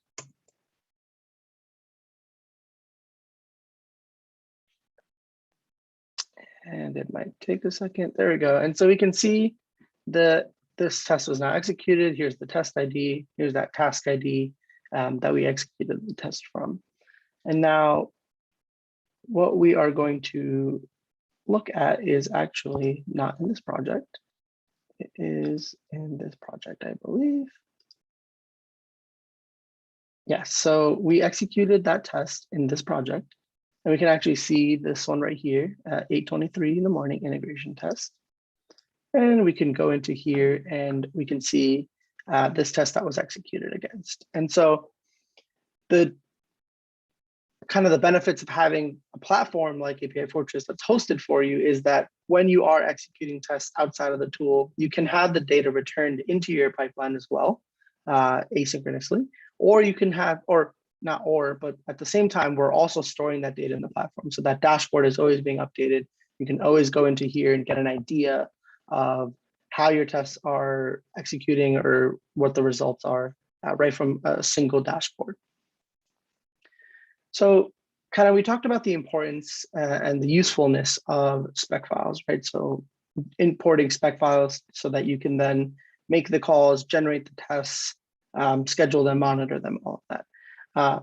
So this kind of leads us to our new thinking on API mocking, right? So API Fortress has a mocking functionality that we have had for years now. And it was, you could either capture those APIs using a micro gateway, or you could build the APIs kind of by hand.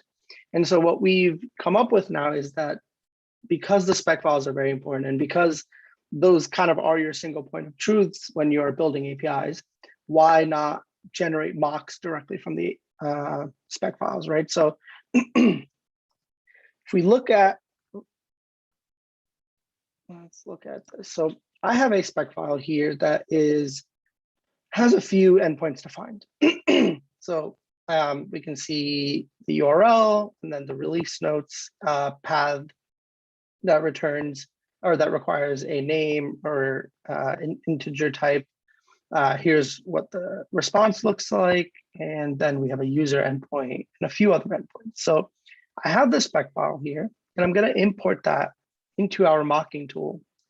And so the first thing I'm going to do is load that up. And so here is another sort of tool of ours. It's our new, it's still in beta. It is for mocking and a ton of other features, like it does contract testing and logging functionality and all of that. But what we're going to focus on here is taking that spec file that we looked at and importing it and generating mocks from there. So I'm going to use our tool to run, pass in the spec file, myspec.yaml, and I'm going to give it a port number. And so if I execute this, what we'll see is that it's going to start generating and creating mocks on my localhost based on that spec file. And so we can see these few endpoints that have been mocked out. And so from here, I can make a request to one of these. So let's say, let's get the first one. So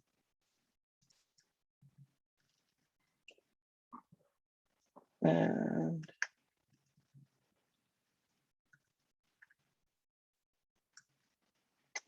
and let's get the release notes endpoint. And so if I call the release notes endpoint, we can see that it is sending me this information back. And that's all based on this spec file and how it has it defined, right? So all of that is being passed back from that. And so we can make a call to a few of the other ones. Let's see.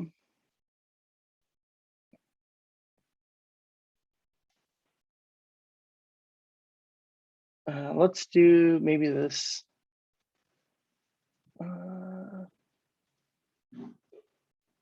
Yeah, let's do this one where we're going to get user details on this user drawbar. And so I'm going to authenticate myself, call my mocked endpoint, and grab details on this user here. So if I call that, we can see that it returns the details, the email, the name, the username. And the cool thing here with these mocks is standard spec files have certain fields that kind of have to be in there, right? So things like description or schema, references, all of that. And so what we've done here is we've actually added the option for you to build in extra additional pieces here that normal spec will ignore, right? So if you were to take the spec file, import it into API Fortress, or even import it into Swagger Hub or Swagger Editor, it will think this is a completely valid spec file. It's not going to complain about it. It will work just fine. But when you import this into our mocking tool, what our mocking tool is going to do is it's going to look at some of these external pieces that we've added here.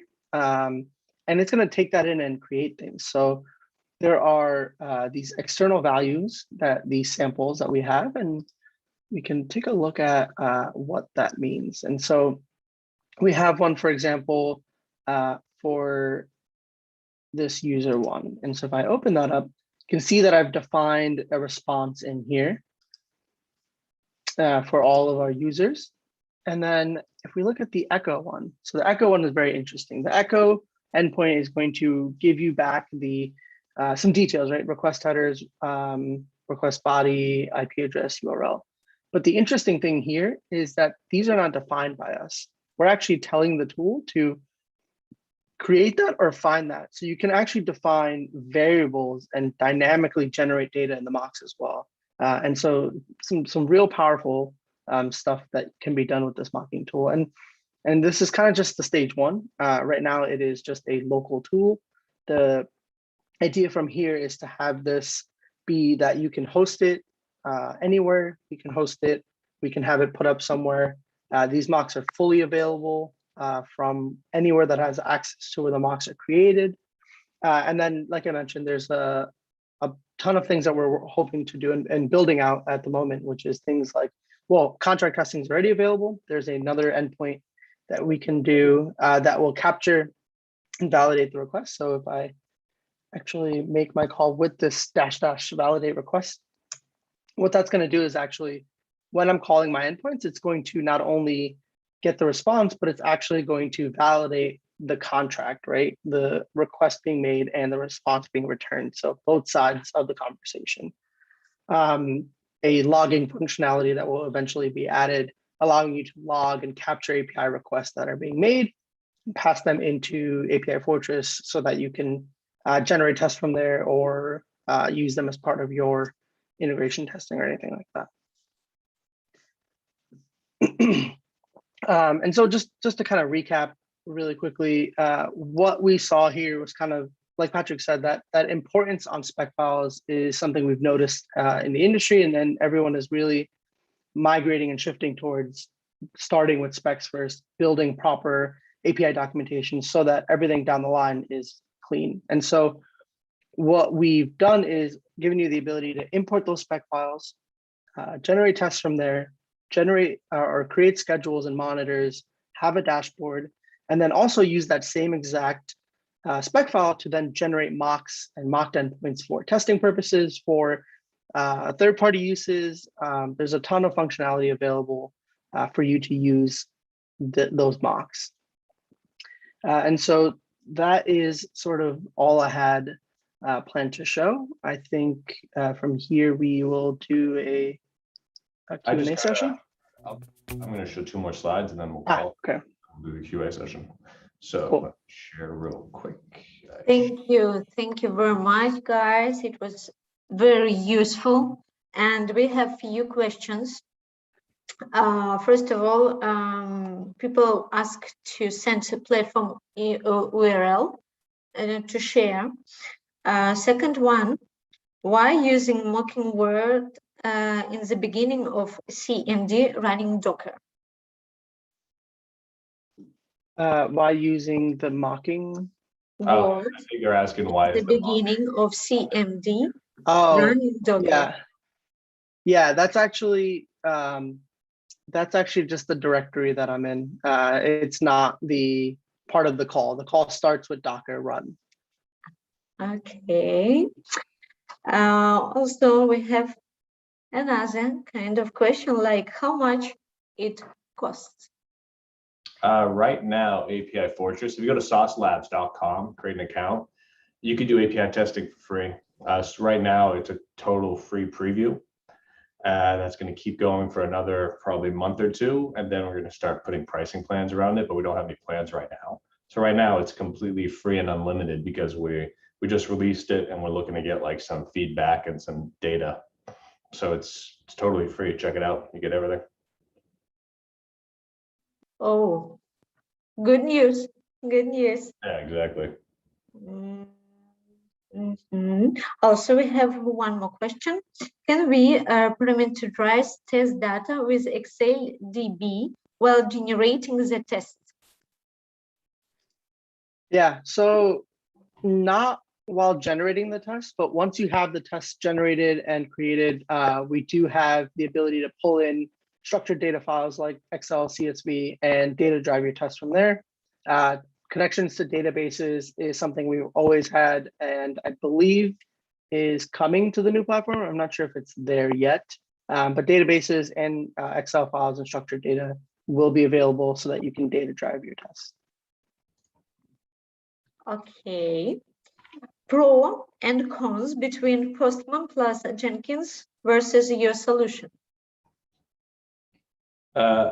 Our solution versus Postman, well, the generate test is the first big differentiator you'll see. So we're actually like generating that test for you. So right out of the gate, you have that advantage.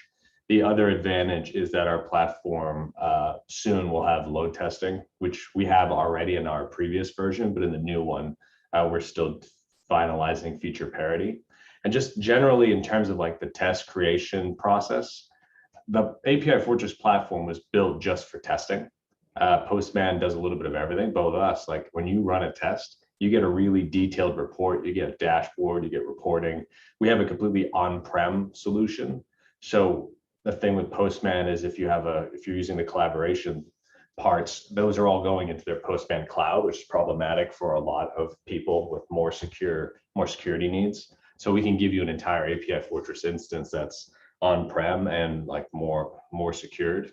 Also, when you're writing a test, we can create tests that are much more capable of reproducing user flows like search, add to cart, checkout, while Postman tests are contained within each individual call. So that alone sort of undermines the full capability of the test itself. Sanjeet, do you have anything else? Yeah, I think besides all of that, right, the Postman execution in Jenkins it requires you to use their tool like Newman, and then it adds another layer. And so it's not as simple as, yeah, take Postman Plus and then just run it in your Jenkins pipeline. It has that additional layer of using the runner. Whereas, with the webhook and the command line tool, it's very simple to just execute your tests, have those results even back into your CI pipeline, not have to go into the Postman cloud and things like that. No, I mean, Postman's good. It's just Postman's goal isn't testing. They have it's an HTTP client that's added a lot of features since then. We're purely a testing platform, so that's been our focus. And so if you're really looking to take your testing seriously, you'll quickly see the differences between ourselves and Postman's testing tab. Okay, thank you very much. Maybe you guys want to ask something else? There is a couple more slides actually I could show. Let me do that real quick. Oh, great. So we were talking about some of the suggestions we have when it comes to creating tests and like the suggestions for the tests themselves. And so the big ones for us, like these are some of the basic stuff. You can test everything, so don't just like skip some endpoints, like test it all. The objects and the data. So validating like not just that it's a float or an integer, but like what if it has a specific range? Like what if it's a price point? If it's a pair of socks, they're always priced between $2 and $30. Like you can add that level of intensity to the test and it'll help you catch some really big outliers. Monitoring in production using your functional tests. We spoke to that. And the more interesting, like advanced ones for the people here is the variabilizing, pretty obvious. The business logic, so that part's interesting. That's when I was talking about like when socks are always between $2 and $30. Like testing should be more than just pure data. Like a professional QA should understand not just the specifics of what the spec says, but the intention of that object, for example. So having that knowledge allows you to actually create ranges so that crazy things like, you know, when sometimes there's an airline ticket on sale for $1, like that's a fairly simple, like functional monitor you can build for production. And then you could make sure that like you catch that as early as possible, so you don't owe people a bunch of $1 airline tickets. The next one is dynamic data. We were talking about that at the end, using a database or a CSV. We really try to push against using things that are static, like a CSV, because again, we're an API testing platform, but we can make API calls. So when we connect to a database, we often like help you set up the database so that it's an API itself. So we make an API call to get data that we then use against that within that test. So it's connecting APIs together to really sort of variabilize it and make it dynamic, because we notice that when you're using static data and you're only testing against staging, that's when problems leak through that aren't caught for months. But once you're in production, you could be using some live data. You could actually like start catching the things you didn't think about before. End-to-end testing, that's to us, that means just recreating that user flow, which is one of the constraints within Postman. Although Postman Pro, you know, you could sort of chain them together, but in our platform, it's a lot more open, where it's more of a workbench, whereby you can create a whole user flow that has, hey, if it's a 201, go here, if it's a 401, go there, go back to the beginning and start over if it's XYZ. So our platforms are really just made for like creating tests that can reproduce whole user flows. And the last one's pretty straightforward. You can actually look at the call itself and then check that the actual response matches it, which is one of the other security issues we actually, I think, write about, like the United States Postal Service. They let you search by wildcard than we're supposed to. And so that means that they just printed out everyone's data. And so that was a big miss. Like when you search by wildcard, you should know what it looks like. If you search for Patrick, you should only get Patrick. That's the sort of stuff you need to check within a test. More than just did it respond correctly is a big item. So that was it for that deck, actually. Just those are the last few items I just wanted to go through. Saucelabs.com is where the platform's at. And then on the left side, you'll see a link to API testing. It's totally free. It's gonna be totally free for a little while. And we're still sort of working out like the pricing packages. But first, our goal first and foremost is to just get people to use it and give us feedback. The goal for us is just self-serve and just have it really start being used by the community, by actual practitioners. You know, sometimes like with the old platform, we sort of had it a little bit more of you buy the system, you get the system. We're changing that model as part of Sauce Labs, where we want to unlock it and we want people to always have it for free. Now there might come points where there might be like, well, at a certain amount of usage, like then we start talking about like maybe we should have a pricing plan. But the reality is we're always going to have a free tier. And so there's no reason not to start trying it out now and giving us back feedback. Like you'll even see, we call it a tech beta. And at the top, there's a link to like a Google form. So we're just looking to get more and more feedback to improve it, because we want to create as useful a free API testing tool as we possibly can. It's a position Sauce Labs and ourselves have always wanted to get into. And so that's thankfully what we're able to get into, get approvals, and that's what we're doing. That's it from my side. Okay, thank you again. We also have one question. Sure. In case of CI integration, is it possible to view the test result directly in Jenkins logs? Yeah, so you can have that execution be asynchronous. So it will wait for the execution and then pass the results back into Jenkins. For Jenkins, we do offer a JUnit format for the return. You can also get the response in JSON or a plain markdown text as well. Okay, I also want to share one comment to you from Ivo. He completely agreed that testing should explore not only technical points of view, but it should focus more on the business logic. And also Anthony agree, and So great work, great work. Great, thanks. So we have 2 minutes left for the last questions. You have time to ask our headliners about interesting questions. So waiting. One thing that I do want to say is that like spec files are not perfect. Like they don't nearly say enough for you to have a really perfect test that we generate off of it. And that's just a limitation of the spec file. Like Swagger and OpenAPI are okay. The Postman collection really doesn't tell you much at all. That's the harder one for us to get a useful test generated from.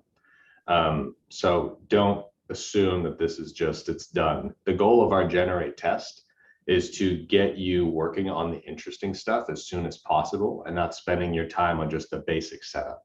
We give you that framework of the functional test, and from there is when the work and the actual art of the whole thing actually kicks in, where you talk about, as you know, as that person just said, you know, business logic, actually creating an end-to-end user test.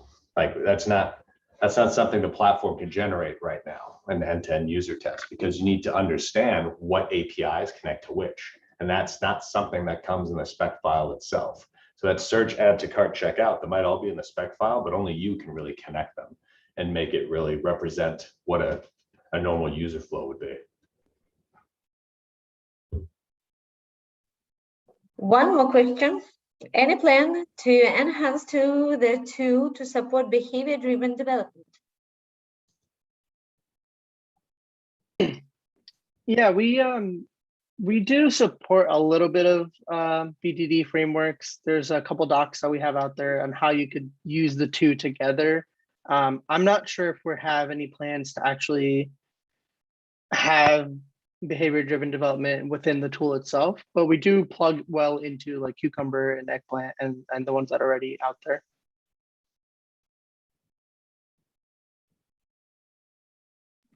Thank you, thank you. So great work, great work. Thank you for sharing. Thank you for sharing. I just reading our chat. So guys, if we will have a question rest, we will send it to you and ask to give us maybe a few answers, very short, that we can share with our audience. So thank you very much for this significant work, for your time, and I hope that everybody find this job very useful and can find something very important for themselves. Thank you. Thank you very much. Great. Thanks, everybody. Have a good one. Thanks. Guys, sorry. One more question. Sure. Does the tool support our data sterilization framework as well, apart from GSOM? GSOM. I don't know what that one means. Yeah, I'm not sure. What was the first part again?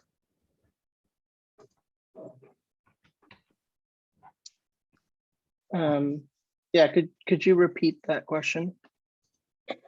Does the tool supports AVRO data serialization framework as well, apart from GSOM?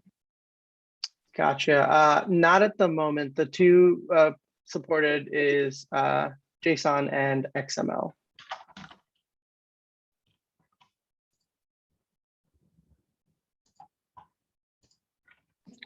Yes, right now I think we're done.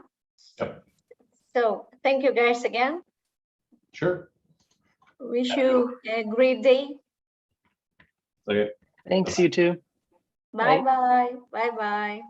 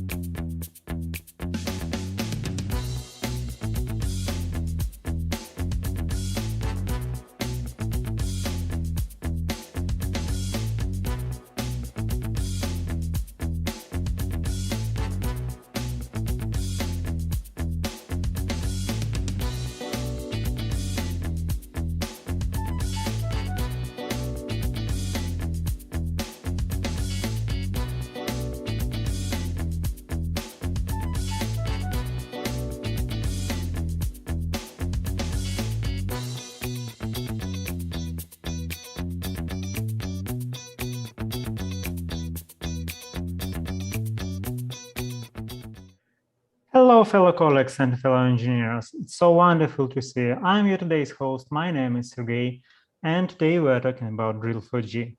Let me start with a quick introduction of Roman. Roman is a JavaScript developer. He has a lot of experience in backend and frontend. And while we're gathering in this wonderful place, let's have a quick chat with Roman. So to understand what is going on in his life in terms of professional experience. So the first one to you is like backend, frontend. What do you like more? Yeah, well, I guess it really depends on a particular task. And well, as you've said, a lot of experience might be just kind of stretching it. I guess my experience is just really like varied. And I've tried a lot of things, including backend, frontend, and I guess something in the middle, if you can say like that. I like to tinker with code, dig through other people's works, see how it's working, stuff like that.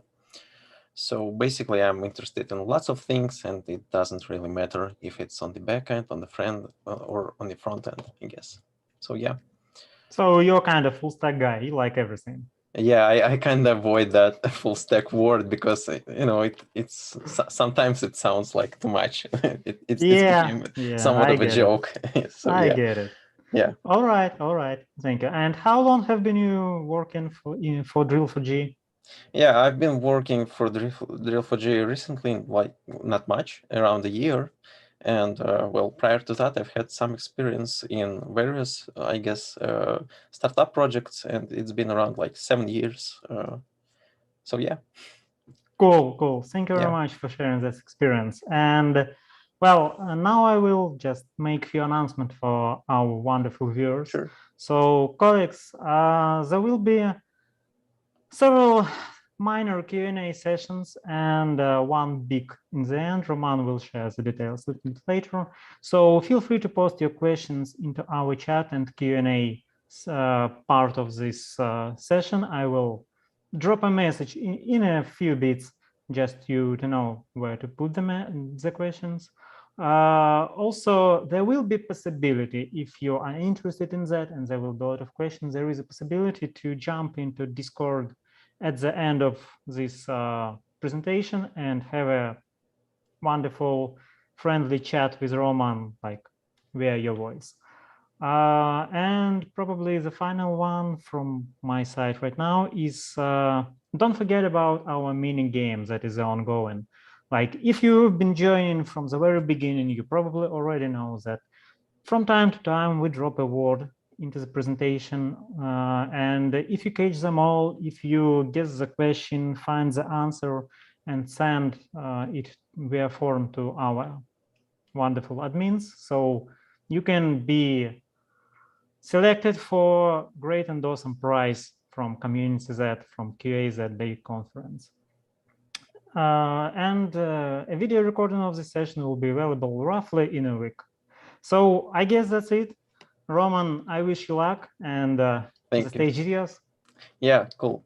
So once again, hello everyone. My name is Roman Davlachin, and today I'm going to talk about Drill4J, or how it may help you to make your tests better, faster, stronger, etc., with the power of test impact analysis and test-to-code mapping. And basically, my goal for this talk is give everyone a human level understanding of what Drill4j actually is. So we won't get too technical, but as we've said, you may ask any questions during the Q&A. And eventually, I would like everyone to form an opinion on whether they would like to use Drill4j and if it will suit their needs. Well, of course, I hope that answer will be yes. So speaking about the agenda, what we will going to talk about. So we will start from what Drill4j is all about in really simple terms. Then we will try to describe if you need Drill4j. So we will look at like typical scenarios when it applies. We will go really quick through supported platforms and describe how it works in detail, but once again, not too technical. And not to drown you in theory, I would like to propose to have a few Q&A sessions during the actual talk. So you will have an opportunity to ask anything you like right after the theory, during demo, and at the end. And to the right, I've just included some picture of a production code that I've Googled. And this is like my perspective on what Drill4j might help to resolve because, well, I'm a developer, I'm not an engineer. And I guess this will be more clear like later. So moving on, well, as I've said, my name is Roman Dolachin. I'm JavaScript developer at Drill4j project at EPAM. And I would like to announce that Drill4j has a Telegram web channel. So if you have any questions much later, you might join it and ask them there. But today, just stay with us and I guess join the Discord after all. So what Drill4j is all about in like really simple terms. If you remember just 3 things about Drill4j today, I would like you to remember these. Drill4j analyzes your application during test execution. It tracks what actual code being executed. Then it uses that information to build the map between which kind of tests hit which kind of parts of the code, right? And then when you modify your code, it tells you which parts of that modified code could be tested with which tests. So basically, it just tracks everything that is changing within your code base and suggests some tests that you have to run in order to cover these changes. And basically, it allows you to prioritize your test suites and run the ones needed the most first, or even cut down on regression time entirely by running only what is required, right? And I would also like to point that first, like little cursive under the point 1, that there is no harm to a build and no security issues associated with using Drill4j. What is it all about? Well, some people are rightfully like worried when we propose them to send some data about their production application to some, let's say, external system. But Drill4j does not require that. It hosted totally on premises, and it does not make any modifications to your build or to your source code whatsoever. It is like purely analytical. It sort of looks from the side, I guess, right? So now let's get to the point if you need Drill4j. And our typical adoption is some application that is rather large. It like have a lot of auto tests that might be numerous. They could be really slow also. And nobody really knows what these tests are doing, including manual tests, right? Because, well, we might have thousands of classes, we might have thousands of test cases, both manual and automated, and to really know to the last like line of code if this line of code was covered, it's kind of hard, right? It's just a guesswork. Yes, we could be really precise, we could track our test cases, we could like discuss them, we could check if we've executed everything, etc., etc., etc. But in the end of the day, we just kind of cross our fingers and hope that we've tested everything and that no surprises will pop up in production.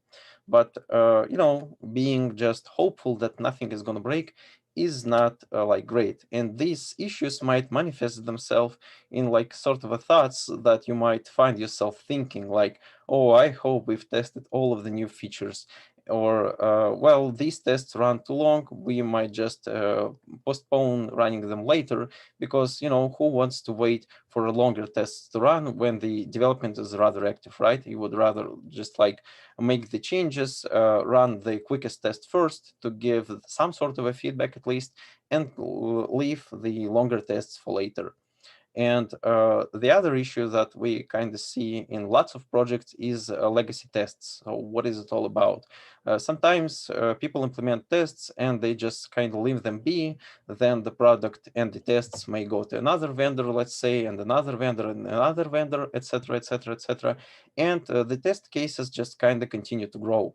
And because nobody really knows what test case does, sometimes people just implement new ones and leave the old ones in place. And basically, they just spin in CI/CD pipeline without really doing much of useful work, or doing the same things again and again and again, right? Because you've never actually find the time to figure out what all these old tests do, but you left them because, well, you're kind of afraid to remove them. What if they do something useful? And this is really an issue because, of course, you would like to get the results as accurate as possible, as quick as possible. And that's what Drill4j is basically suggest you to do. So speaking about supported platforms, as you can see, our support is kind of growing because we've already implemented support for Java and JVM-based languages, for example, Scala. We also support web applications written in TypeScript, JavaScript, it does not really matter, and various frameworks like React, Angular, jQuery, etc., etc. There is also a .NET integration in the works. You cannot currently use it yet, but like our team is working on it. Right, and in terms of browsers, we require you to run your UI tests in Chrome if you want to collect like information about your front-end application. If you want to collect metrics only for a backend application, you might as well run them in Firefox. But I guess Chrome is used almost like everywhere, so it's not a big issue. And well, here you can also see like various frameworks and testing tools that we've supported. Most notably, we kind of working on a Postman support. You can already try it, I guess, but it's kind of in an early stage. And Cypress, right? And of course, Selenium, because, well, I guess Selenium is very, very popular, and that would have not make sense for us to not support it. So now how it works. I'm gonna go really basic here, so nothing crazy, right? You have like your basic backend API service, and a full disclaimer, I'm now just describing only like Java agent metrics collection, right? So you've got your backend API service, you've got some kind of front-end application, does not really matter what kind of frameworks it uses, and you got some test application written in Selenium. And the test application sends WebDriver commands to web browser, and front-end application in turn sends some HTTP requests to your backend API service. Great.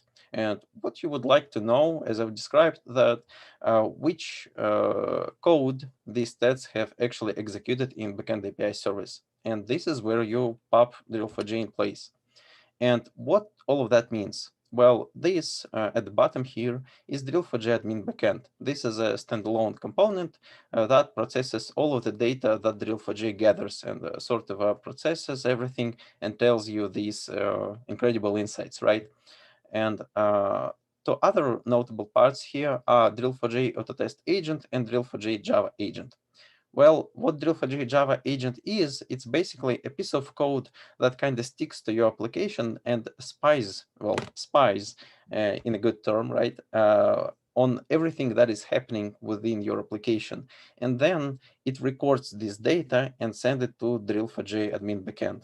And Drill4j Autotest agent basically does one really simple thing. Well, actually two. It notifies admin backend that, well, tests have started and it should be ready to receive data. And it also kind of labels the signals that are coming from test application to front-end application. And it does so with HTTP headers. And these are actually what Drill4j Java agent uses to distinguish which moving parts in application refer to which tests, right? Because these headers contain information about the particular test, for example, a particular test name. and that's it. It's really simple, but it's actually really powerful because now you can rely on the actual data instead of just guessing whether you've executed some lines of code within your backend API service or not. And when speaking about front-end coverage and support of JavaScript, we pop Drill4j browser extension in place and basically suggest testers, well, I mean manual testers, to install it into Google Chrome and use it during the normal manual tests. So basically, manual tester installs this extension, he or she hits start test, inputs the test name, and that's it. It basically works the same way. Browser extension records everything what is happening within the front-end application and sends it to Drill4j admin backend. Yeah. So I guess this is kind of paints the picture. And from another standpoint, of course, all of this information is actually like divided into builds, right? Because, well, build is actually what you operate with when you're testing something. And let's imagine this is our first application builds. It has a bunch of methods, and we start our test suite. And while it's happening, Drill4j sort of puts these executed methods into buckets and labels them. This is the first test, this is the second test, this is the third test, etc., etc. And when you deploy another application build, Drill4j sees which method has been modified, and now, based on the information collected previously, it knows which test suites it should recommend in order to cover these changed methods. And again, putting all of that into perspective, why do you need that if it's not clear just yet? Imagine that all of these bluish circles are your tests, and only some of them are actually tests that you have to execute to cover the actual changes. And all of the others will just trigger the code that was not changed. And basically, well, that's most likely not what you want, right? You would like to execute only a part of your tests that actually cover everything that was modified or added recently. And we would like to say that you're going to be able to find 95% of fails in the 5% of time. But I'm going to be honest with you, your mileage may vary, and it greatly depends on you. And what do I mean by that? Well, basically, in order to benefit from Drill4j the most, you have to make sure that your tests allow Drill4j to help you. And what do I mean? Well, if your tests are really dependent on each other and you have to execute all of your, let's say, 1,000 tests in sequence, and if any of them is removed, nothing is going to work, of course, Drill4j not going to save you. But if your tests are sort of independent and they can be executed one by one, this is great because now Drill4j will actually help you. It will tell you, okay, now you run your tests 1, 2, and 3, and you will cover all of your changes instead of running like 1,000. Sounds great, I know. So now it's time for a quick Q&A session. It's just a break. We have not finished yet. They're going to be demo. And so, yeah, I encourage everyone to post their questions. And I guess we'll have a time to answer for 1 or 2. So I'll just wait a little bit and we'll see if anyone have anything to ask. Okay. For the moment, we don't have any, but let's wait just a bit. And yeah, Alex, we encourage you to ask those questions. We really would like to see them. And like, don't be afraid to ask something really simple, because this is all about the most basic level understanding of what Drill4j is all about. We have plenty of like other talks that you could watch, and you could also check out our documentation website, yada, yada, yada. I'll talk about it a little bit later. And we have a first one. Great, like, great. Do you use any open source libraries like GKO in the backend? Yeah, we do use GKO. In fact, this is what we actually like utilize to calculate the actual coverage. And so, yeah, I guess the answer is yes. We extensively use open source libraries. That's the answer. And Drill4j is also open source as well. So you can check it out for yourself with no strings attached. Okay, thank you very much for your comment. And another one. Okay. So do you have experience with integrating Drill4J with Hybris platforms? Well, I guess we do have an experience, but I'm like not the right person to answer this question. But later, if you'll join us in the Discord, we will have our team lead, Igor, who is very experienced. And from what can I remember, yeah, we kind of do have this experience, but he will answer your question much better. Okay, thank you very much, colleagues. Don't forget to join the Discord session in the end. So, Roman, let's get back to your presentation. Sure. And now it's demo time. So I'm using the real-world Java and JS coverage example based on so-called real-world example application. You can check out this repository for yourself, I guess, later at Drill4J GitHub. And it's really basic, no crazy technical stuff. You just clone it and follow the running demo steps to see everything in action. But it's not installation guide, so don't try to use it, I guess, to figure out how Drill4J actually should be installed. You have to refer to docs on the website for that matter. It's just a demo, just to show off, I guess. So, and this is actually Drill4J admin panel already deployed. And as you can see, there are two so-called agents, and these agents represent parts of our application within Drill4J. And as you can see, we got the front-end agent and back agent. Well, the front-end is implemented in Angular and backend is implemented in Spring. And if I click on the Spring Real World backend, we navigate to the latest build. But actually, I would like to take you first to all builds page. And what we see here are actually, well, the list of all builds that we have for our application. And 0.10 is actually our so-called baseline build. So what is it? It's a build that we've executed all of our regression tests against, right? So we got all of our tests, both manual and automated, but in that case, only automated. And we've executed these to get the actual coverage. So basically, we just know that we've covered the certain parts of our application to the certain extent, right? And we can expand the packages and actually check out the classes and methods that were covered by some tests. And here we can also see the information, so-called associated tests that have triggered this method, right? So we can say, like in this Spring application article query service, find recent articles. Well, we've covered it at 100% and it's been hit by 8 tests, and we actually can click them. And well, the test names aren't that pretty, but if you hover over them, you can see the actual test names, or just, copy and check them out for yourself. But well, I guess everyone will be more interested in these methods that were not actually covered to the full extent. Let's say this one. And as you can see, it's been covered only to 63.6%, and it was executed in just 4 tests. So it's already a hint that we probably can do some work to increase our coverage and make sure that, well, nothing's going to break in this roughly 40% that left in this method, right? So, and we also got all of this information sort of in reverse in build tests tab.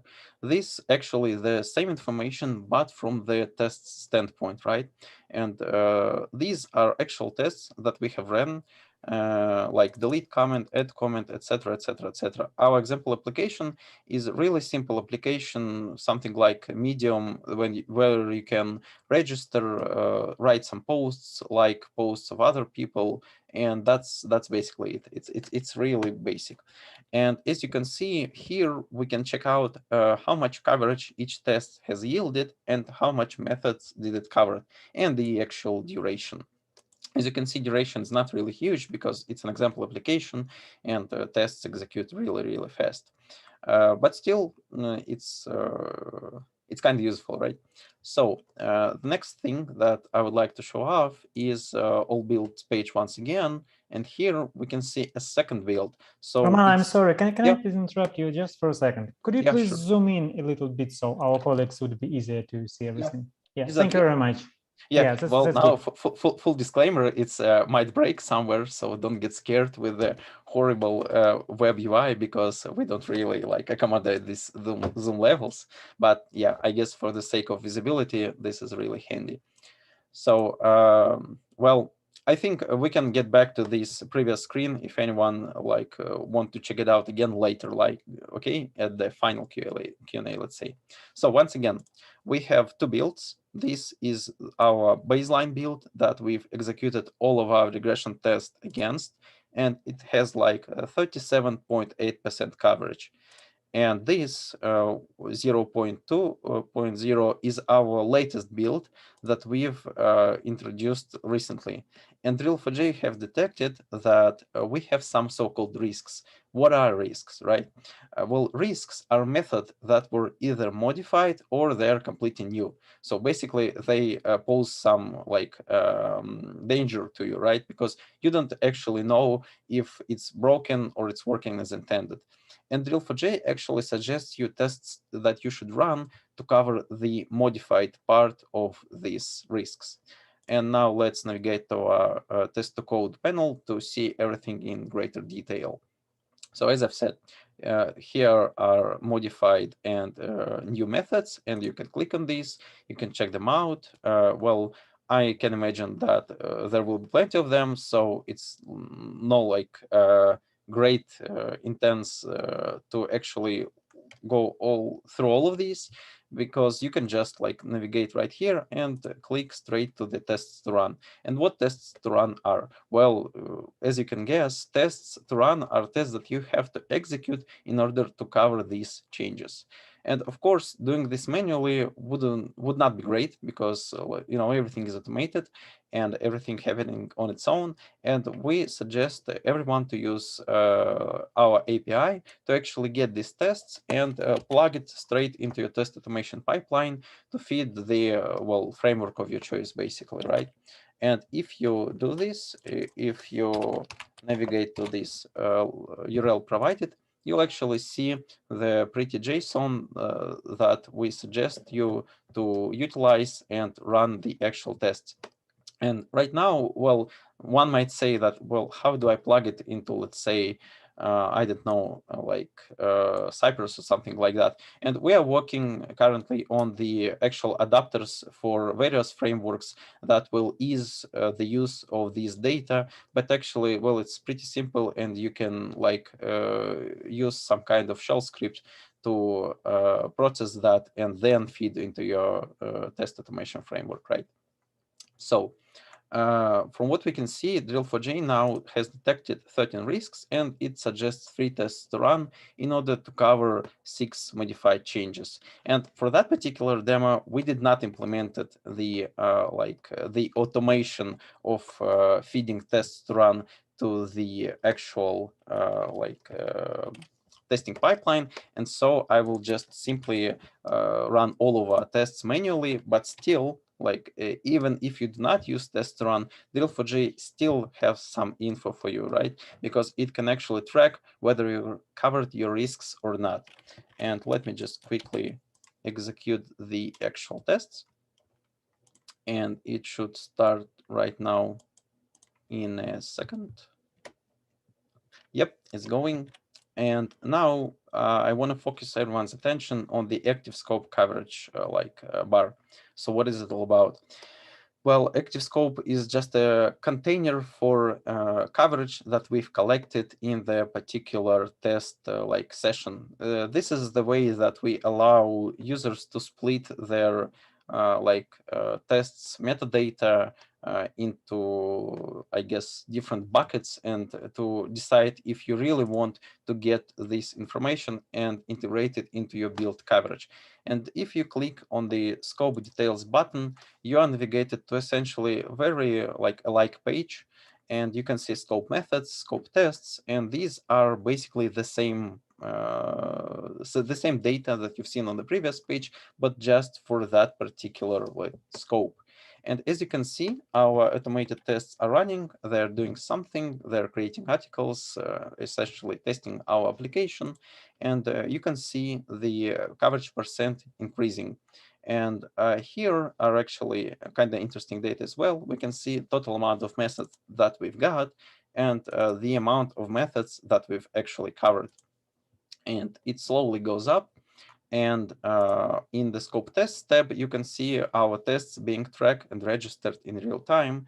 And as you can see, we've executed 3 tests already and got around like 20% coverage, right? Well, now it's 4. And as you can see, some tests yield a lot of coverage, some tests yield less coverage. And this is totally normal because some coverage overlaps, right? You're not expecting to call only the unique part of your application for each test that you run. So like no worries here.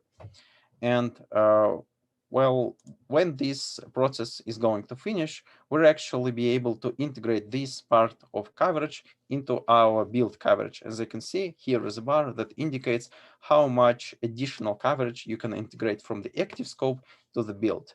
And you can imagine if you run a lot of tests, if you run them, let's say, first you run all of your automated tests, then you can even run your, let's say, UI tests, or you can run, I mean manual, right? Or you can run your API tests. We like allow to do that as well. You will actually see how it differs, right? Because, well, sometimes people even want to see the coverage from the unit tests. And well, the level of, I guess, usefulness from these different tests kind of varies, because main focus of Drill4j is still cutting down on regression time for end-to-end tests. But if you're so keen to do it, you can also track other kinds of tests like unit, API, and etc., etc. And these tests should finish now in a matter of minutes, I suppose. Let's just check it out. Yep, 10 tests have executed, and now it should be done. Yep. And once again, here are 13 risks, 6 modified methods, 7 new methods. And now when I'll hit finish scope, the actual amount of risks should go down. So basically, Drill4j will notify us that, hey, you did a good job and your tests actually covered this new code, and well, you can be safe and don't worry about your build breaking in production. So let me hit that finish scope button. Wait a bit. And yeah, so as you can see, we've covered most of our risks. In fact, we've covered all of our modified methods, and we even covered 5 of our 7 new methods, which is great. And now Drill4j hints that, well, probably our QA engineers should do something about this too, perhaps implement new tests for automated tests, or maybe we can even cover this manually and be safe and don't worry.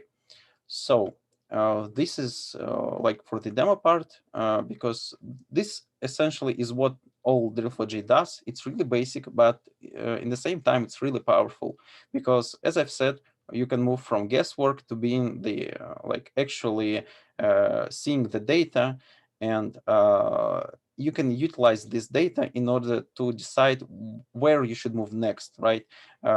Well, if you see that you've got 40% coverage, probably this is not great, and you really should work on expanding these numbers.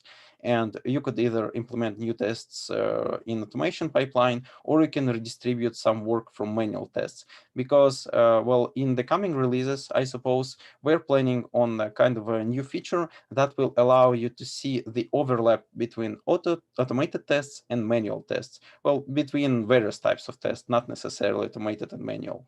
And that will actually guide, well, as we hope, that will actually guide the users in terms of if they can redistribute some of their manual labor from the parts of application that were already covered to the parts of the application that were not covered yet.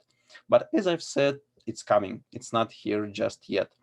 Well, just a quick note, in fact, you can already kind of do that. You can just execute all of your automated tests in one scope, finish it, and then execute all of your manual tests in the other scope. And you will see the actual overlap here, but like it won't tell you the exact tests, right? So yeah.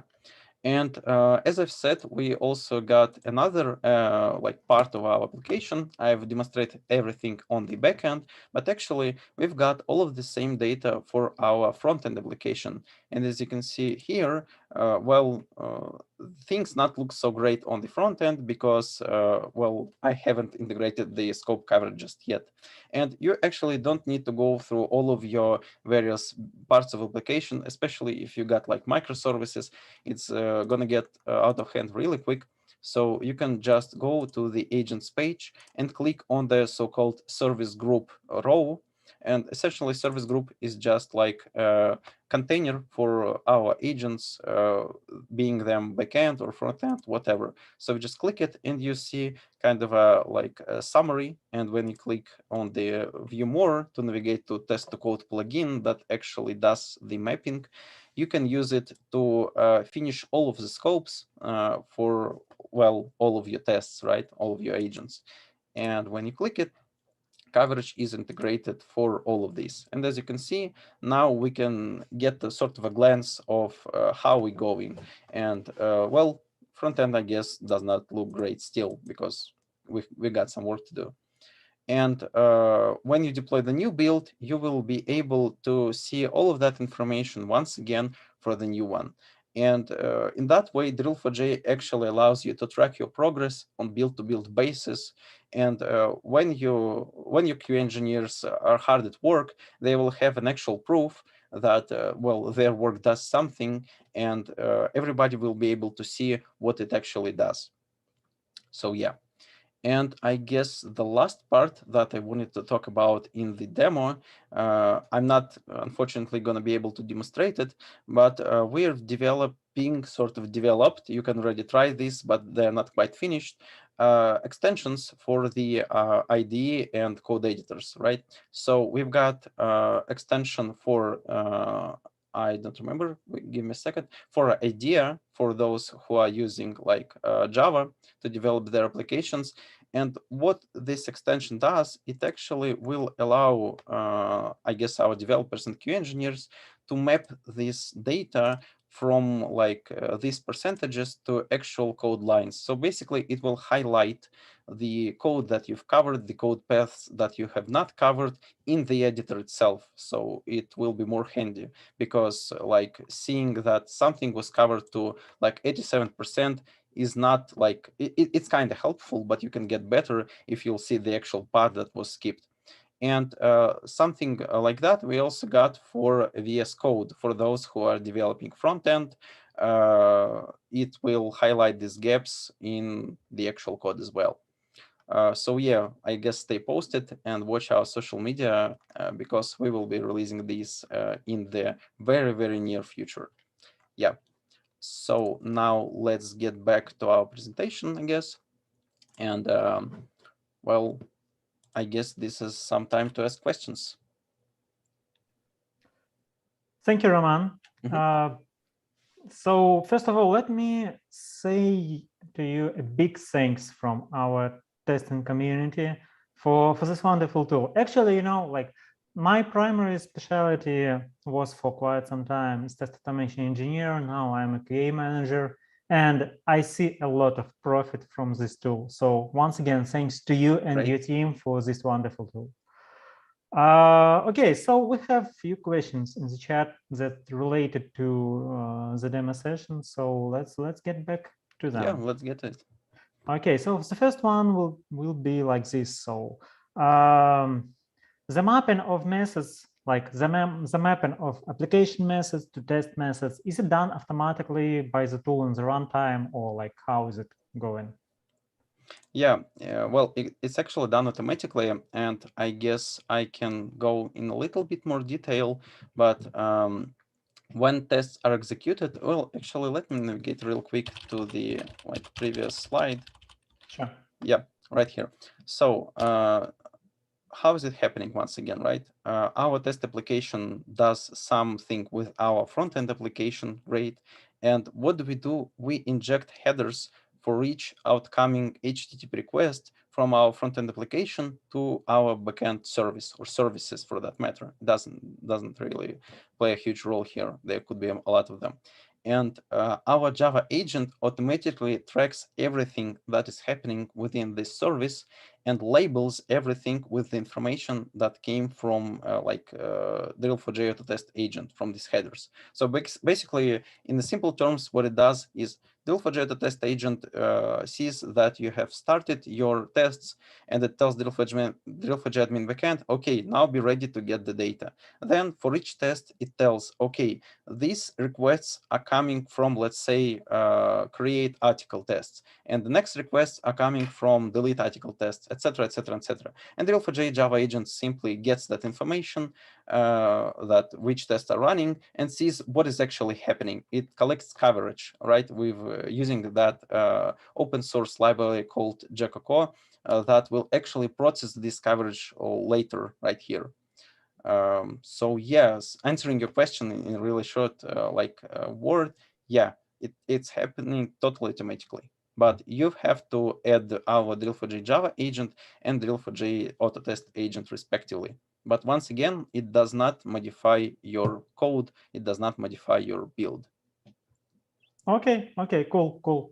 So like the new methods or modified methods, like are they being directly tracked or parsed from GitHub, for example? Like if you have a no? Yeah, I got the question. Sorry for being so quick. So basically, what are we doing is for the Java application, Drill4j Java agent is the actual entity responsible for tracking the change. So we do not rely on GitHub or any kind of source control. We parse directly the actual packages, classes, methods. We see the actual abstract syntax tree. We build it in the runtime and send it to Drill4j admin backend for the Java at least. And for JavaScript applications, like if you wonder, it's happening like right after application build is built. So it does not happen in the runtime, it happens prior to it. But I guess that's the answer. We do not rely on source control to track the changes. Okay. We look at the exact code.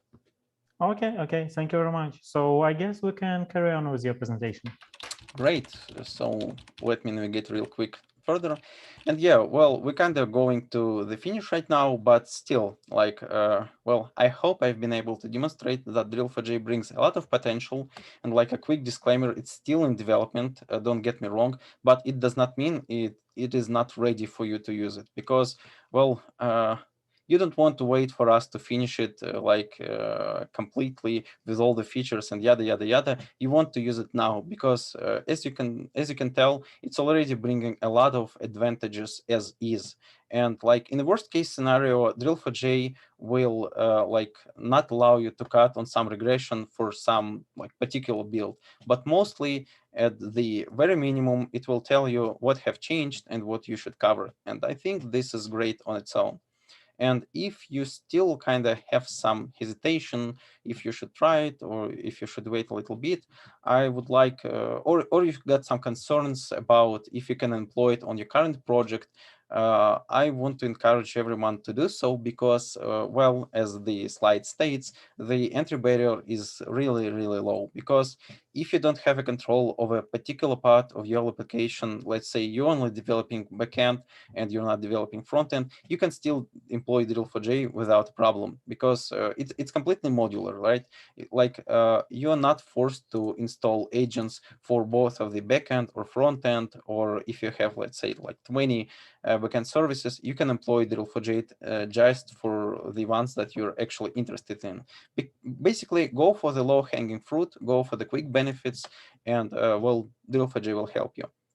And the second part is you don't need like crazy powerful hardware to run this because like our sort of an amalgamation of all of our adoption, we can see that some average up for 15K test classes and 10K test cases and 10K classes requires fairly modest resources, just an ordinary dual-core CPU, 8 gigs of RAM, and 10 gigabytes of disk space. Well, the last part, of course, may grow over time as you employ more and more and more builds, but actually you can delete the info that you do not need, you can archive it, so it's not a big issue. And once again, I would like to reiterate that the impact on the application is like minimal, because for Java and for JavaScript, we do not modify the build whatsoever. There are very little additional like overheads in terms of using it.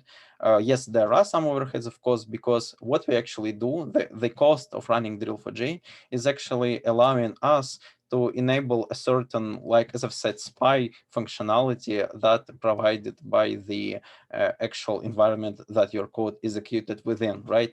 So in terms of, let's say, JavaScript, we use V8. V8 is the engine that runs JavaScript in Chrome. We use its API to enable Profiler to collect the coverage.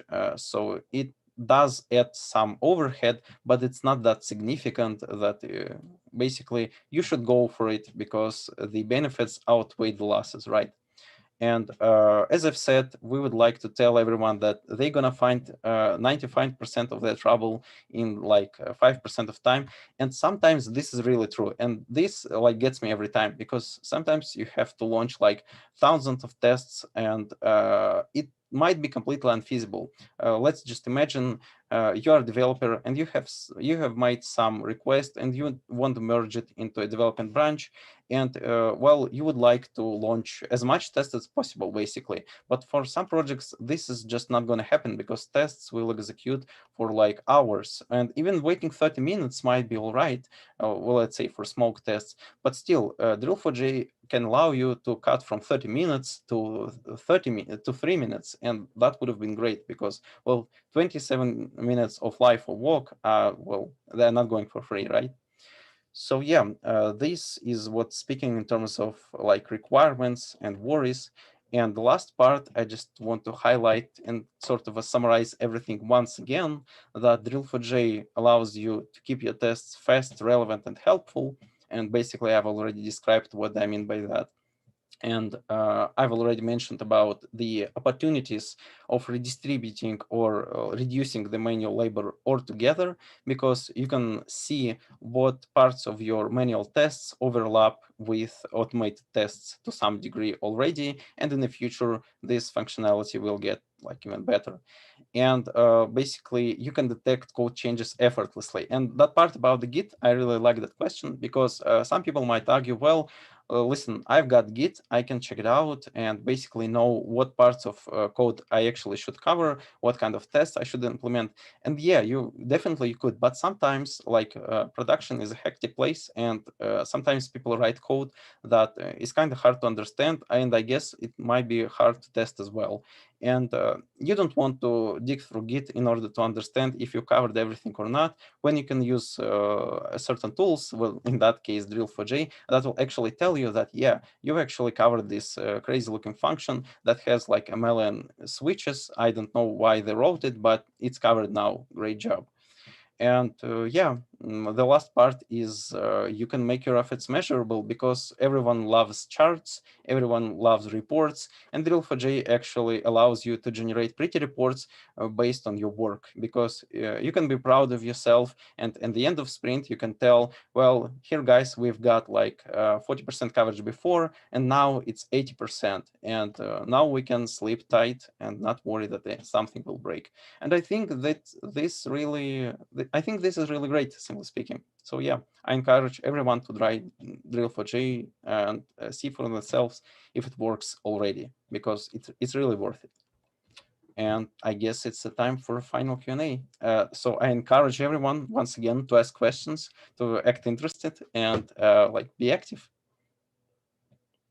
So yeah, go ahead. Thank you, Roman. So let's wait a minute for new questions to arrive. Like right now, we don't have any. So I will just make a few announcements for the audience in the meantime. So colleagues, I just posted few links that Roman shared during the presentation to the community, to the GitHub page of Drill4j, etc. Also, I just posted a link to Discord channel and description, like how to get to Discord channel, because like in a few minutes we will wrap up this session, but there will be a wonderful opportunity to talk with Roman and one of his teammates on the project to to get more details regarding the Drill4j. So yeah, okay. So few questions arrived. Just give me a sec to read them. Okay. Can we get code coverage and not toss? Okay, so can we get the code coverage and not toss test coverage, right? I'm not sure that I understand the question 100%. Well, I'll try to guess, but basically, you mean if we can get a code coverage and not care about test coverage? Is that the question? I think probably right, yeah. Yeah, sure. Well, like Drill4j does not stop you from doing anything, right? You can just open it, see the coverage for the actual like code, and that's it. Not care about tests whatsoever. If you ask if you can get the coverage without employing our Drill4j after test agent and just employing the Drill4j Java agent, well, yeah, it is possible. We actually have a functionality called global session, and it allows you to enable like recording. Sorry, it allows you to enable a recording of everything that is happening within your backend API service without the actual relation to the tests. So you can just record everything in one huge blob, and well, if it suffices you, sure, no problem. All right, thank you. So what are the prerequisites to use a browser extension, and can you show how it looks like? Yeah, I definitely can show how it looks like. It's basically, well, I guess in order to show it, I will have to open the actual front-end application. But basically, there are no like crazy prerequisites. You just open Drill4j GitHub page, and then you navigate to browser extension repository. And here you can see our releases. You can download the actual zip file right here. You want this one, not these ones. And in order to install it, you have to click this puzzle icon, click Manage Extensions, then make sure to enable developer mode, otherwise you won't be able to install it. So you click it, and then you can click Load Unpacked. And then you can select the actual browser extension. I've already extracted it. And you select the build folder, click select, and basically when you'll confirm it, it will install the extension to your browser. And the first time you will open it, it will prompt, you will see the little icon like right here. Make sure to pin it so you will be able to see it in the icon bar, and we will open it. And first time you will see the input address for the Drill4j admin backend that you must deploy well somewhere, basically on your machine or on your server, whatever you like. And when you input it, you can open the extension on the target application page and start to collect coverage. So yeah, these are the requirements, and I guess I'll be able to show it off, but I haven't really prepared for it now. So I guess give me a minute, and well, I think we can get some more questions while I'm at it. Yeah, actually there are no more questions right now, so please prepare. And I think that will be anyways the last question for now. After that, we will move to Discord. Yeah, okay, so as you can see, I've opened our example application, and currently it's deployed on localhost. And what do I need to do in order for this to work? I need to paste this information into Drill4j admin backend, because this part is not fully automated, because Drill4j extension somehow must figure out that the actual application it is looking at is the actual application that you want to collect coverage from. And if you got multiple agents here and you've got Java agent, it should happen automatically. But if you install it only for the front-end application, what you should do is you actually have to click the front-end agent.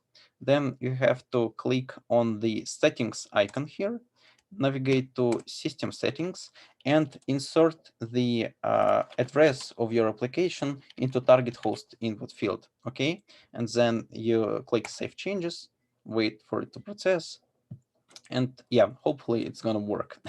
So actually settings have been saved. And now when I navigate to that page and just refresh it for the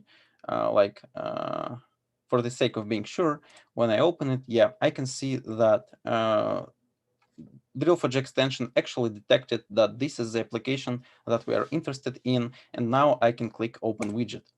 And as you can see, it shows a so-called widget. It's actually a like little bar that allows you to view exactly one thing, to input your test name and start it. You can also trigger the real-time checkbox, but it works only for the backend, so it does not really matter.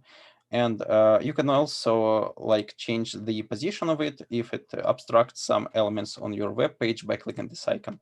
So basically, I'm gonna type a test name, hit start test, and hope that everything is gonna work and the effect of the demo not gonna punish me.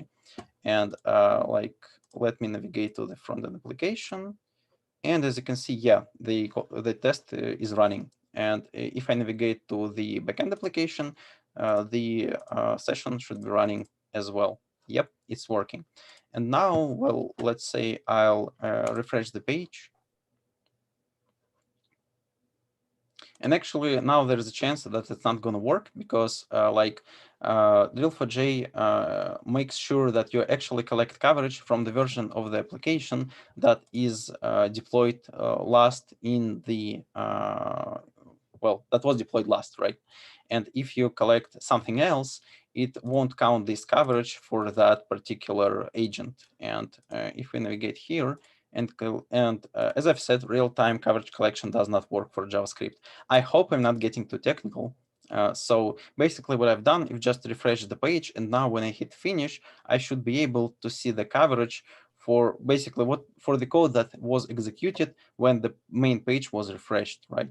So I hit finish, wait for it a little bit, and hopefully it's going to work. Right now, the finish action kind of takes some time, but well, we are working on it, and it should get a little, no, not a little bit, much faster, incredibly faster, I should say, real soon. But already, if we navigate... Thank you, Roman. Yeah, Unfortunately, I have to stop you here. We're sure, no problem. Out of time. Yeah. Once again, thank you very much for this wonderful presentation. It was awesome. Colleagues, please move to Discord if you have more questions to Roman and his colleagues. I already posted the link to Discord. I wish you all a wonderful day and hope to see you on other sessions as well. So, bye-bye. Bye, everyone.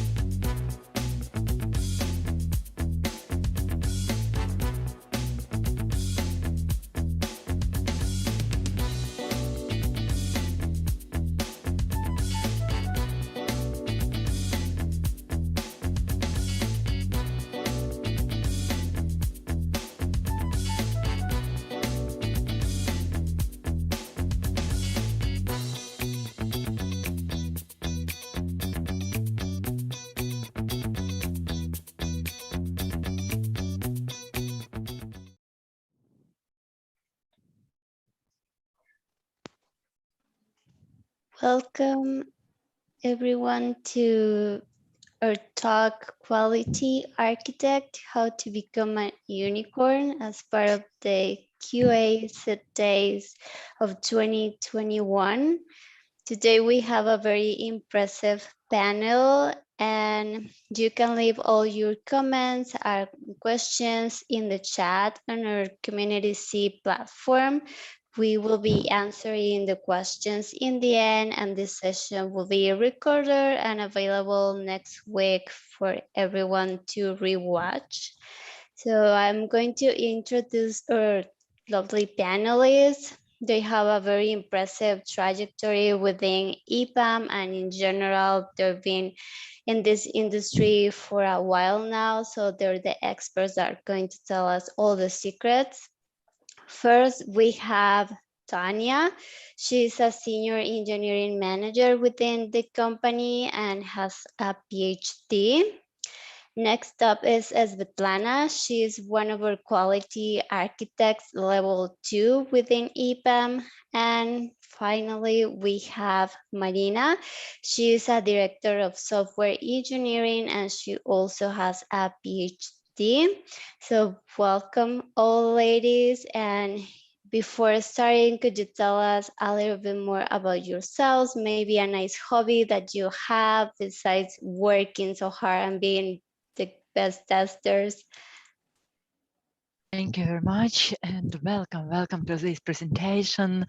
We are making right now jokes that right now we have a critical mass of testers here, and we can predict some maybe technical issues or so on. That's really explanation why testing and quality engineering is so valuable. Why do we need it, and so on. So if some stuff would happen, don't be afraid. I would start from myself, and I have started my career as a developer. Then I have worked with big data, then with business analysis and testing. And that is why I can say that quality architecture that we would discuss today is really passion and is really about wide and big picture. And it allows us to dive deeper, to understand the problems, and use all these skills together to solve big and small problems, both on our and customer side. So, and happy to pass the floor to Sveta. Yeah, hi, everyone. Yes, my name is Sveta. I'm a quality architect, and during the last 3 years, I have been working as an expert in Testing Competency Center. It's a very interesting journey, and during this session, I'm going to share some of the secrets with you, so be with us. Let me pass the floor to Tatiana. Hi all, my name is Tatiana, as already mentioned, and I'm engineering manager, but my first primary skill is also testing, and the main focus as for today is developing of the testing expertise on Western Ukraine region and quality architects as well. Today I will be responsible for switching between the presentations. So as Marina already told, we expected a lot of glitches, bugs, other related testing stuff. Okay, so let's move on. We prepared questions to the audience. Let me switch to the Mentimeter. Okay, guys, so could you please go to the Menti.com and use the code 32196478. It's on the top of the slide. And could you please answer the question to give us the better understanding what is the audience, what the pains you have? So the first question is, have you ever started project or testing on project from scratch? This question has two options, yes, no, so please do not hesitate to answer. I hope we have a lot of people join it. Okay. And Tanya, what about you? How many times you started projects from scratch? Do you remember? Difficult to count, maybe 10 times, maybe more. What about you, Marina? Marina, you are muted. You are muted, looks like. As we have promised, issues, yeah. okay. Some issues, yeah. I suppose that more than 10 times, sometimes you're starting a new project, sometimes you're starting new account, sometimes you're starting just testing on this project, and there are a lot of challenges, issues, pains, depending on the level of the start and level of communication that already exists on still should be built. So please share your experience. Have you had project or just testing or something from scratch? Because it seems to me that everybody sometimes in their career says that, okay, I want to have a new project. I want to start something from scratch. So were you already capable to do it, or at least had some possibility? Looks like we have a quite experienced audience in starting project from scratch or testing from scratch. Okay, let's give, let's say, 20 seconds to finish with the most these shy questions. people.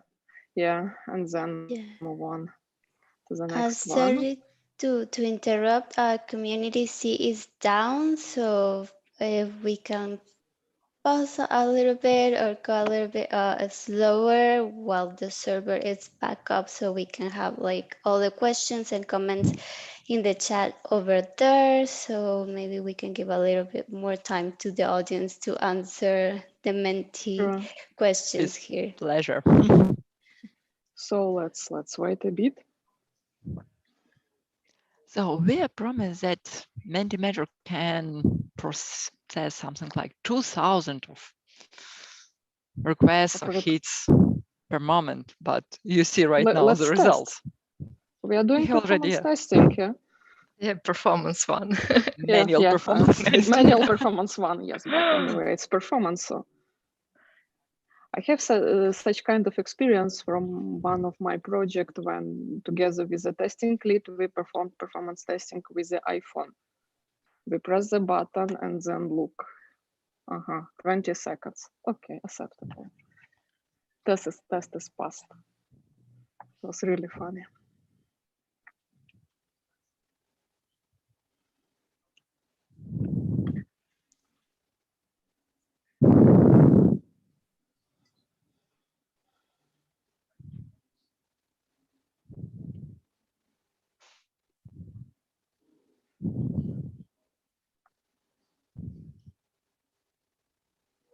So can we move to the next one? April, yes. Can we move to the next one? Yes, hopefully they're still seeing us from YouTube since community C is down, but if not, they will have to watch the recording. Okay. Okay, Oh, let's so we move have issue on. not on Mentimeter, we have issue on community. No, we have community the issue that, community. yeah. So the next question is related to the previous one. Tell us the main challenges and blockers you had during the starting new project or testing of the project from the scratch. Let's share the pain with us.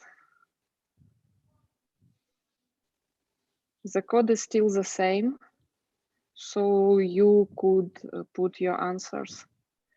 and I hope they will appear on the screen. Okay, one answer is ready. It's really great. No process, unclear requirements, lack of information. It's great. Any house? Okay. I think we had almost the same answers while testing this plan. Maybe any management style. Oh, poor management. Yeah, management. It's really great. Yeah. Prove the testing needed. That's interesting. So you need to prove the testing needed. Okay. Okay, got it. And availability of tools. That's interesting. But a big area for improvement finally.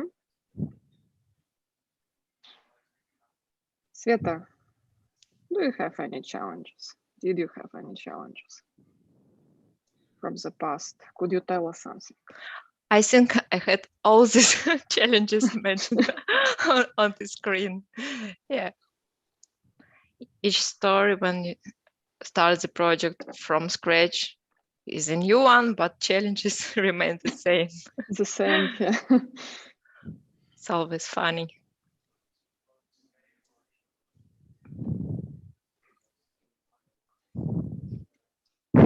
Desire to I move see we fast. have poor That's one. management and lack of information just in top of our problems. Oh, cool. Clear architecture, and why is clear architecture challenge? Maybe missing lack of clear architecture, I suppose. Yeah, most probably yes. No one cares. Oh, guys, big About the data. That's a stability. great technical challenge. Okay. Management. It's really critical one as this. So Understanding customer. Selection of the right tools. Okay. Resistance. Oh, resistance here. Resistance from the client side, as I got maybe. Next topic should be dedicated to test management. Oh, we have a Desire winner. to move fast. Yes, poor management, I think. But it's tricky one. Poor management from our side or from the client representatives. Or from both sides. Or from both sides at the beginning, I sides, and lack of suppose. communication. Yeah. So absence of BA. Okay, it's known issue. You need to survive. Thanks a lot. Oh, desire to move fast. That's great. Yeah, we should move, but we don't know where to move. Poor top management we have here also. Lack of context. Awesome. Great So pain points. Thanks a lot for the involvement. Yes, thank you for the answers. Let's move Yeah, on. it was really I think. What do you think? Let's move to the next.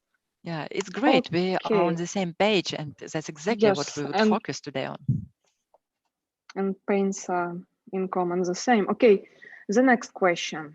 Also two options. Have you worked on RED projects? I hope everybody knows what Not is the RED everybody projects. Not everybody. Okay.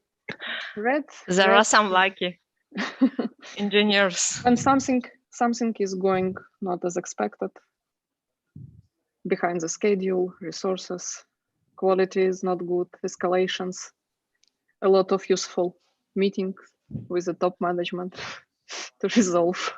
Tanya, I can feel your pain. I can feel it right now. So, who has worked with firefighting?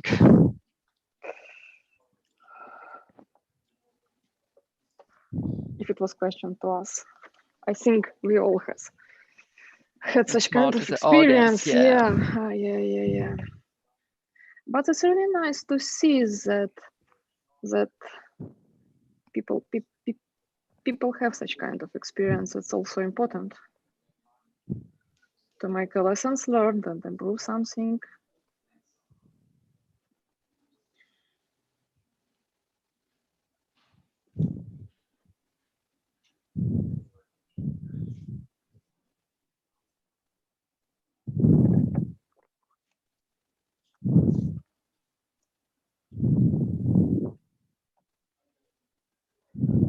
Okay, I think let's wait for 10 seconds and we could go to the next question. Okay, it's great that such experience already exists, and the next is related to the RED projects. Any ideas Why to share they're with red? us? Yes, about the root causes. Why they're red? Yeah.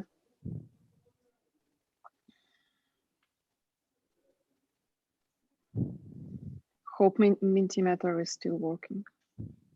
The survey will expire in 2 days. So customer, yes, unrealistic estimations. Management, okay. No final goal.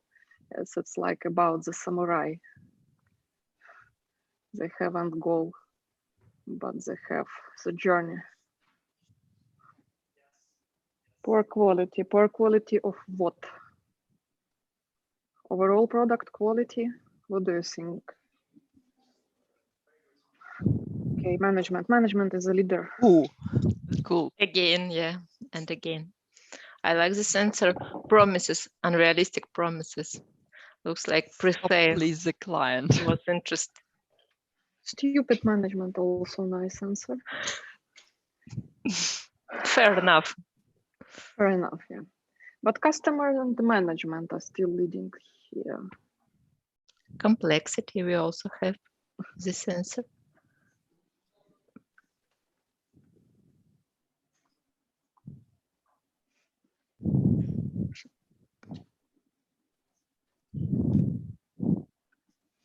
Not motivated team. That's an interesting one. Maybe because technologies are old, nothing interesting here, or legacy project. Or poor management. Stupid Or management. poor management, sorry. Or poor management. Underestimating, so that's exactly Scope the creep. pain. Yes, what is poor planning, application architecture. Stop, please, the client. Fair enough, I would say. But yes, but it's funny. When you are reading these root causes, you have your own experience related to the words. So reaction is personal, but interesting. Okay, looks like we are done also with answers here. Thanks a lot.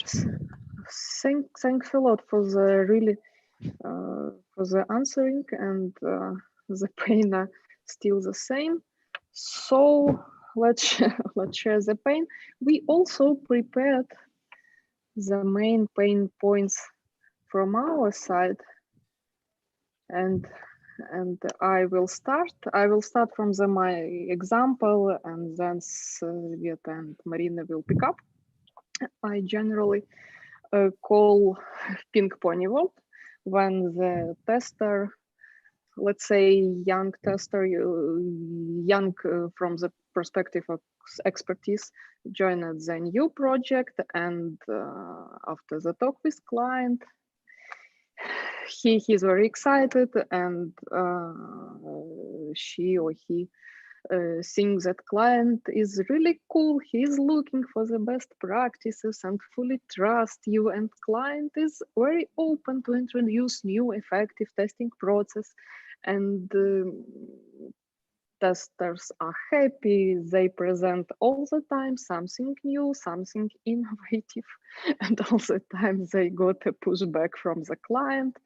Our processes are fair enough. Everything is okay. Our approach is the best one. From the other side, in such situation, testing team stop to propose something new, and we have opposite situation when customer or client start to escalate. Why you stop proposing something new? Why you stop proposing something innovative to improve our ideal process, to make it more ideal? And At the end, we have some frustration. We need to make rotation because we observe the burnout of the people, or if you are lucky and you are the test manager, you have the test manager or architect or whatever, or tester on the project, you need to find additional resources, how to survive and have the finish this project, let's say, in time and budget, and make finally the client happy. The other point we have when we join the new project, or maybe not the new project, we may have other vendors also related and also involved into the testing of the functionality. And in Pinky Pony Vault, we think, oh, these vendors, they are so nice guys during the kickoff meeting, during the introduction meeting.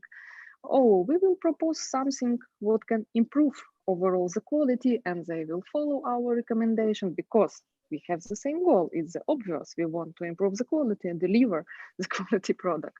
But in real world, it looks like we have the different goals, and all other vendors have very often has other opinions and other strategy.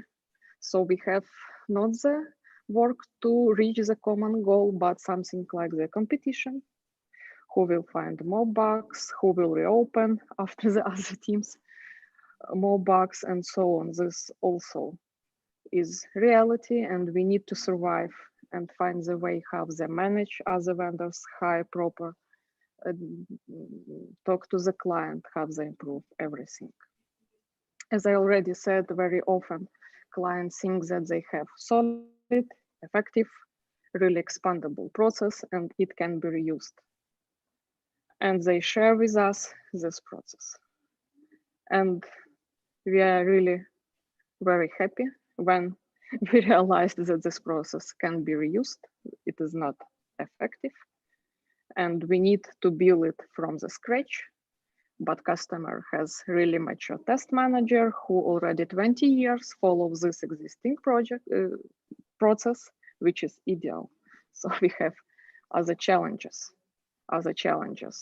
So we need to explain that we can't automate everything as customer wants, that we need really change something, and that the customer thinks that he care about the product quality, but in the reality, we saw something different. And with all these issues in the real world, we need to know how to survive, what to do, what are the best practices, and how to manage the client and the quality in the right way which is expected from us as a test manager.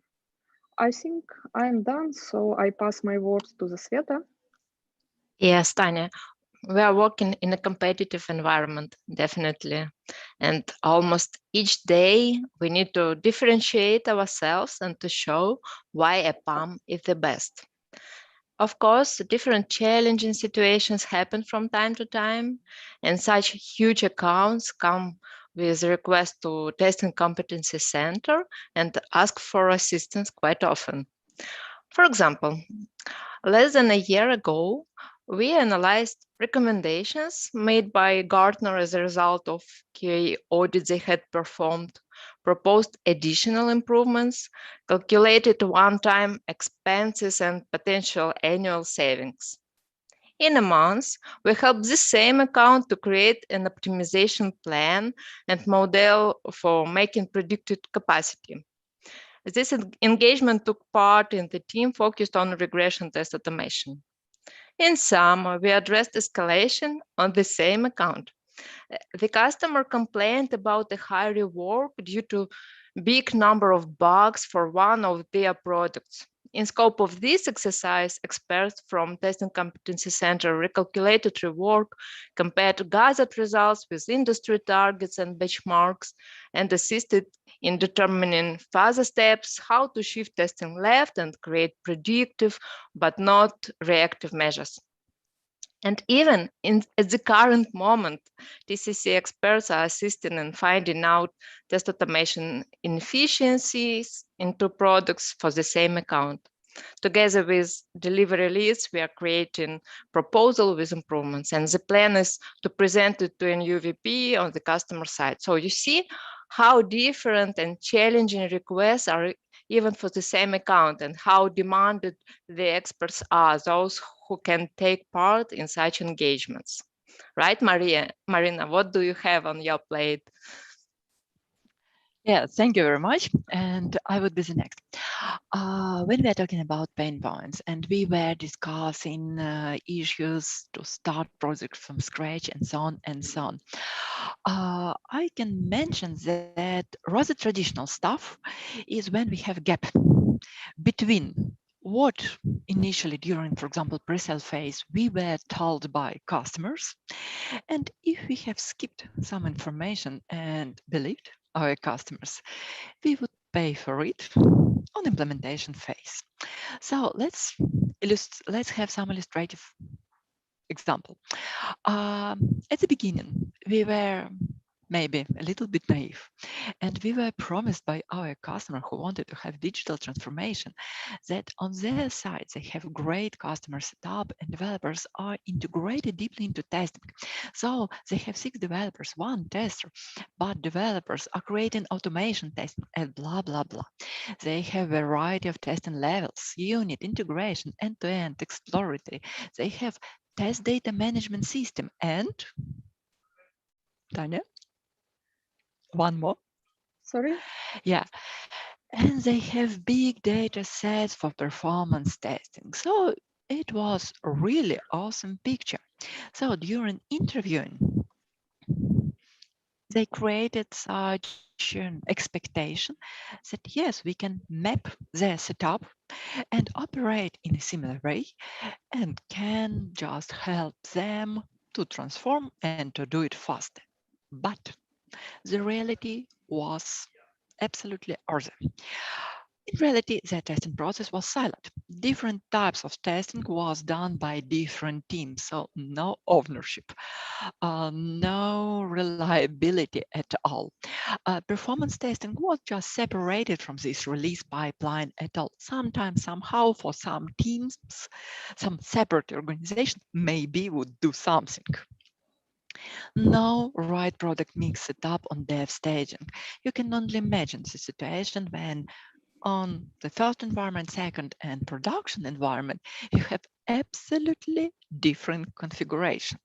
So you cannot rely on your testing.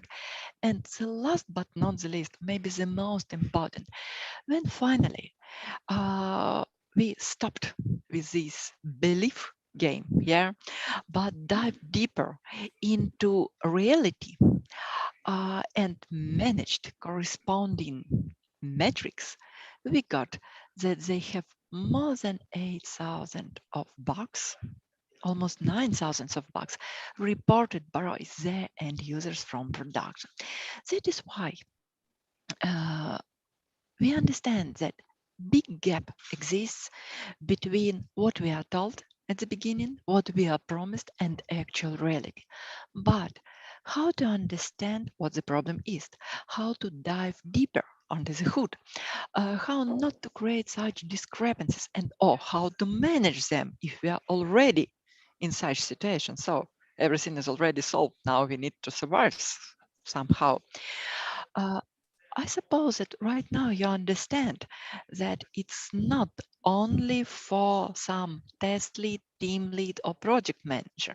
You need to combine many skills to solve such issues as we have described. So Sveta, please. Not Sveta, it's my slide, please. Yep. Yes. The next one. Where do we operate and why right now we are talking about quality architects? According to the market research, market is not so interested right now in some traditional and core IT services. We have 2 big and growing markets. One of digital technology services, so all the digital transformation, and especially previous year, pandemic year, pushed the business from offline to online. A lot of retailers, e-commerce project, healthcare project, bank projects. Previously, they were capable to operate face-to-face, offline, sit with customer, drink some coffee and solve the issue. Or right now they want to have scale. They want to have cloud solution and they want to transform their business fast. And what do you suppose? Is their business really ready for transformation? Do they really have some documentation, requirements, descriptions? Yeah, the answer is mostly no. And often we need to do two-in-one, technology transformation and even business transformation and optimize business transformation also. So we have two huge growing markets that should be covered, and quality is on the top of these problems, because if you're transforming the business, but let's talk about e-commerce right now, but for example, your new online shop is not good enough. You are sitting, waiting for your pages and so on and so on. You are just out of the market because competency on the market is huge. And you need to get this big picture on what's going on right now. Where are we going? What is our aim? And path, how to reach this aim. Let's go to the next. So what was our idea? We understood that just operation on team level is not enough to solve these new existing challenges. So we were growing quality architecture as a discipline. So not only some pre-sale activities or some firefighting activities or audit activities, but to see this big picture, how to grow, how to make the bridge between sale part, between discovery phases, implementation. Hope no, but still that's our reality, firefighting and finally smooth operation. So we have started with basic idea and some people who are already working in this discipline. Then finally, we have created skill matrix that describes who are our quality architects, and we will talk today about this. Then we have reached next level, and we're getting a little bit more than 20 quality architects on different levels in different locations. And after it, we created school to grow quality architects, because quality architects are really the people who are solving these challenges on a regular basis. They are really unicorns right now. They are solving both firefighting, audits, pre-sales, discoveries, start of the project, and they are owning this big picture. And definitely, if you are talking about some school, it's only the beginning. It's continuous learning path right now in EPAM that you can join if you like. And you can help company. You can enjoy yourself by these wonderful activities, how to onboard the business, how to solve issues and make the world better. I understand that it sounds like, okay, we all want to change something, but it's always about transformations. Let's go on. So now I think we are ready to determine who is a quality architect. I would probably surprise you, but often we feel ourselves like real Sherlock Holmes. So because you don't have single source of truth, and thus you need to bring together information from different sources to understand the real state. Let me share some real life examples with you. One client requested QA audit, and the initial request, the main goal for us was to assess test automation coverage on the project and suggest how to fix any possible gaps. So we started from interviewing project manager and realized that there were no defined targets for test automation coverage. Okay, that's why the second step was, guess what? To review CI/CD pipeline. And we were really surprised to find out that even having test automation in place, there were no CI approach. Can you imagine?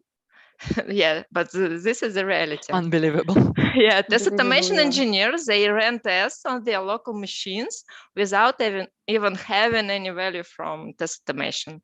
That's why we decided to measure, if possible, test coverage by ourselves and find out by means of SonarQube that coverage of unit testing was about 10%, but functional coverage won't be possible to calculate due to, guess what, missing requirements described in Jira. Yeah, that's the reality of quality architects. So we found out that QA didn't have a unique place with requirements described. As all of you might know, requirements is a basis for quality assurance. And of course, we supported our assumption with defect containment calculation that the quality might probably won't be cool in this stuff in such environment. And yes, defect containment was less than 30%, while industry target is more than 95%.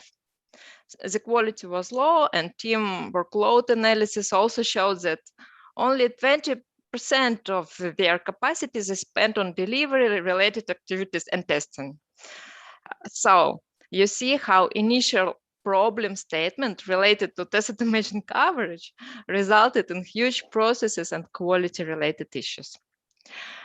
Another quite funny example, at the QA audit kickoff meeting, a local QA manager described me a beautiful picture of a perfectly structured agile process. And later it turned out that the team didn't have even iterations defined. So each assignment, each new story, and you need to discover it again and again. So who is a quality architect? It's a technical enough detective, I would say, with good domain knowledge, who can speak with business, knows different methodologies and best practices, who can formalize the most effective test strategy. And of course, negotiation and presentation skills very important for QARC. And what are the main activities in delivery of such specialists? In most cases, these are specialists who can speak the same language with the customer and formalize his request shortly. That's why, like 3 years ago, we had test leads managing 2 or 3 Scrum teams, growing in test managers, and that was enough, and everybody were happy. But now, from big accounts, we have requests like, please give me 20 architects tomorrow, or better, yesterday. We scale, as Marina mentioned, and we need people who can see the picture in scale for more than 5-6 teams or for the whole account. More and more companies are getting interested in digital transformation, and in rare cases, the customer can formulate what he wants to get as a result of this transformation. But in most cases, we need specialists who can speak, who can understand, and formalize shortly what exactly is needed. So these are also areas of responsibility for quality architects. And we also need these specialists in testing competency center. Yes, and the main activities in TCC are doing pre-sales, upsales, QA audits, some consulting activities and researches. So if you are interested with everything that we have told you and still not scared, let me ask Marina to tell you how to grow as a quality architect. We have a couple of minutes more before entering the Q&A session time, just to let you know, ladies. Okay, yeah. So Okay. we have this year we started Quality Architect School, and kind of time for advertisement and announcement. So our next one would be end of October, and please apply for it. Right now, school takes something like 6.5 months. Why it's not such a strict number? Because we have a really flexible program. We are adding new topic, we are changing something. And the main topics that we cover is how to work with business architecture and requirements. What are the quality attributes, but how to work together with solution architects on the project. We dive deep into architecture styles and how architecture influences testing process. We educate how to make audits, upsales, pre-sales, how to collect metrics depending on different levels, because metrics for team and for C-level are two different stuff, I would say. What is true risk management? What is proper test strategy? Not from some internet template at all, but why do we really need and what should be here, and how this artifact can help you to drive and to transform your account. How to present it correctly depending on the audience, because again, if you make presentation for some technical guys and for product owners, business owners, and C-level, it's different approaches. And of course, we dive into technology domains and automation tools and accelerators. So after the school, you would understand how to drive quality assessment, and it helps you both on some new project, on your current project, on some red project, and so on. Develop plan how to solve the issues, strategy and tactic. How to set up measurable quality framework. So not some metrics that pass rate, but what is quality in general, how to scale this measurement, how to drive proactively situation with quality on the project, when to make some upsell, how to propose new idea, and how to estimate and build corresponding roadmap. So we had already 2 rounds, and welcome to join us on the third one. What I want to highlight right now, school is only school. It is the beginning. We have big learning paths. So Tanya, take the floor and impress. Thank you, Marina. I hope after you describe the scope of the school, we will have a lot of applications to the next run. But anyway, the question is, okay, school is finished, I passed assessment, get first level, what is the next? How to improve my skill, what to do, what is the next? We have a lot of activities. We call it continuous learning path, and we can involve architecture of the first level and higher to the mentoring activities, to the lecturing during the quality architecture school. And we have really unique technology university for the quality architect, and we have our track where we already developed 4 courses, and all the architecture after the first level could apply, pass certifications, get new knowledge in business domain to understand how to scale, how to communicate.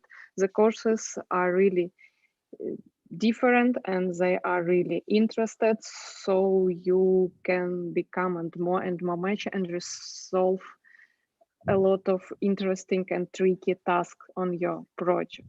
Of course, inside this learning path, we have technical community, and we also engage everybody to participate with the technical talks, to share our knowledge, our experience to the audience, to the wider audience. In deep EPAM is really global, so we can share our experience between the different countries. So the place how to improve and what to improve is really wide. So join us, please apply to the school, and we will try to provide a lot of opportunities to grow fast and improve and improve and improve. We would make unicorns from you. Yes, and we will try to make unicorns, yes. And I think that's all, and we can continue to the questions if we have any. April, what questions do we have? Thank you, ladies. For now, I'm not seeing any questions in the chat, but I do have one. Is this architecture school available only for EPAMers, or anyone else can join? First, you need to join EPAM. Yeah, as for now, right now, we are mostly focused on EPAM. We are discussing possibilities, how to scale it abroad. But at first, yeah, we need several more rounds till we would bring this expertise to the market. Right. Thank you. And what would you say is the most challenging part about this architecture school? Because I heard of other, like, not focused on testing, but more on software that are quite challenging and not everyone can pass the assessments. But what would be like your best advice for anyone joining this training? So, girls, who would answer? Maybe we have different answers. Let's check it. What is the most challenging stuff? To find free time to complete all the assignments, because we have delivery stuff, we have non-project stuff, and as additional you have architecture school, and the first question during the interviews is about efforts, how many hours per week I need to complete all this stuff. We haven't answered to this question, but a lot. Yeah, I also maybe would add the following. It depends if you are joining school previously, you were something like functional tester or automation tester. If you were, for example, functional tester, all the topics with architecture and interaction with corresponding solution architects is a big challenge, because you used to see the picture from one point of view, and right now you need to dive deeper to understand deployment diagram, to understand, for example, architectural diagrams, how different calls are organized, etc., and make proper strategy aligned with ideas proposed by solution architects. So that's the challenge. If you are joined, for example, as former or current automation tester, you potentially facing issues with big pictures, with requirement, with interviewing of customers. So what is the business need? How to make upsell? Because you're too technical. And at every moment of your life, you're starting to talk like previously. You have seen it in my answer. I have started to talk about calls, architecture, and deployment diagrams. So it's like a trend. You operate despite your audience with all this technical terminology, and sometimes you're losing your audience. So find the right balance and build great rapport with your customers or your team in it. Right. Sveta, what would be your answer here? Yeah, I can what was help, the challenge for you?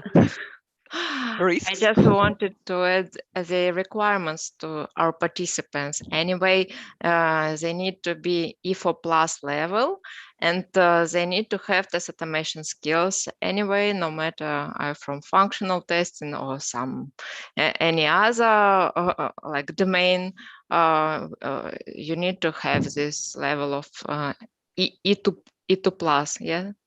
Yeah, because otherwise it will be too challenging for you to survive. But it is not a stopper.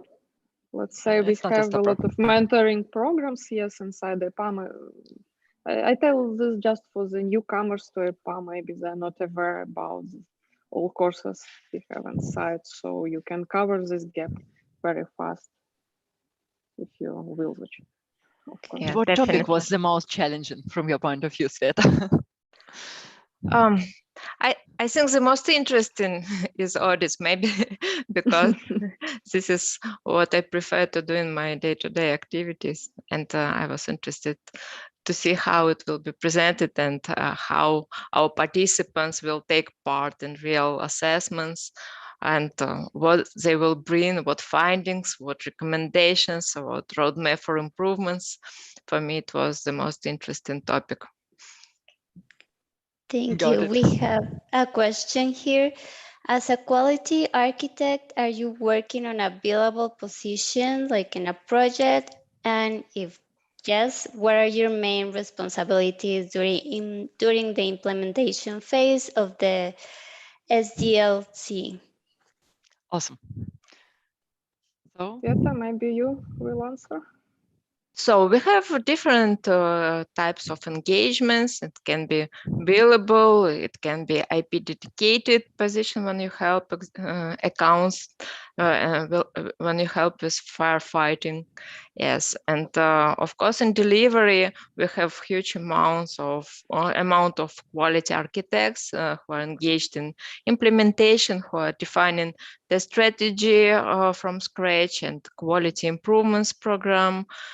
So who are controlling this all this stack. So these are the main activities, I would say, for quality architects in delivery.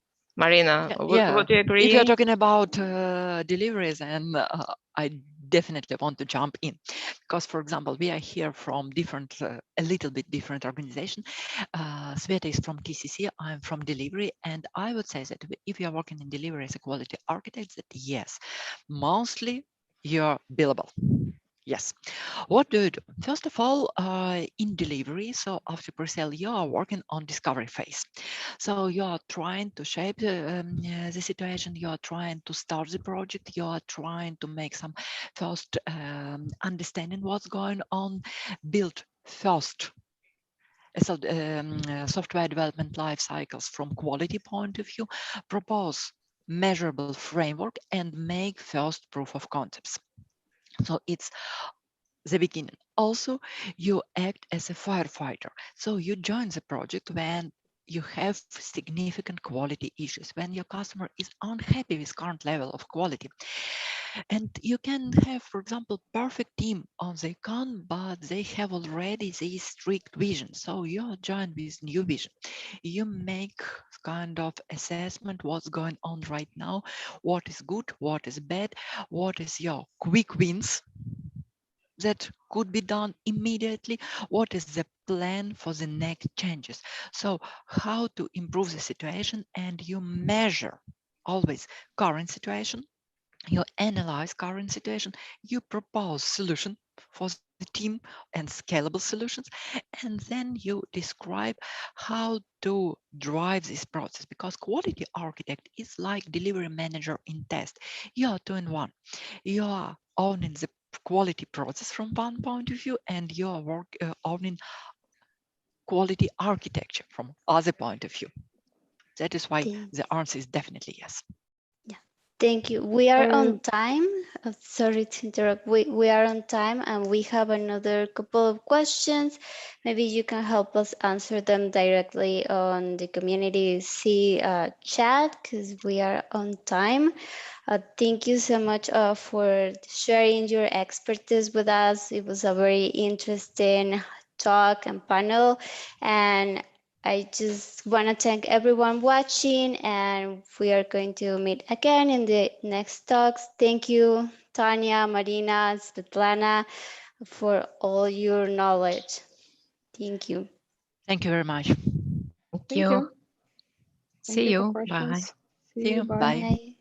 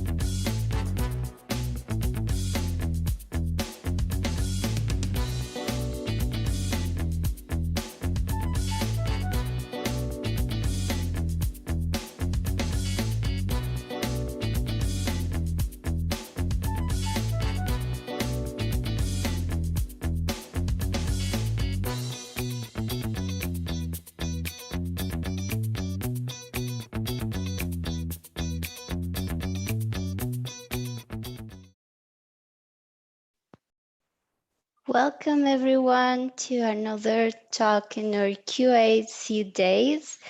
Now we are going to hear from Tanya, who is one of our software engineer testing leads, and she will tell us all of her secrets about a day in her testing life, and we will discover and find what's hidden for everyone. So before we can start and I introduce Tanya, I want to remind you that this session is being recorded and will be available for you to rewatch next week.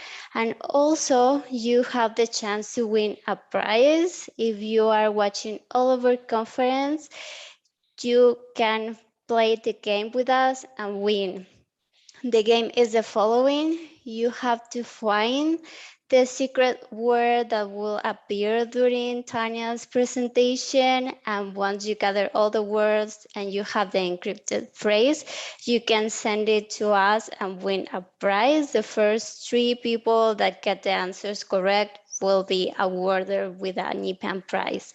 So now let me introduce you to Tanya. Besides being one of our best testing leaders, she is a mom. She has 2 children and very beautiful turtle. She loves traveling either inside her country and abroad, and she's an athlete. She was a professional swimmer for a long time. She's a master in the synchro swimming, and she even went to a world championship. So she is a multifaceted woman and one of our best testers in the company. Welcome, Tanya. Thank you a lot, April. Would you please let me know whether you hear me well?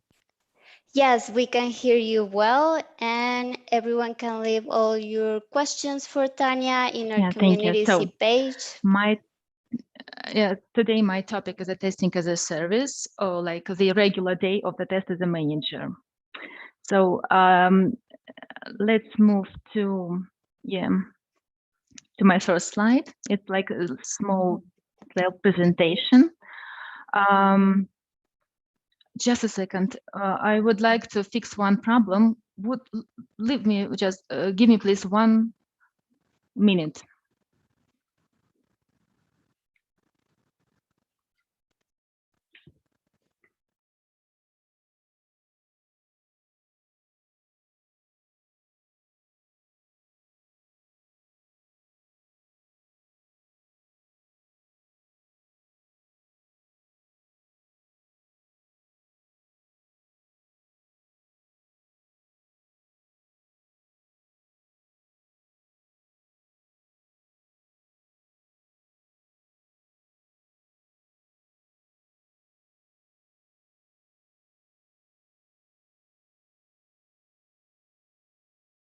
We can hear you and see the presentation. Thank you a lot and sorry for this technical problem from my side.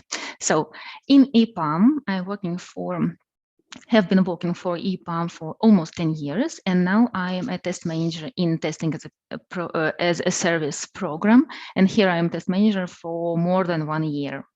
That's why I have a rather wide experience in this role. That's why I would like to share my daily tasks, and I suppose that it will be interesting for you. You would like to proceed your development in this direction. So just a very small, very quick review of the testing as a service like program in EPAM. And yeah, and when the customer turns to us in order to resolve their problems. So in which cases the client turns to us? First of all, if the client has a lot of defects from production and the end users, they are not satisfied with the quality of the product. The second reason when the client would like to have some help from us is when they have the automation debt on their project. It means that for example, when the automation itself is too slow, or the coverage is not good enough, yeah, or the automation lags far behind development. One more reason in order to turn to us is when you have the big regression scope, testing scope, and this regression phase happens rather periodically, for example, rather often on weekly or bi-weekly, monthly basis, and so on. And a lot of, for example, different configurations should be covered, devices, and for example, the client has the diversity of the languages and so on. One more reason is the lack of the quick feedback from the UAT. In my experience, I faced on different projects when the UAT starts their testing rather, right before the production. That's why there are situations that the last minute changes appears, yeah, and it's always risky to fix defects right before the production.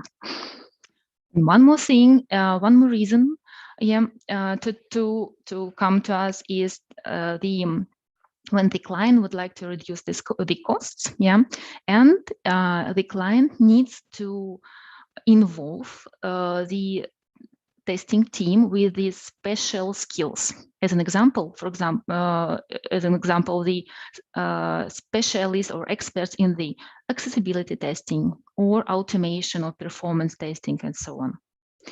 That's why, in order not to pay for these team constantly, he can turn to us and we propose this testing service. So in these cases, yeah, we propose absolutely different method of the testing on the project. And here, you can see the different types of testing, yeah, and services which we can provide to our client. First of all, different types. I mean, the automation, exploratory testing, accessibility, user experience testing, and also the managed test cases, authoring, execution, yeah, and performance and load testing. From my experience, I would like to emphasize that I have amazing experience when I involved the performance team into my manual team, and we have really good results here. So the next slide is about the testing as a service program or model overview. So when we are talking about the testing as a service, usually we cooperate with the Flex and Core teams. Flex team, it consists of the EPAM employees and freelancers. Regarding the EPAM employees, this is the professional testers with a great experience in different domains, in different areas, types of testing, and so on. They are involved in testing when they are on bench. They are searching for new project. Yeah, and they have such a possibility to execute the test cases in scope of the testing as a service program and to gain new knowledge in new domain, for example, new skills. Yeah, and usually EPAM crowd concentrates on the test cases execution, while the freelancers testers, they are concentrating mostly on exploratory testing. But anyway, freelancers, these are the people all over from all over the world, yeah, which would like just to participate in testing. We have also the core team. In sometimes, we involve the people in core team, in order when the client has something very specific. For example, some security, like accesses, specific tools, or maybe something extremely complicated, like some parts of the application is extremely complicated, and we cannot provide this testing to crowd, because some specific knowledge is needed. So our core team consists usually of can consist of QA architect or automation lead, even functional testers, and sometimes automation engineers. But anyway, our main focus always is on the crowd execution. And here between these two teams, the new role appeared. It's the test manager. It's the dedicated role on the project. First of all, it's a person who interfaces with the project. He interacts with client. Anyway, I'll provide all the stack of his responsibilities further, but anyway, it's the client-facing role, and he's fully responsible for the project, like not the project itself, but the setting up the testing process and the result. So also a very important thing here is that the flex team can be increased or decreased upon the workload. It's extremely important for the client. Why? Because the client doesn't need to pay for the particular testers all the time. We just can provide him, for example, service testing when 100 testers involved. And if he doesn't need such amount, then it can be less amount. So the next slide is about the test manager role. First of all, test manager is the main point and communicator. What does it mean? So he faces client, as I've mentioned before. He gathered his needs, his pain in testing. He defines the goals that should be achieved by testing. And he decides how to achieve these goals. After that, he measures the client's satisfaction. When he reports the testing results, when he sees the reaction of the client. So it's like the measurements of the client satisfaction. And if something goes wrong, then the test manager provides the improvement plan and monitor its realization. Then test manager is also the knowledge keeper and subject matter expert. Why? Because in order to understand the areas to be improved on the client side, test manager has to dive very deeply in the current client's testing process, to identify the weak places in order to fix them. Sometimes it should dive not only in the testing process, but also to the application itself, the integrations and so on.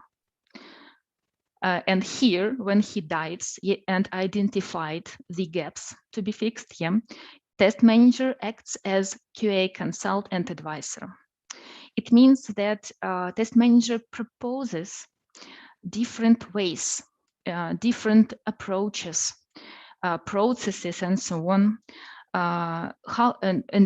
educate the client how to change his current process, his current testing process in order to achieve these goals, and to make the process and the product better. Also, test manager is a team coordinator and mentor. Why? Because test manager, he orchestrates the resources. he involved the capabilities, like people, necessary people, its crowd, the devices, infrastructure, and so on. And also provide detailed information in order to gain good results at the end. Also, test manager is the test coordinator, team lead, like test team lead and tester. Because when the test cases are ready or the exploratory tester is ready for execution, yeah, and when the crowd is involved in the testing, test manager then acts as team lead and provides all the answers to all the questions, provides information necessary, accesses, and so on. And even sometimes, in some particular cases, test manager like executes the test cases by himself. So what are the challenges of the test manager in testing as a service program? The main challenge is to change the way of clients thinking.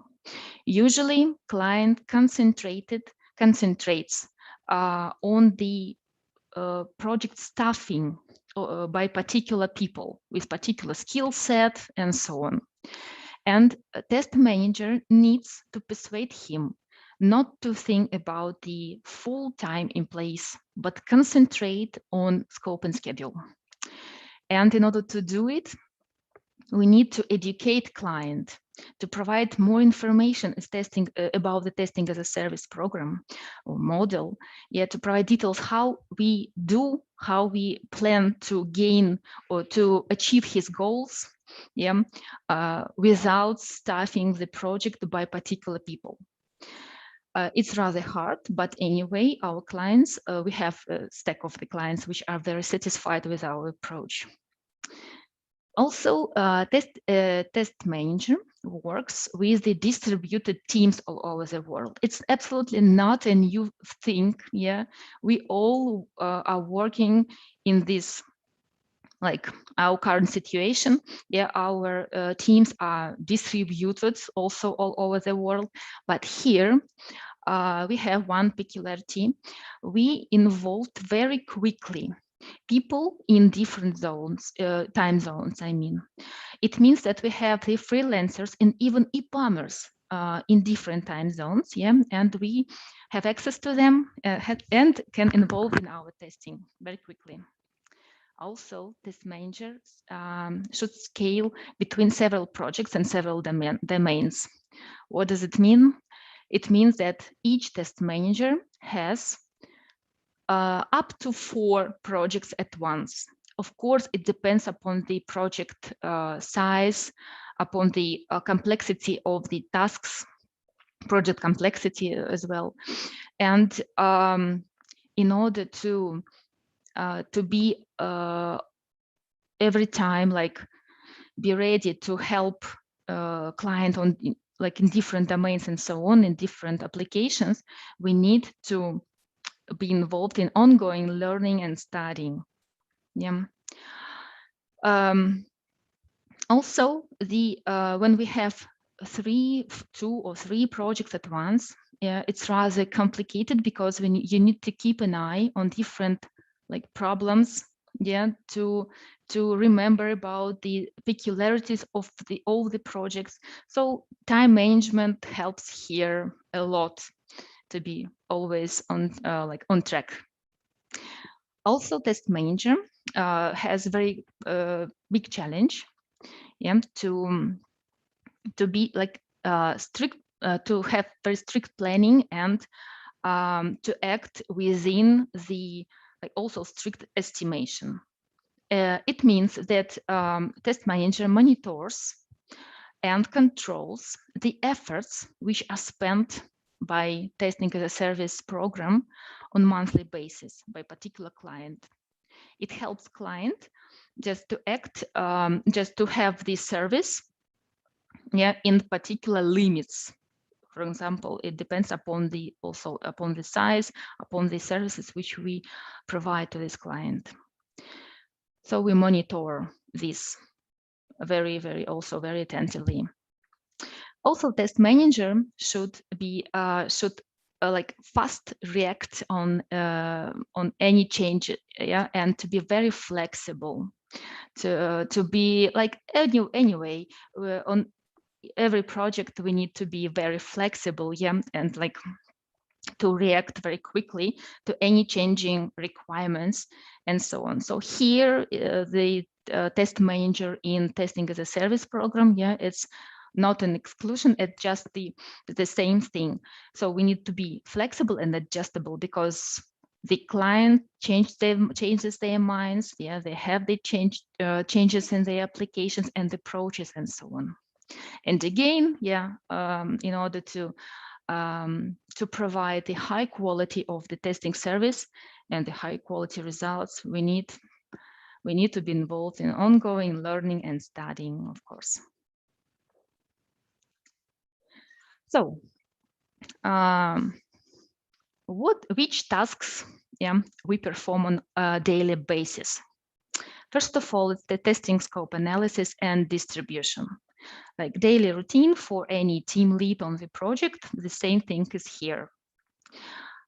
This second one, the involving crowd into testing activities, it's not regular task for the team lead, yeah, because first of all, we need to identify which crowd is needed for particular test run execution, yeah. We need to communicate with the crowd coordinators per location in order to involve these people. Then we need to set very clear expectations from the crowd, and to, of course, to onboard them, to provide any instructions and so on, to have the really good testing, like in order to provide a good quality application or good quality results to our clients. Then we need to analyze and distribute the devices. It's a very interesting topic because first of all, our crowd uses their own devices, and it's a wide range of devices all over the world, of course, but sometimes it's not enough. EPAMers, they have the possibility to use our devices in mobile farm. Sometimes we need the specific, very extremely specific devices. Then the customer just sends it to our testers. And so the testing is performed on the devices of the client. It's not only iPads or tablets or phones and so on. It can be the medical devices, yeah, very extremely specific ones. Then the test manager is closely works a lot on the Test.io platform. Test.io platform is really like big application. There are a lot of features, and you know, I'm working here more than 1 year, but anyway, I face just with something new on the platform, but it allows to perform a lot of things. First of all, the test manager needs to, as an example, to import test cases from other test management tools. Then to set up the test runs with the test cases, of course. Then, for example, to export the test results to the test management tools of the client, to provide these segments for the testers. It's like to identify the location from which I would like to have the testers, which should which should execute my test cases and so on. So the platform itself, yeah, we work really a lot with the Test.io platform itself. Then, as a test manager, I need to monitor the testing progress. What does it mean? It means that I constantly overview the speed of the execution in order to have the results on time. Also, if I see that, for example, the speed is not good enough, then I turn to our EPAM crowd coordinators per location in order to involve more people. Or sometimes I execute my test cases by myself in order to speed up a bit my execution. Also, I make some notes. For example, because the slow speed can say me that something wrong with the test cases, and it's maybe very hard to execute them by testers. So it's the testing process monitoring. It's extremely useful thing for the further improvements. And of course, my daily routine consists of the client collaboration, cooperation, and really a lot of communication. So yeah, communication is not only with the client, but with the crowd itself as well. And I like this work very, very much, to communicate with EPAMers or not EPAMers, yeah, but with a wide range of people, different people. And I have 3 examples, 3 case studies in order to illustrate like the success stories, the test manager like role, in particular on particular projects. So here you can see the our first project. It was the first project in testing as a service program. It is Everfi. Everfi is the educational program. The client, not program, but the portal, educational portal. The client is from USA. And the portal itself, the educational portal itself, it's rather complicated system. And it consists of 7 products like inside. And we started the collaboration with the Everfi when their vice president decided like to make the digital transformation on his company, and he didn't want to like to lose the quality. At that time, Everfi had more than 10 manual testers, but now the new thing was that the VP would like to like force them to perform the automation work, and again, not to lose the quality. Also, in the company, like in this project, the test management process was very poor. The manual test team consists of several substreams, and they wrote the test cases absolutely in different manner. So these test cases couldn't be used by, for example, by crowd, and like the quality of the test cases was very, very poor. And again, one of the challenges was that they have big manual scope of the regression testing. And so they had new features that had to be covered by the test cases. And they had 7 products which were interconnected.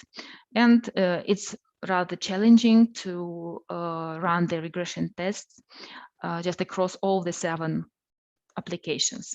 So what was done by our excellent test manager? It was a real fight, because there were a lot of complexities during this work. But anyway, I would like to concentrate only on some points which were very, very important to have success at the end. First of all, during the discovery phase, the test manager dived very deeply into the application itself and analyzed the existing test cases of all the substreams and establishes the test cases best practices. So to have this like template for the test cases creation for the next new features, for example. And also test manager with his team, like they created very good crowd compatible test cases. They provided all the information inside in order to make these test cases be executable by the crowd. And during the discovery phase, they started like execution, and they had a very early feedback on the product quality. It means that these discovery runs, they showed the weak places in areas in order to fix them very quickly. And after that, so test manager, just after realizing which were the weak areas, just set up the process. And after that acts in order to have this, in order to fix these problems. And also, what was done is the crowd-friendly test cases were written. They are well structured. They are always they were and they are now up to date. Yeah, they have all the information inside in order to execute this test case by the tester who, for example, who has never seen this application before. So as a result, yeah, we have the bunch of the test cases, very good ones, yeah, the best practices, and so on and so forth. The client saved really a lot of money for them, yeah, and they restructured their own testing team. They focused on the automation or any other interesting tasks, because the regression scope is done yeah by the crowd. Now the company itself and our team as well, we are confident, yeah, when we release the product to the production. And the TestIO platform, it gives the visible result of the testing process of the testing, and and it also it shows the quality of the product. I mean that different reports from TestIO platform and so on. And now, yeah, one of the main, I suppose, achievements of the test manager was that now the client trusts us. Yeah, he provides new tasks for TAS program. Now the crowd not only executes the test cases, but also the crowd confirms the bug fixes. Now the core team creates the test cases for new features. Yeah, also it's very interesting thing for the testing as a service program. So yeah, Everify is one of the best examples of the test manager's hard work, yeah, and the excellent result at the end. The next example is the Delhaize project. It's an e-commerce platform, just a like online shop. Yeah, the challenges which were faced by me, because I was like I acted as a test manager from the testing as a service side, program side. So the first challenge was a huge regression scope. It means that it consists of 4 web applications for 4 different countries on different languages. And at the beginning, it was the big problem that these languages, they are not usual ones.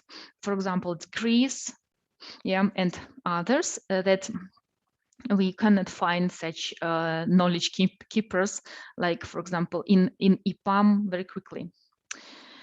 But anyway, the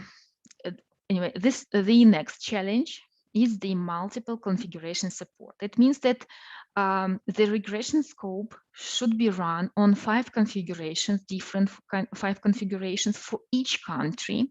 And also we have 2 native mobile native applications, yeah, which should be run on also for each country. Also, the project has very tense release schedule. more than 1,000 test cases should be executed on a monthly basis. And one more challenge is that the team had to support the pool of devices and distribute them among their QA team on a monthly basis. So yeah, big problem. It was a big problem for them. So what was done by test manager? First of all, thanks to our mobile cloud support, the dedicated mobile cloud instance was created. This instance consists of like approximately more than 10 devices, more than 10, maybe 15 devices. Yeah. And these devices are used by our crowd on a monthly basis during this huge regression execution. Then we provided, like core team, I mean the Delhaize project itself, they provided the onboarding videos in order to onboard our crowd. These videos contain a lot of information regarding some peculiarities of this application, some tricks and tips and so on. They really help our testers to be like involved deeply in testing and to understand the test cases better. Also, at the beginning of this project in testing as a service program, we provided, I provided together with the core team, the onboarding sessions.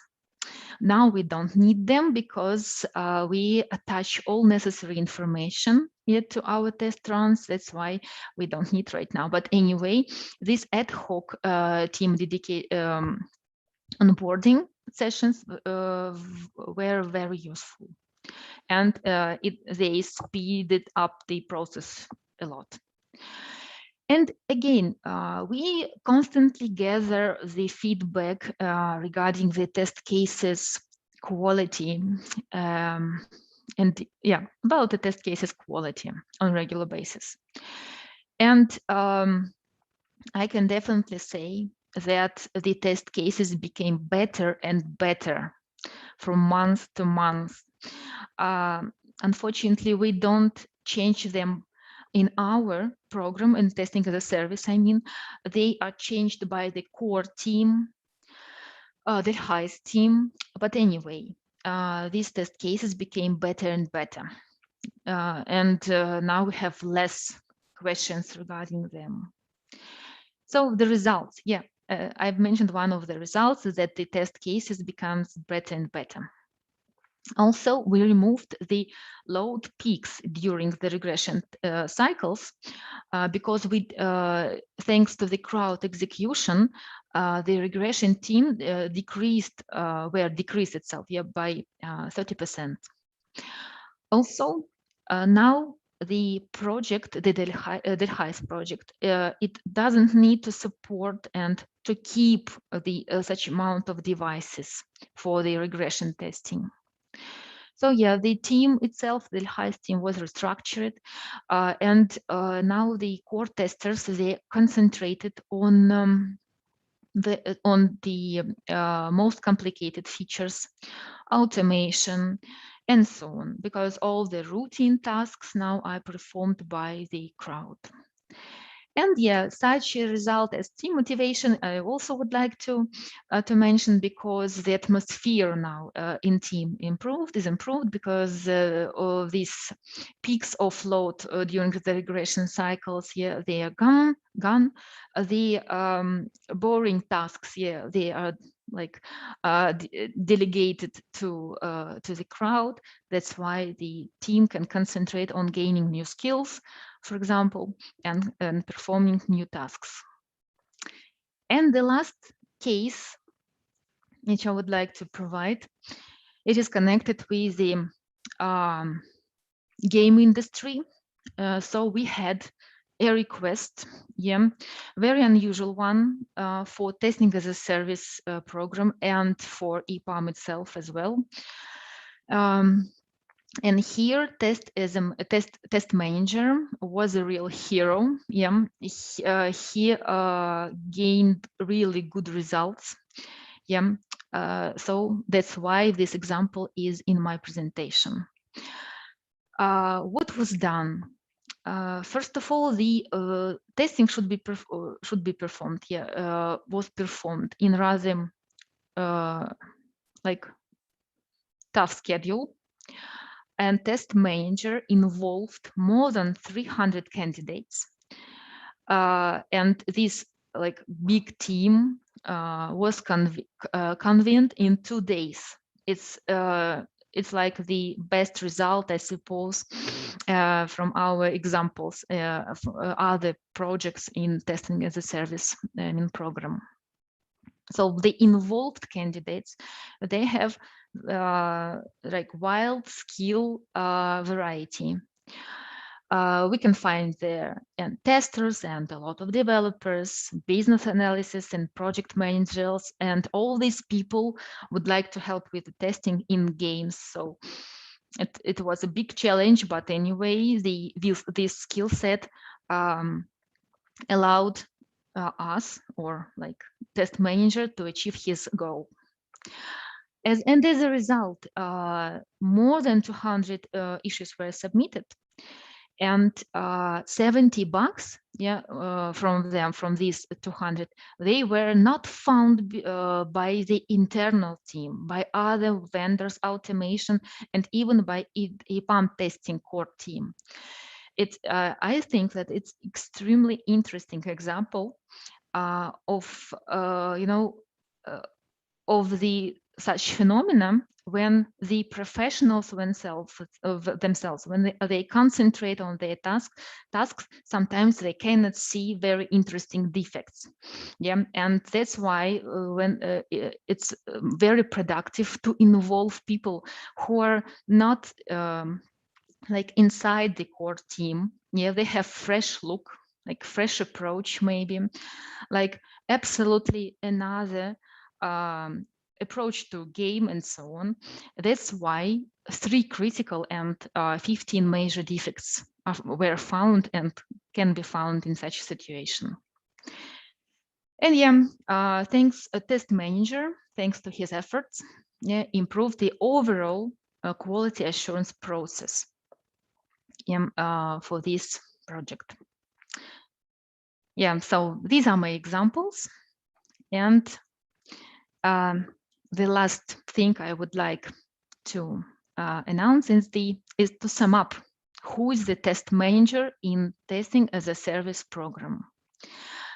First of all, from my point of view, it's the client primary point of contact, because test manager is the first person who would like to resolve the client's problem. And via test manager, client has the possibility to use more than 700 testing people, the testing best practices, devices, and so on. And all this stuff can be bought by a client in easy to buy packages. But this point is not, in my responsibility. Is better to turn to our pre-sales.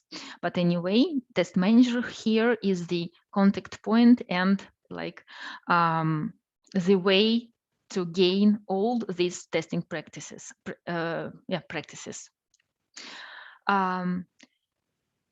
Here, test manager allows client to buy the flexible capacity rather to concentrate again and again on the particular people on the project, and client doesn't need to pay for them even if these people are not fully loaded. So test manager will provide such a possibility. And what I would like to emphasize that testing as a service program consists of a lot of test managers for now, and it extends test manager capabilities. We support very strong test managers community. It's rather young, but anyway, We share knowledge, our best practices and complicated cases. We help each other and so on. So yeah, testing practice support. Yeah, it's our, focus. Also, we have the possibility to participate in multiple projects and simultaneously gain the experience really in different domains, areas, and to deal with absolutely different clients' problems. We involve all locations. First of all, we have test managers from different locations. For example, today I was onboarding excellent test manager from India, and I hope that we'll collaborate very productively. And yeah, test manager has such a possibility to collaborate with different clients, stakeholders, and so on, and to understand their needs better and deeper, and to see the result of his own work. Yeah, to see the result of his proposals, approaches, and so on. Yeah, so the test manager role. So yeah, rather interesting one. And here you can see the link how to join us if you're not a EPAMer. Then just you need to register on this Testia platform. And if you're a EPAMer, you can use your email. And the contact points in EPAM, Yulia and Victoria, and also me, is if you would like just to ask any questions, for example, tomorrow or in a month, would you please contact me via Teams, for example. So that's it from my side. You're welcome with your questions. Thank you, Tanya. We have a couple of questions here in the chat. First one says, how did you design the charging for service delivery? Is there any difference between manual testing and test automation? Mm-hmm. All the questions regarding the fees itself, it's a bit not like my responsibility, because I am responsible for the scope, and schedule, but the rates, fees, and so on, it is the matter of our delivery manager, Victoria. And in order to have the expert answer here, would you please turn to Victoria or Yulia? Because the fees are different anyway for manual and automation. I know it's for manual automation, or for example, performance tester. Next one says, have you tried to describe different levels of service charge depending on the complexity of the system or application? And how to verify if we need more resources because of the complexity or unexpected issues? Have you any problems with that? Yeah, sure. Anyway, the first part of the question, we don't have different rates and fees depend on the application complexity. No, it's the same. The problem is how many people and with which skills to involve. And yes, in order to identify, for example, how many people with which skills do we need, we have the evaluation phase or discovery phase. It lasts for 3 months usually. During this phase, we dive deep into the application complexity. We gather the feedback from the client, and we just launch a couple of discovery test runs, and we can see the questions, the level of questions, the speed of execution, and so on. And thanks to the discovery phase and discovery test runs, we know how many people do we need, which skills to involve, and so on.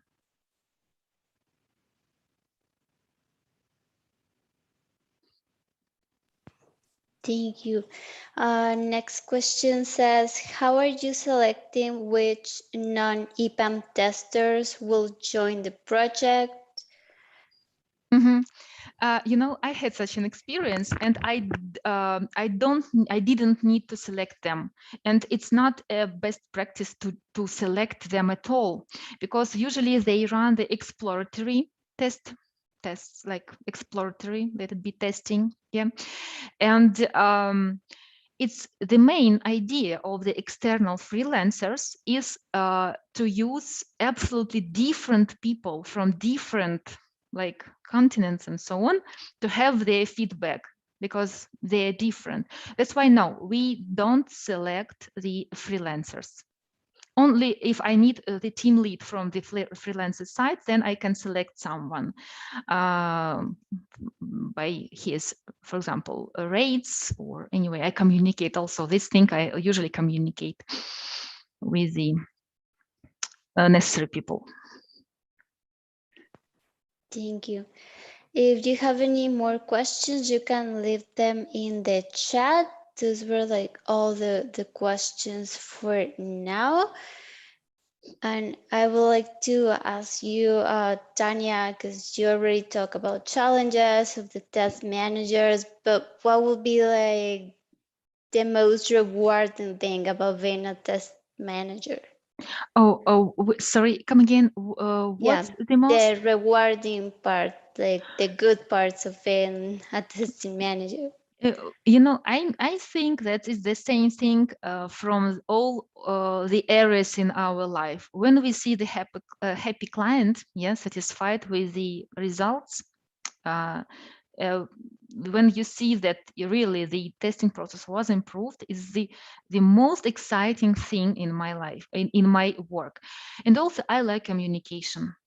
I like to communicate with people, with client or with crowd. Anyway, it doesn't matter for me. That's why, in order to involve people into our testing, yeah, to persuade them to participate in it, or any other topics, yeah, communication, yeah, it's really interesting and exciting.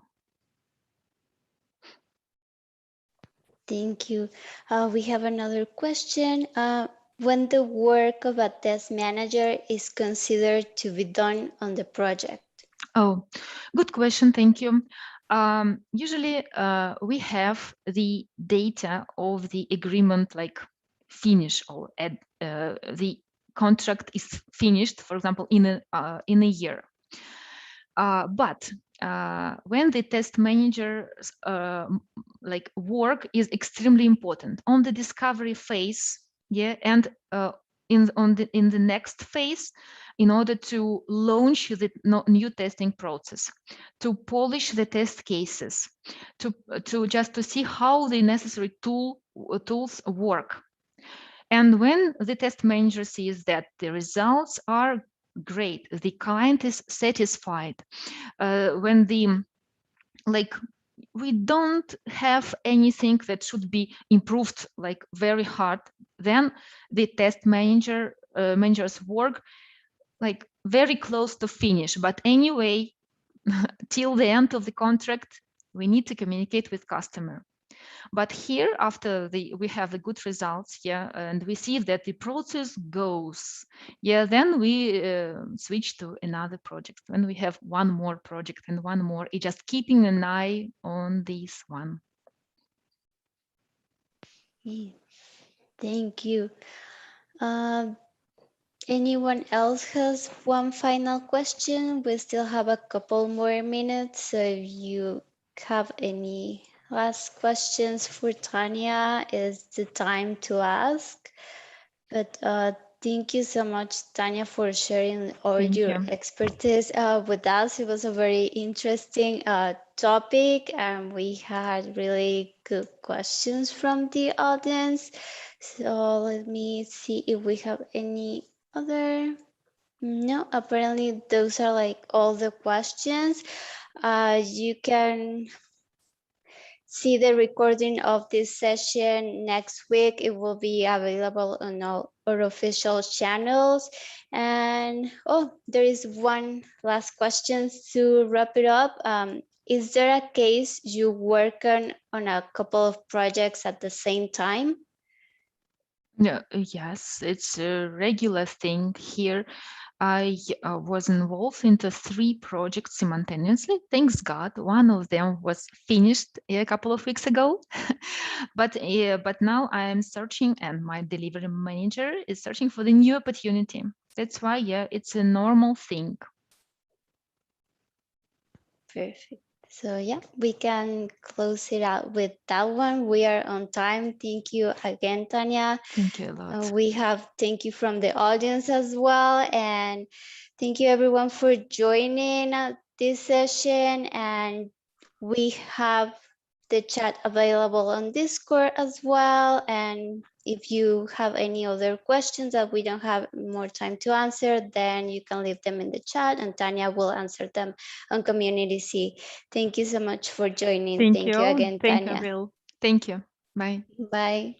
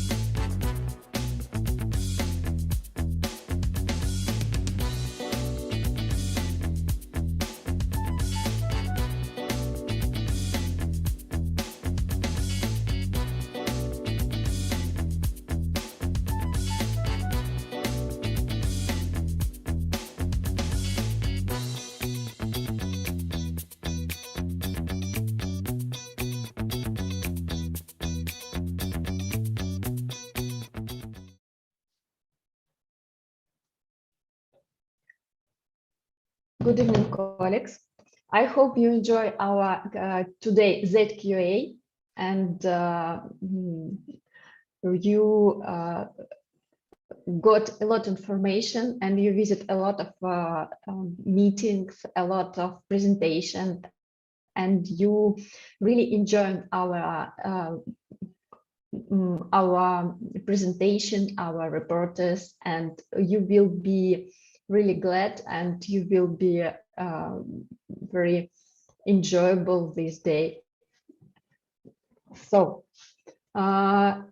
right now we suggest you some funny activities that we call quiz. That's if you took part in some activities like Mozgobonia on some other activities, you understand what should be what you should do in such case. But right now I explain a little bit. You log in, and using the link you should voice for the correct answer. Answer is not really complicated. All answers simple. And I will be void with you.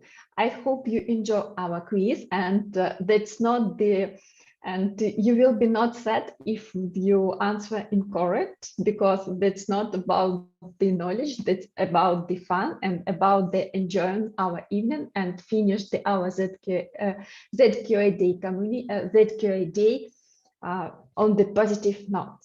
So before we start the quiz, I would like to tell you a couple of words about the community. That's pretty new community, and this community started from this only 1 year ago. And I would like to invite you to join our community. And we provided a lot of meetings, a lot of online and planning offline conference. And that's community called ProQuality.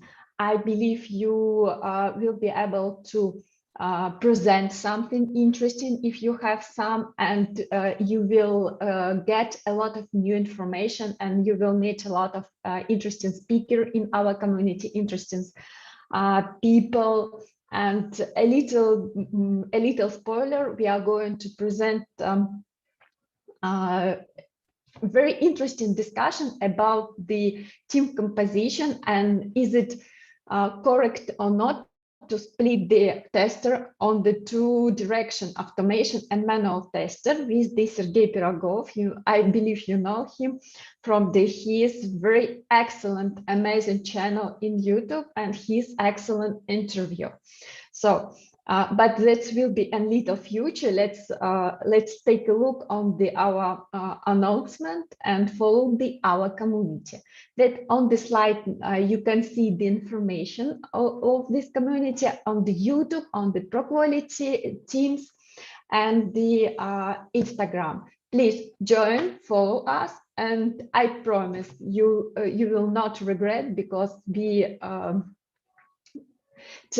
share with you a lot of interesting information, news, and amazing events that we are planning in the future. So also a little slide with our goals. You can read a couple seconds, and we will start our quiz. Okay, let's start. I'm a little bit worried, because I also will vote with you using my phone, not right now, using my phone. So I'm on the same page with you, and I little bit worried because I'm very skilled person, and if I answer wrong, it will be something like broken my heart. So let's start. The first question will be oh great, so funny pictures. It's so many people right now voting. It's really interesting. 20, 28, 27, 29. But where is our first question? Okay, let's start. The first question, what does the letter Q stands for ISTQB? Let's the three variants: quality, qualification, quantity, and quota. You know, it's really interesting question for me because I never passed ISTQB. Okay, time is up, and we will see. Wow, guys. Ooh, a lot of people, so many people answer with the correct answer, 13 people. But you know, quality is also good. It's also very clear. I also think that's quality, but that is qualification. Sorry. Okay, let's move to the next question. Don't be sad because that's only first question, and you have a chance to improve your situation. The second question. The second question will be who is responsible for quality of a product? The first, software testing engineer, developers, whole team, and BA. Oh, I know this question. I definitely should answer correct. Okay. I put my answer, and I hope you also did it. Whole team, yeah, we did it. 31%. I believe that 3% who got the wrong answer don't be sad, because I think that is accidentally. That's not your responsibility because whole team responsible for the whole product. Okay, go next to the next question. The next question will be good test case is unstable, independent, uncompleted, unreadable. Definitely unreadable because we should understand. Time is up, and we see the result. Independent, yeah, guys, it's correct answer. You are good, you work good. Unstable, yes, sometimes it's the good decision. Sometimes when we need some draft test cases, it can be unstable also. The next question will be a little bit weird because this mentee accessibility testing refer to functional testing, performance testing, security testing, usability testing.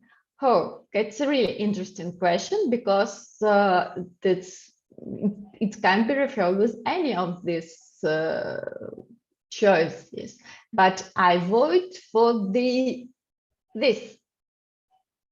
Tana, usability testing. Oh, yes, usability testing. I voted also the correct. I get the correct answer. Security testing, performance testing, functional testing also is great answer, but sorry, it's incorrect. And move to the next question. After this question, we will see our lead dashboard, and you can see, you can validate yourself and see your result on the board.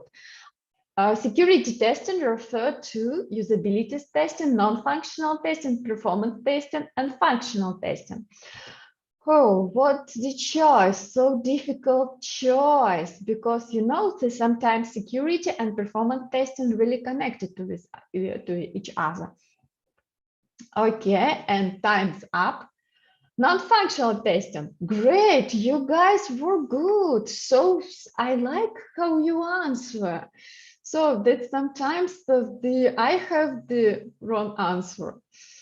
Okay, and right now we should see our leaderboard. Guys, don't be sad if you have not the score that you expected, because in further we have 25 questions and you can improve your situation. Okay, let's move to the next 5 questions. 6. What is base for the testing pyramid of automation? Okay, unit test, GUI test, integration test, end-to-end testing. Sorry, I think everybody you know. Do you remember this big pyramid? And in the bottom you can see, and right now we will see what exactly you think we will see. Unit test. Okay, yes, great, guys. It's really good answer. 34 people told that unit test. You are working good. Your answer is great. Okay, let's go to the next question. And next question will be a little bit. Guys, A/B testing is alpha beta testing, testing before after release, compare testing, testing made by QA and user. I vote for the, that's really interesting. In comparative testing, where is the B letter? That's really interesting answer. Wow, guys, comparative testing, you're right. So many people answered right on this question. I am impressed because I also answered that alpha and beta testing. Guys, you are working amazing. The next question. Okay. I need to remember my basis because I answered wrong on this question. What testing type does not exist? Sanity, severity, smoke, security. It's really similar words, but I know the correct answer. Let's take a look what you got. Okay, severity, and you're right. Only 2% answer with the wrong question, but it's okay. Sometimes mistake happen. Let's move to the next question. Question 9. And I remember one more question. What does ROI stands for? Okay, return on iteration, return on investment, responsibility of information, rapid objective, inventorization. Wow. It's really interesting. Guys, yeah, great. I can tell that all people who can answer rapid objective inventorization, that's really great people, because I've never chose such I never heard such term in testing area, but maybe you know something new that you can share with new information with me. Okay, the next question, and I remind you, after this question we will see the dashboard, the leader dashboard. What does installation testing refers to? Okay, non-functional testing, usability testing, functional testing, accessibility testing, installation testing. It's I think that's regarding some deployment processes or something like that. And we will see the answer. Time up. Okay, right now, what exactly we will see? Non-functional testing, and that is a correct answer. Guys, functional testing that's not about the installation. Installation, that's not the testing processes. That installation, some kind of deployment. Accessibility testing, that's really funny answer. But let's take a look on our leaders dashboard. Wow, Alexei Verashenin still lead, but the second, third place a little bit change. Kite become first and Lucy become third. I appreciate Alexei, your leader. You do great work. So let's move to the other questions. Other 5 questions. 11 questions. Okay, let's start. What is not related to test design technique? Oh, it's really interesting question. That static analysis of code, equivalence classes, state transition testing, boundary testing. Not related. Please take your attention on the is not related to test design technique. Oh, and most people answer correct. Static analysis of code. Yes, I believe you're right. That's not related to design technique.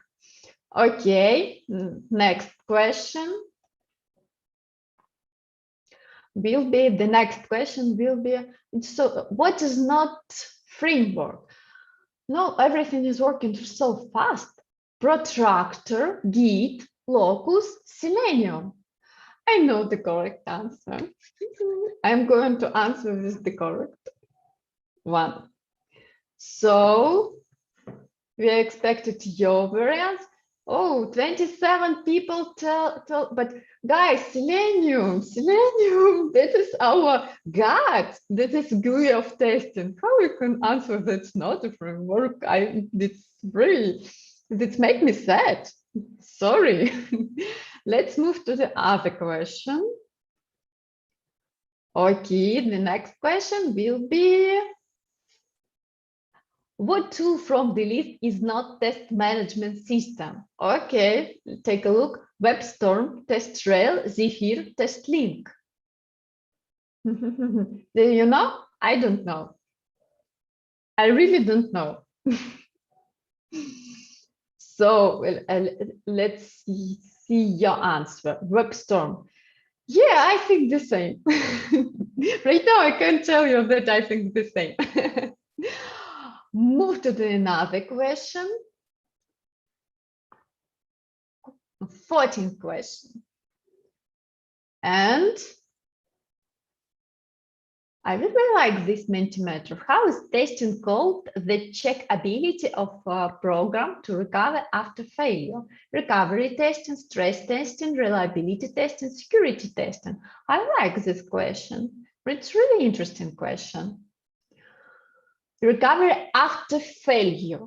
So I think you should know that recovery after failure is recovery testing. Yeah, guys, you do great job. A lot of people, security testing. Yes, that's some kind. You can argue with me and tell there's some kind of security testing, but mostly we call it recovery testing. Sorry.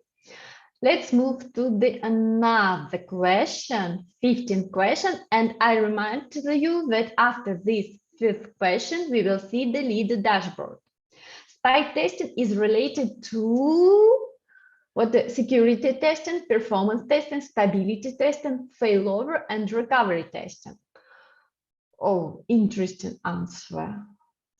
Spike testing is related to, I also want to see want to void time up. Go.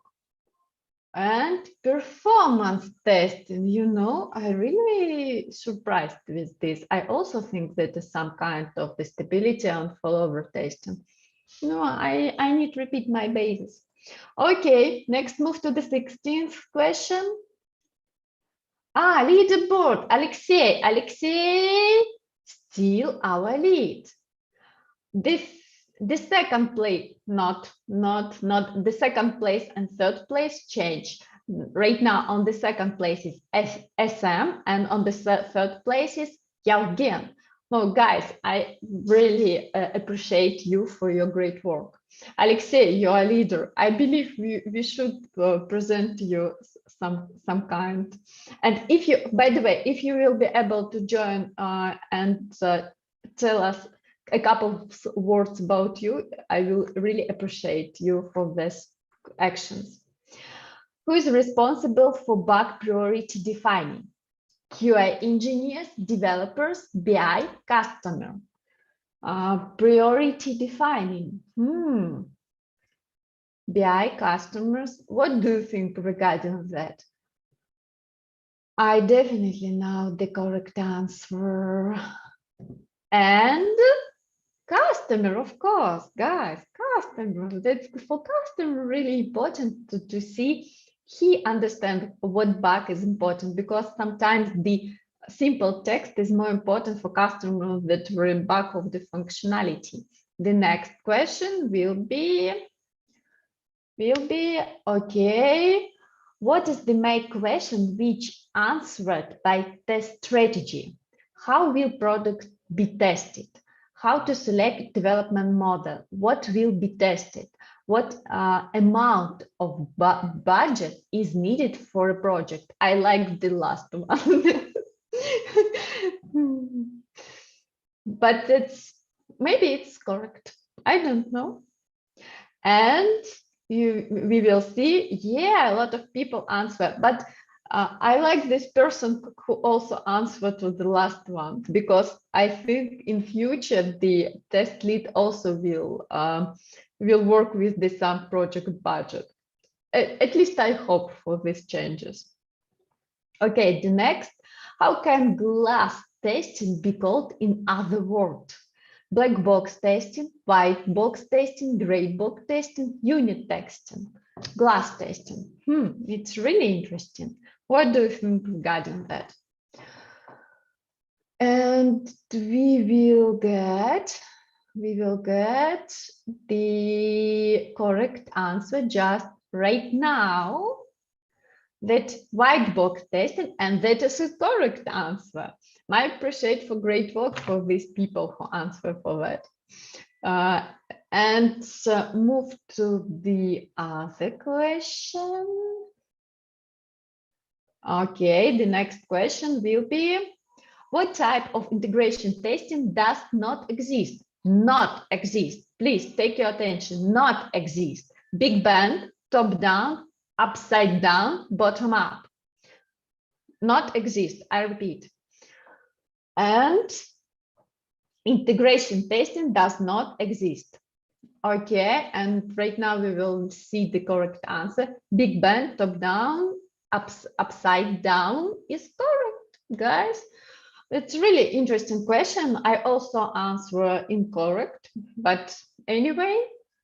Okay, we move to the next question, and after this question we will see our result, the dashboard. I don't tell you how it's called in this application because it's shame for me. I answer a lot of wrong time. So server-side error code is 302, 401, 502, and 201. Yeah, the 500 all error from the which start from the 500. This is server error, and we will see the lead board. And Alexei, you still on the lead position. It's great. And the second place right now moved to Yevgen. And the third place right now moved to SM. Guys, you have 5 last questions. Please pay attention because that's the last chance to change the situation. No, I'm sorry. Last 10 questions. Last 10 questions. Next 5 question. What testing type list below is functional? Okay. Usability, regression, documentation, and performance testing. What do you think? Maybe documentation or maybe regression? Performance testing can be also, I don't know. So, and correct answer, regression testing, and that is the correct answer. Great, a lot of people, most people answer this correct answer. So, move to other question. Question 22. And we will see what testing type listed below is not related to performance testing. I repeat, not related. Capacity, volume, spike, operational. Not related. Please take your attention, that's not related. Capacity, volume, spike, and operational. What do you think? And we will see operational testing is correct answer, and most of us also answer with the correct. But frankly speaking, I answered with the wrong answer. I thought that is spike testing. Okay, let's move to the next question, question 23. And question appears, what is not testing criteria? Oh, it's really, I like this question. I like testing criteria. Entry, exit, rejected, acceptance. Not testing criteria.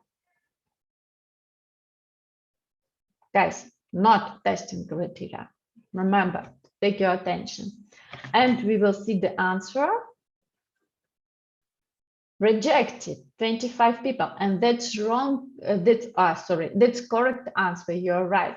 Thank you. I really appreciate for your great job. It's really great. I believe that we have right now very skilled specialists. And 24th question. Which SQL statement is used for extract data from the database? Select unique, select identity, select different, select distinct. Used to extract data from data house. Okay. What do you think? And select distinct. Yep. And the most people answer correctly. Great job, guys. And the last question in this this bench of questions, 25th question, and after this question, we will see the lead board. What is the main responsibility of a tester in Scrum? Create a test scenario and test cases. Yes, maybe. Finding bug, perform testing of stories, including into sprint. There is no tester role in Scrum.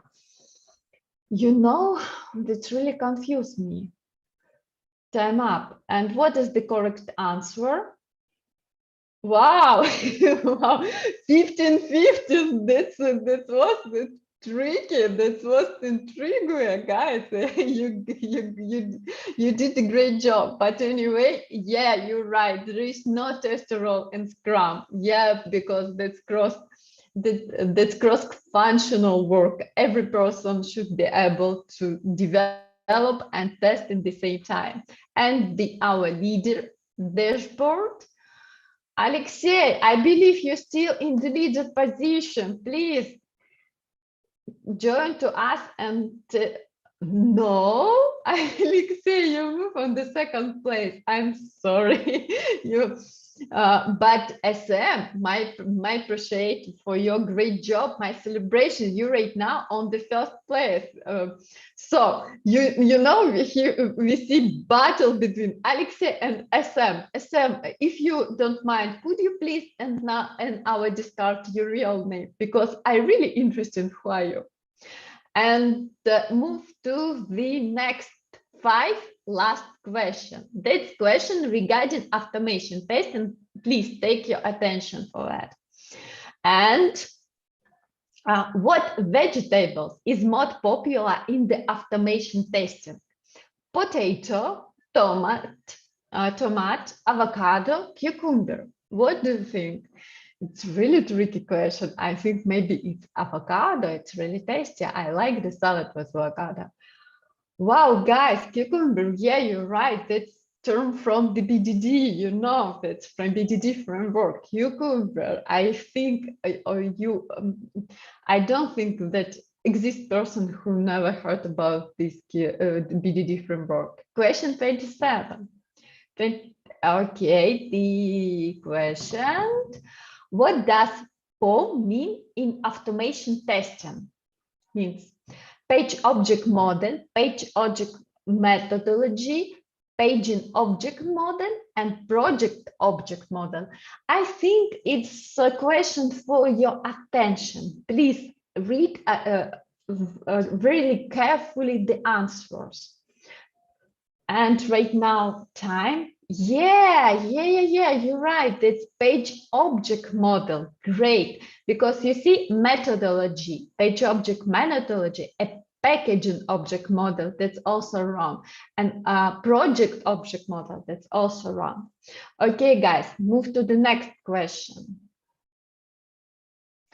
Okay, 28th question. And what is a difference in hard and soft assert? Hard assert, stop testing after error, and soft assert, continuous testing. Soft assert, stop testing after errors. Hard assert, continue testing, stop assert, and hard assert, stop testing after error. Both, and both continue testing. And right now we will see. Yeah, great. Hard assert definitely stop testing after errors, and only soft assert continue testing after errors. So guys, great job. Thanks. I really appreciate for your attention and for that you take part in our quiz. So move to the next question. Last question. The time was so. What is okay? Not the pre-last question. What is the keyword for the validation if automation testing? Accept, assert, validate, test. What do you think? The time moves so quickly. We will see the last question after that question. Accept, assert, validate, test. Guys, you're right. Assert. We have the assert library. We assert when we compare to result. Yeah, you're right. 19 people answer with the correct variant. So move to the last question. After this question, we will see our leader dashboard, and we will celebrate and appreciate for the people who will take first, second, and third place. What does 480 error code mean? I'm a T-port, forbidden, payment required, request timeout. What do you think? I know the correct answer. And timeout, yeah. I'm T-port, guys. It's really funny error code, and I think everybody should know this code because this code is famous. You can find even in the Wikipedia this funny error code. And right now, the situation will change. Alexei, wow, my appreciation. You did a really great job. You are leader, and if it's possible, I would ask you to join to the Discord for our face-to-face and tell a couple words about you. If not possible, it's also okay. But you see, right now you are a winner. So thank you guys for your attention. Thank you took part in our quiz. I hope we will provide a lot of quiz and a lot of funny quiz, and you will enjoy this time with us. I wish you a great evening, and I wish you have a wonderful rest of this week. I hope you enjoy our QAZ Community Day, and I believe that you will join for our next event and will enjoy and will join to our community. Thank you for your attention, and thank you for taking part in this quiz. Bye.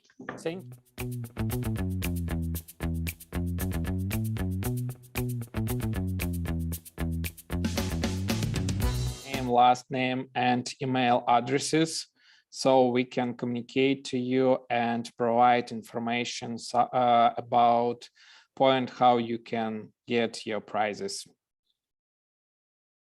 You can do it directly in ComZ, Community Z platform, in chat. So yes, we're waiting for this information.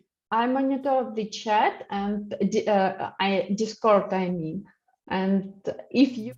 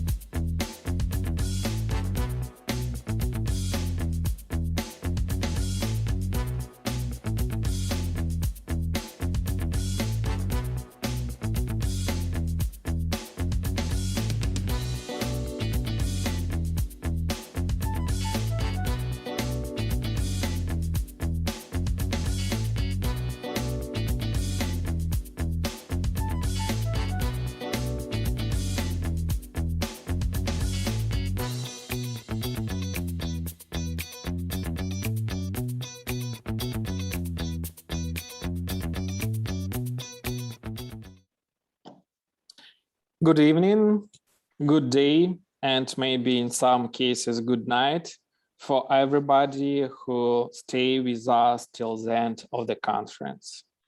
We hope that you enjoyed your time with QA Day, got positive emotions, collect interesting information and ideas which could be applied during your workday activities.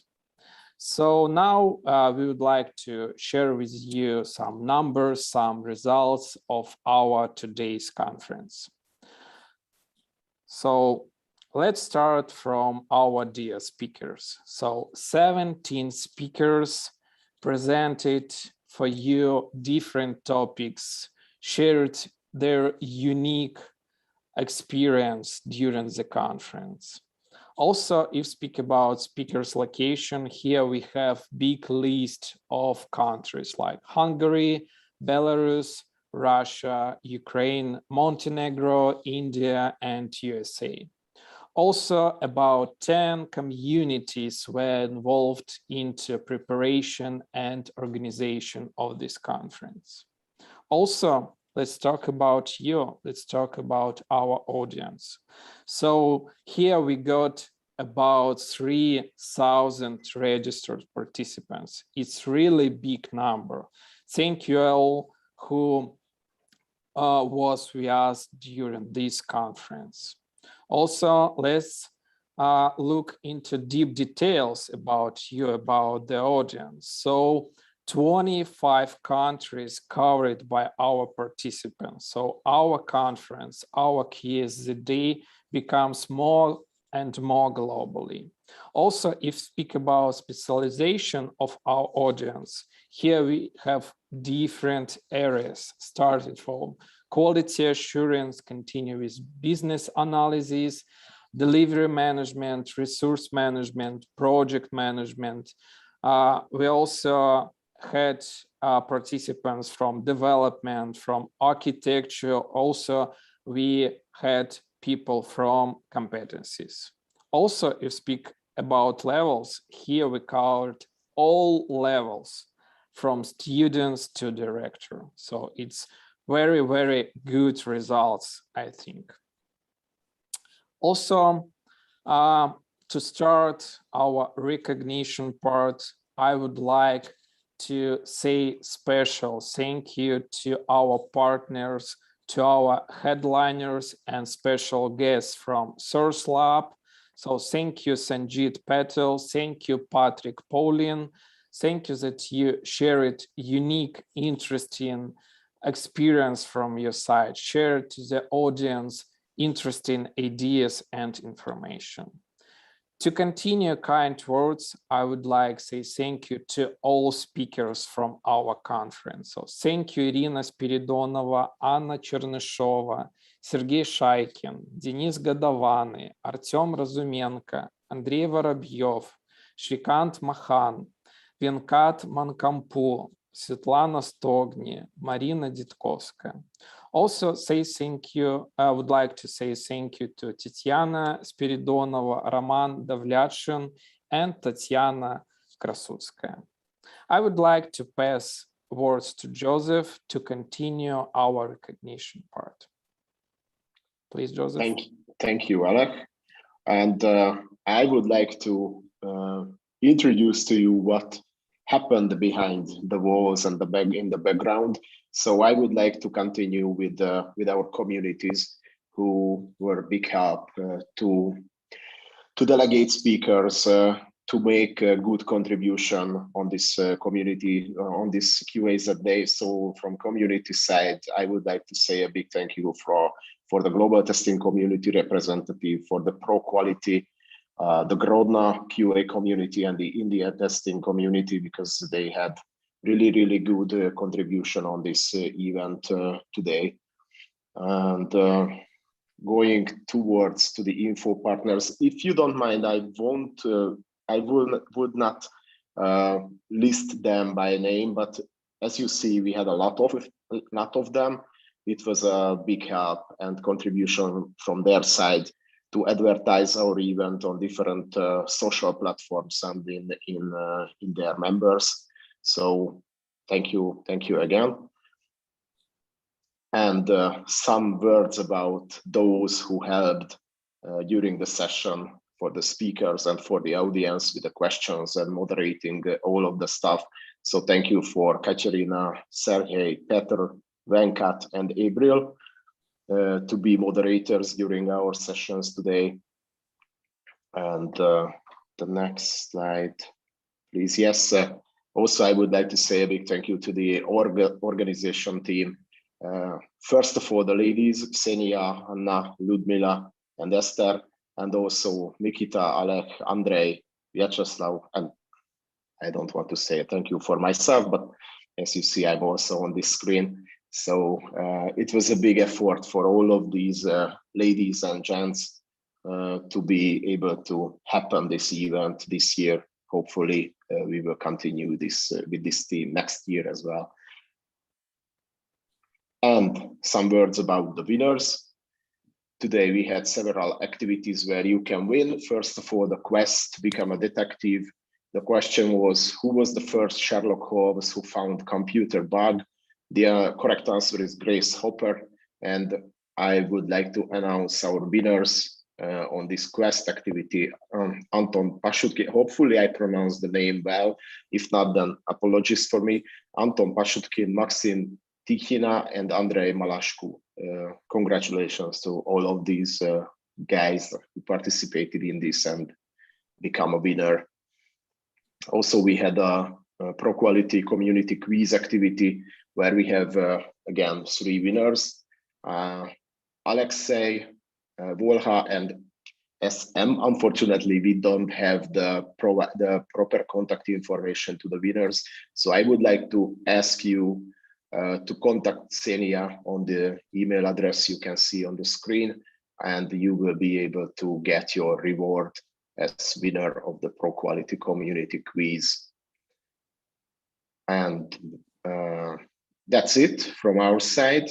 Hopefully you have enjoyed this event, all of the presentations. Maybe you can get, hopefully you can get some insights about EPAM, what we are doing, where we are presented, and it just became a bit more from professional point of view based on our presentations and speeches. And hopefully see you on the next QAZ Day event next year. Thank you very much for being with us today. Thank you.